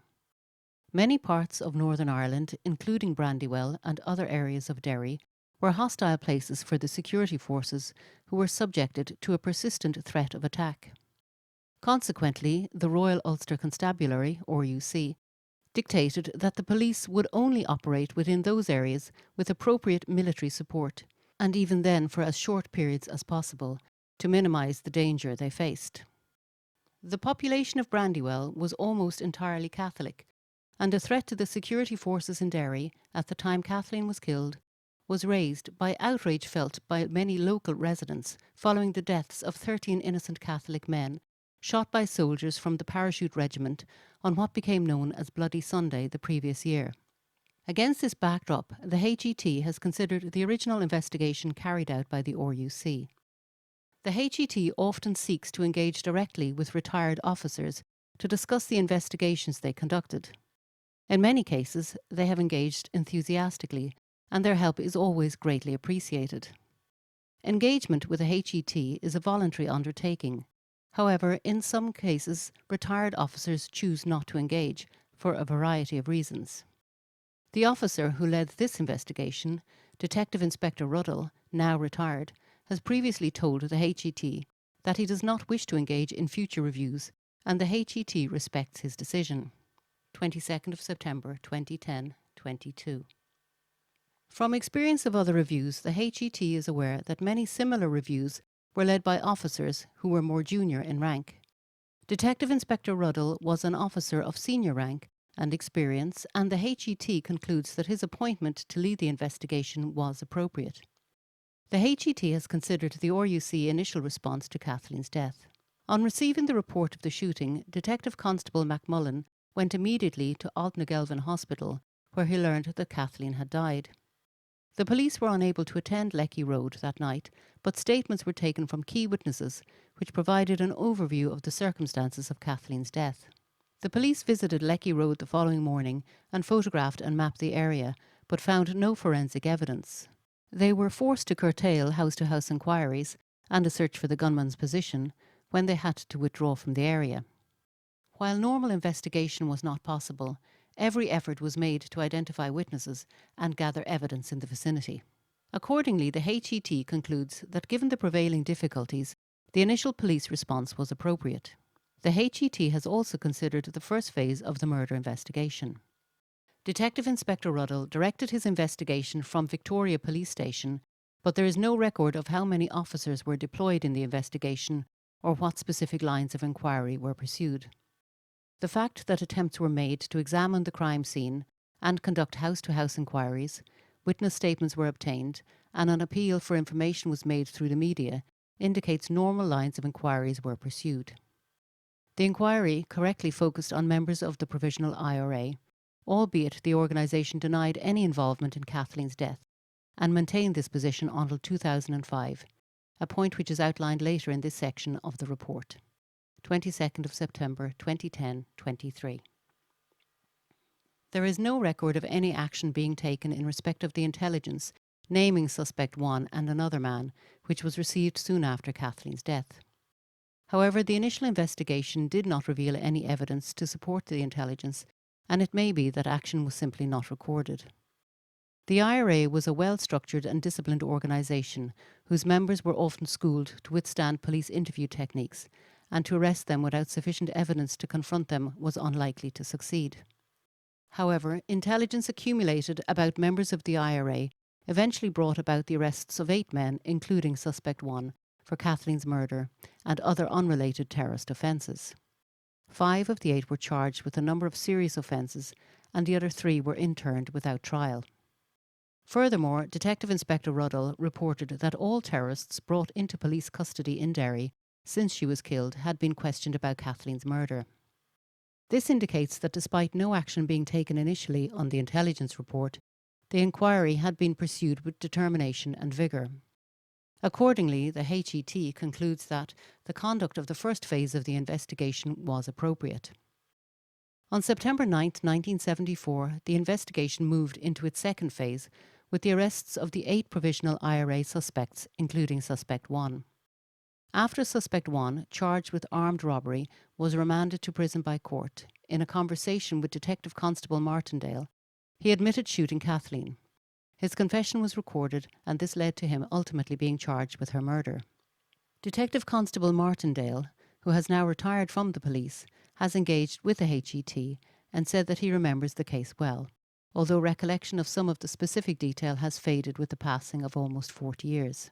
He recalled he had only recently been appointed a detective and was surprised when Suspect 1 volunteered his admission, which he decided to record. He remembered not being involved in the investigation and knowing little about how Kathleen was killed. He said it was not possible to take the matter beyond the admission obtained that night because Suspect 1 had to be taken to Crumlin Road Prison, Belfast. He prepared the report to the Director of Public Prosecutions, which resulted in Suspect 1 being charged with murder. He could not recall whether consideration was given to interviewing Suspect 1 further about Kathleen's death prior to him being charged with her murder. While a further interview may have provided an opportunity to obtain more detailed admissions, equally it would have provided an opportunity for Suspect 1 to retract his admission prior to a court hearing. Therefore, the HET concludes that to proceed without an additional interview was appropriate. Family issues. On July 20th, 2010, members of the HET met with members of Kathleen's family. Present at the meeting were her sister, Mary Morrison, and her 3 brothers, Danny, Harry and John. Harry and Mary related how the family believed from the outset that Kathleen was killed by a terrorist gunman shooting at the Army patrol. The refusal of the IRA to admit responsibility had caused them anger and disappointment. Mary said that in 2002 she watched a television programme in which Gerry Adams, the president of Sinn Féin, asked for all paramilitaries killed in the Troubles to be remembered with the same empathy as all other victims, for he believed the needs of all families who had lost loved ones were the same. This prompted Mary to write to Mr. Adams and Martin McGuinness, who was the then Deputy President of Sinn Féin and a member of the Northern Ireland Power Sharing Executive, expressing her family's hurt caused by the refusal of the IRA to acknowledge responsibility for Kathleen's death over the previous 29 years. Mr. Adams replied to Mary in a letter in which he promised the matter would be looked into. 22nd of September 2010-25. This was followed within a fortnight by a personal visit from Raymond McCarthy, a local Sinn Féin member, who promised an internal inquiry into Kathleen's death. A few weeks later, Martin McGuinness called on the family and also promised the matter would be resolved. He said he was sorry the family had never received resolution, for he had always understood that the British Army had killed Kathleen, as that was what he had been told locally. Mr. McGuinness asked what the family wanted, and Harry told him there were 5 requests. They wanted to know the chain of events leading to Kathleen's death. The IRA claimed to have shot 2 British soldiers in Kathleen Feeney's name on November 15, 1973. The family wanted an apology for her name being used. The family wanted to know why the prisoners in Long Kesh were told that Kathleen was killed by the army. The family wanted a public apology. Harry wanted to speak to Suspect 1 personally, without malice. The family was told that the matter would be investigated by someone from Belfast, because those in Derry could not investigate themselves. In June 2005, a man and woman, who the family believes were representatives of the IRA Army Council, visited them. The man, who identified himself as a soldier of Ógla na HÉireann, read a prepared statement which acknowledged that following Kathleen's death, the IRA in Derry had denied involvement in it, but following a request from the family, the matter had been examined, and the IRA now confirmed the family's belief in their involvement to be correct. It included an admission of responsibility and an unreserved apology to the family for Kathleen's death.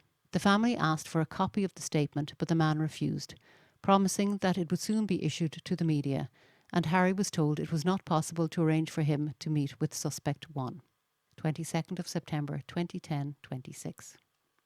On Friday, June 24, 2005, the IRA statement was published in full in the Derry Journal and Belfast Telegraph newspapers and the Derry Journal also included a response from the family in which they expressed the wish that this would now bring them closure.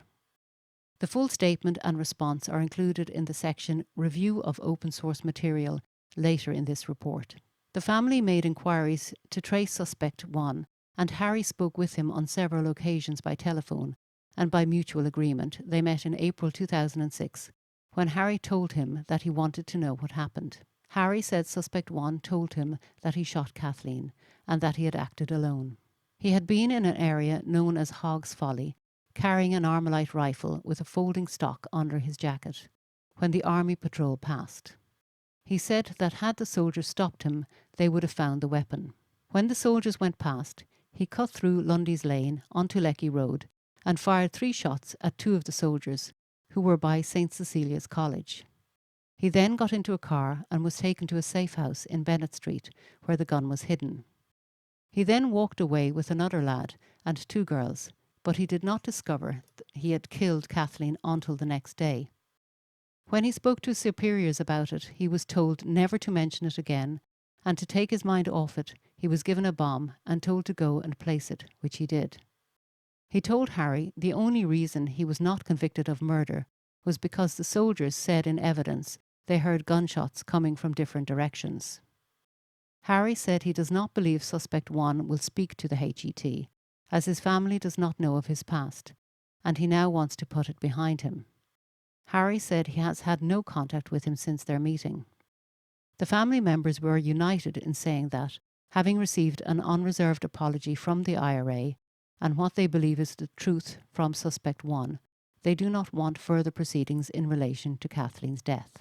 22nd of September 2010-27. All they sought from the HET in a review of the investigation into Kathleen's death was how the original police investigation progressed, because they were never given that information by the RUC. The HET has written to suspect 1, inviting him to engage, but to date a reply has not been received. The HET concludes that there remains an absence of forensic, fingerprint and identification evidence. Without such evidence, it is impossible for this investigation to be progressed. There are no new lines of inquiry or investigative opportunities to enable the identification or prosecution of those responsible for Kathleen's death. 22nd of September 2010-28. HET conclusions. The review into the death of Kathleen Margaret Feeney has been examined against the below factors: the original case records, exhibits, fingerprint evidence, family concerns, intelligence records, the original investigation, analysis of any linked issues, open source material. The HET concludes on the basis of the available case papers that about 8:30 p.m. on Wednesday, November the 14th, 1973, an Army foot patrol, supported by an armoured personnel carrier, was making its way along Lecky Road, Brandywell, Derry, when it came under fire from suspect 1, who, from the junction with Lundy's Lane, discharged 4 shots from a .223 calibre Armalite rifle. At this time, Kathleen Feeney was crossing Lecky Road when she was fatally wounded by one of the bullets, which struck her in the back of her head. Her brother Harry, assisted by her brother Danny and Corporal Pete, attempted to give Kathleen first aid. Kathleen was taken by ambulance to Altnagelvin Hospital, where she was pronounced dead at 8:45 p.m. Following a post-mortem examination, the cause of Kathleen's death was recorded as laceration of the brain and cerebellum due to a gunshot wound of the head. The Provisional IRA denied involvement in Kathleen's death and claimed the Army was responsible. On September 9, 1974, Suspect 1 was arrested and interviewed about Kathleen's murder, with which he was later charged, following admissions he had made to the police. 22nd of September 2010-29. On April 22, 1975, at the conclusion of a trial at Belfast City Commission, Suspect 1 was acquitted of murder, attempting to murder the soldiers, and being a member of the Provisional IRA, but he pleaded guilty to being in possession of an Armalite rifle with intent to endanger life, for which he was sentenced to 7 years imprisonment. In 1977, Suspect 1 was sentenced to 2 concurrent terms of imprisonment of 14 and 12 years on conviction for other terrorist offences, and he was not released until 1984. In June 2005, in a public statement, following representations from Kathleen's family, the Provisional IRA admitted responsibility for Kathleen's death and made an unreserved apology to her family. In April 2006, Kathleen's brother Harry met with Suspect 1, who explained his actions on the night Kathleen died and admitted he had fired the shot that killed Kathleen when he opened fire on the army patrol, telling him he was only acquitted because the soldiers believed the shots came from different directions. There remains an absence of identification or forensic evidence which would progress this case. The HET greatly appreciates the cooperation of the family in this review process and recognises the courage that this takes on your part. It is our hope that the information contained within this report will provide you with a clearer understanding of the circumstances relating to Kathleen's death. 22nd of September 2010, 30. Review of open source material.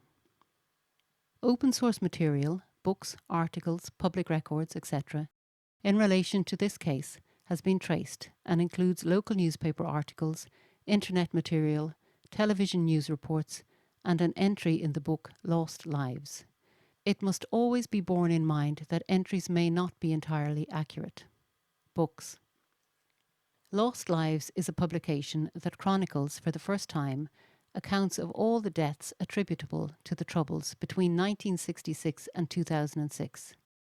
It was the work of 5 respected journalists and was compiled almost entirely from open source material and their own contacts. The authors accept that occasionally there are some mistakes exposed as more information about the Troubles becomes available, and they undertake regular revisions to update their work. The death of Kathleen is included on page number 401, entry number 961. The entry states, the sister of an SDLP councillor, Danny Feeney, she was hit by a bullet fired by an IRA gunman who was aiming at soldiers on patrol at Lecky Road in the Bogside. Seconds before the shot was fired, 3 whistle blasts were sounded, and children playing in Lecky Road began to disperse. After she was hit, a crowd gathered around the girl, and a soldier tried to resuscitate her. She was from Quarry Street. An 18-year-old youth was charged with her murder. Aged 16 at the time of the shooting, he was acquitted of her murder and attempting to murder soldiers and of IRA membership. He was, however, jailed for 7 years after admitting having an Armalite rifle and ammunition. The judge said the Crown had not proved beyond a reasonable doubt that the youth had fired the fatal shot. He said that 4 shots had been fired and the defendant had told police he fired only once. The judge said a second and possibly more experienced gunman could have been involved. 22nd of September 2010, 31. Internet. On the internet, there is an entry regarding Kathleen's murder in the Sutton Index on the Kane website. This site lists alphabetically and chronologically all deaths attributable to the Troubles, and each victim has a small synopsis relating to the circumstances of their death. The entry relating to Kathleen's death states, date, November 14, 1973. Victim, Kathleen Feeney. Religion, Catholic. Status, civilian. Killed by Irish Republican Army. Other info. Shot during sniper attack on British Army Mobile Patrol, Lecky Road, Bogside, Derry. Newspapers. The newsletter on November 14, 1973 reported a 14-year-old Londonderry schoolgirl was shot and fatally wounded last night in a shooting incident in which a gunman fired at an army patrol in the Brandywell section of the Bogside. The report identified Kathleen as the victim. The Belfast Telegraph, on November 15, 1973, carried a report of Kathleen's death and her picture. Under the headline, "Victim didn't hear warning whistles," the report stated, she was cut down by a burst of terrorist gunfire when a gunman attacked an army patrol. She was hit in the neck and was dead on arrival at Altnagelvin Hospital. An army spokesman was quoted as saying, The girl had left home minutes before the incident to go to the shop across the road. A number of children were playing in the area before the gunman opened fire, but when whistles sounded, they all fled, and it was then the terrorist fired. Unfortunately, the girl did not hear the whistles. 22nd of September 2010, 32. The paper published an RUC appeal for information concerning the incident. The Derry Journal, on November 16, 1973, under the headline "Derry Shocked by Shooting of 14-year-old Girl," and a picture of Kathleen, published an account of her death. The paper also published a statement from the Derry Brigade of the Provisional IRA, in which they denied responsibility for Kathleen's death and placed the blame on the Army, who they accused of firing an Armalite rifle seized in a previous operation, with the intention of stirring up anti-Republican feelings in Derry. The paper also published a poster appeal for information, which had been distributed by the RUC. The newsletter, on November 16, 1973, under the headline "Lack of Respect for Life," published Kathleen's name as one of 4 Catholics killed by the IRA in the previous few days. The newsletter and the Irish News, on November 19, 1973, reported on Kathleen's funeral. The Most Reverend Dr. Farron, Bishop of Derry, presided at the Requiem Mass in St. Columba's Church, Long Tower, which was celebrated by Reverend C. Diamond, Catholic curate, Long Tower. Both papers reported the funeral was attended by several thousand mourners, some of whom openly wept as the funeral cortege made its way from the church to the city cemetery, where Father McGoffey officiated at the graveside. The Derry Journal, on November 20, 1973, carried a similar report on Kathleen's funeral and included a sympathy statement from the Loyalist group members of the Derry District Councils. The Loyalist councillors of Londonderry District Councils wish to extend their deepest sympathy to Councillor Daniel Feeney on the tragic death of his young sister, Kathleen. The Belfast Telegraph, on April 17, 1974, reported on the trial of Suspect 1, who had been charged with Kathleen's murder. He had pleaded not guilty to murdering Kathleen, attempting to murder members of the security forces, possession of an Armalite rifle, and membership of the IRA. The Derry Journal and Belfast Telegraph, on June 24, 2005, published a front-page article including a photograph of Kathleen, in which the IRA accepted responsibility for Kathleen's death. The IRA statement said, "On 14th of November 1973, 14-year-old Kathleen Feeney was shot dead in Quarry Street, Derry. The IRA in Derry, in a statement, denied that any of its volunteers were responsible for the death of Kathleen Feeney. In a further statement, the IRA in Derry claimed to have carried out an operation against the British Army in retaliation for the death of Kathleen Feeney. The leadership of Ógla na hÉireann has been asked by the Feeney family to examine the circumstances surrounding the death of their sister and to publicly acknowledge that she was killed by the IRA. The IRA leadership agreed to do so. We found, as the Feeney family have always believed, that Kathleen was hit by one of a number of shots fired by an IRA active service unit that had fired upon a British Army foot patrol in the Lecky Road area. The IRA accepts responsibility for the death of Kathleen Feeney. Our failure to publicly accept responsibility for her death until now has only added to the hurt and pain of the Feeney family. The leadership of Ógla na hÉireann wish to apologise unreservedly to the Feeney family for the death of Kathleen and for all the grief that our actions have caused to them." The Derry Journal included a response from Kathleen's family, which stated, "In memory of our parents Kathleen and Harry Feeney, the family of Kathleen Feeney decided to seek an unconditional apology from the Provisional IRA for the death of their sister, who was shot dead 32 years ago. Kathleen was then aged 14 years. It is the family's wish that this will bring closure." 22nd of September 2010, 34. Sinn Féin President Gerry Adams said that he welcomed this development. "The most important element in all of that is the Feeney family," he said. "I would hope that the statement helps to bring closure to that family, and I therefore welcome the statement. Open source material provides no further investigative opportunities." 22nd of September 2010, 35. Questions raised by you and your family. 1. The family would like to know the full facts of the case. The HET has a clear and unambiguous policy of maximum permissible disclosure within the bounds of the Human Rights Act and other legislation, and will give families as much information as possible. This review summary report details the known facts of the case as ascertained by the HET, and it also details conclusions we have been able to draw as a result of the review. It is hoped that the information provided is sufficient to give you a clear picture of the events leading up to and surrounding Kathleen's death. All open source material is freely available to the public. 22nd of September 2010, 36. 2. The family were never given any details of what happened, and they feel let down by the RUC in this respect. Answer. The HET acknowledges and regrets that you were not kept updated as you should have been.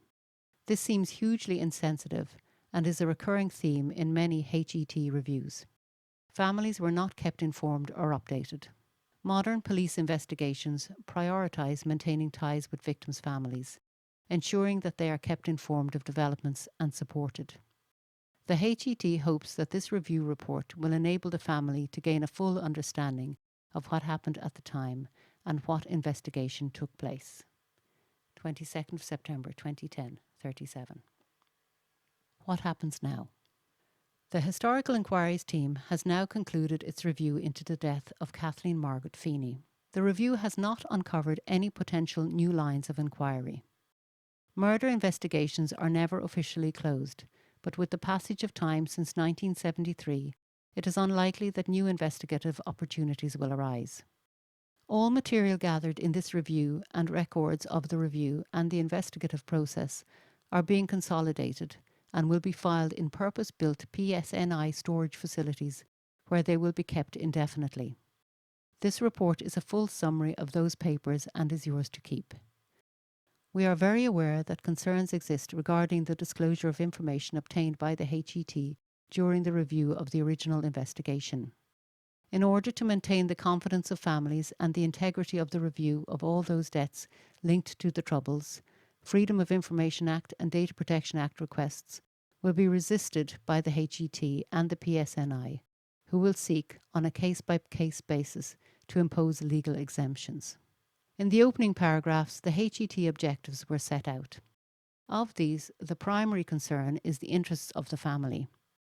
Our hope is that you will find some clarity and comfort from the work that has been undertaken, and some measure of resolution in a greater knowledge of the circumstances of Kathleen's death. David Brown, Lead Senior Investigating Officer, Historical Inquiries Team. Thank you for reading, and thank you for your time.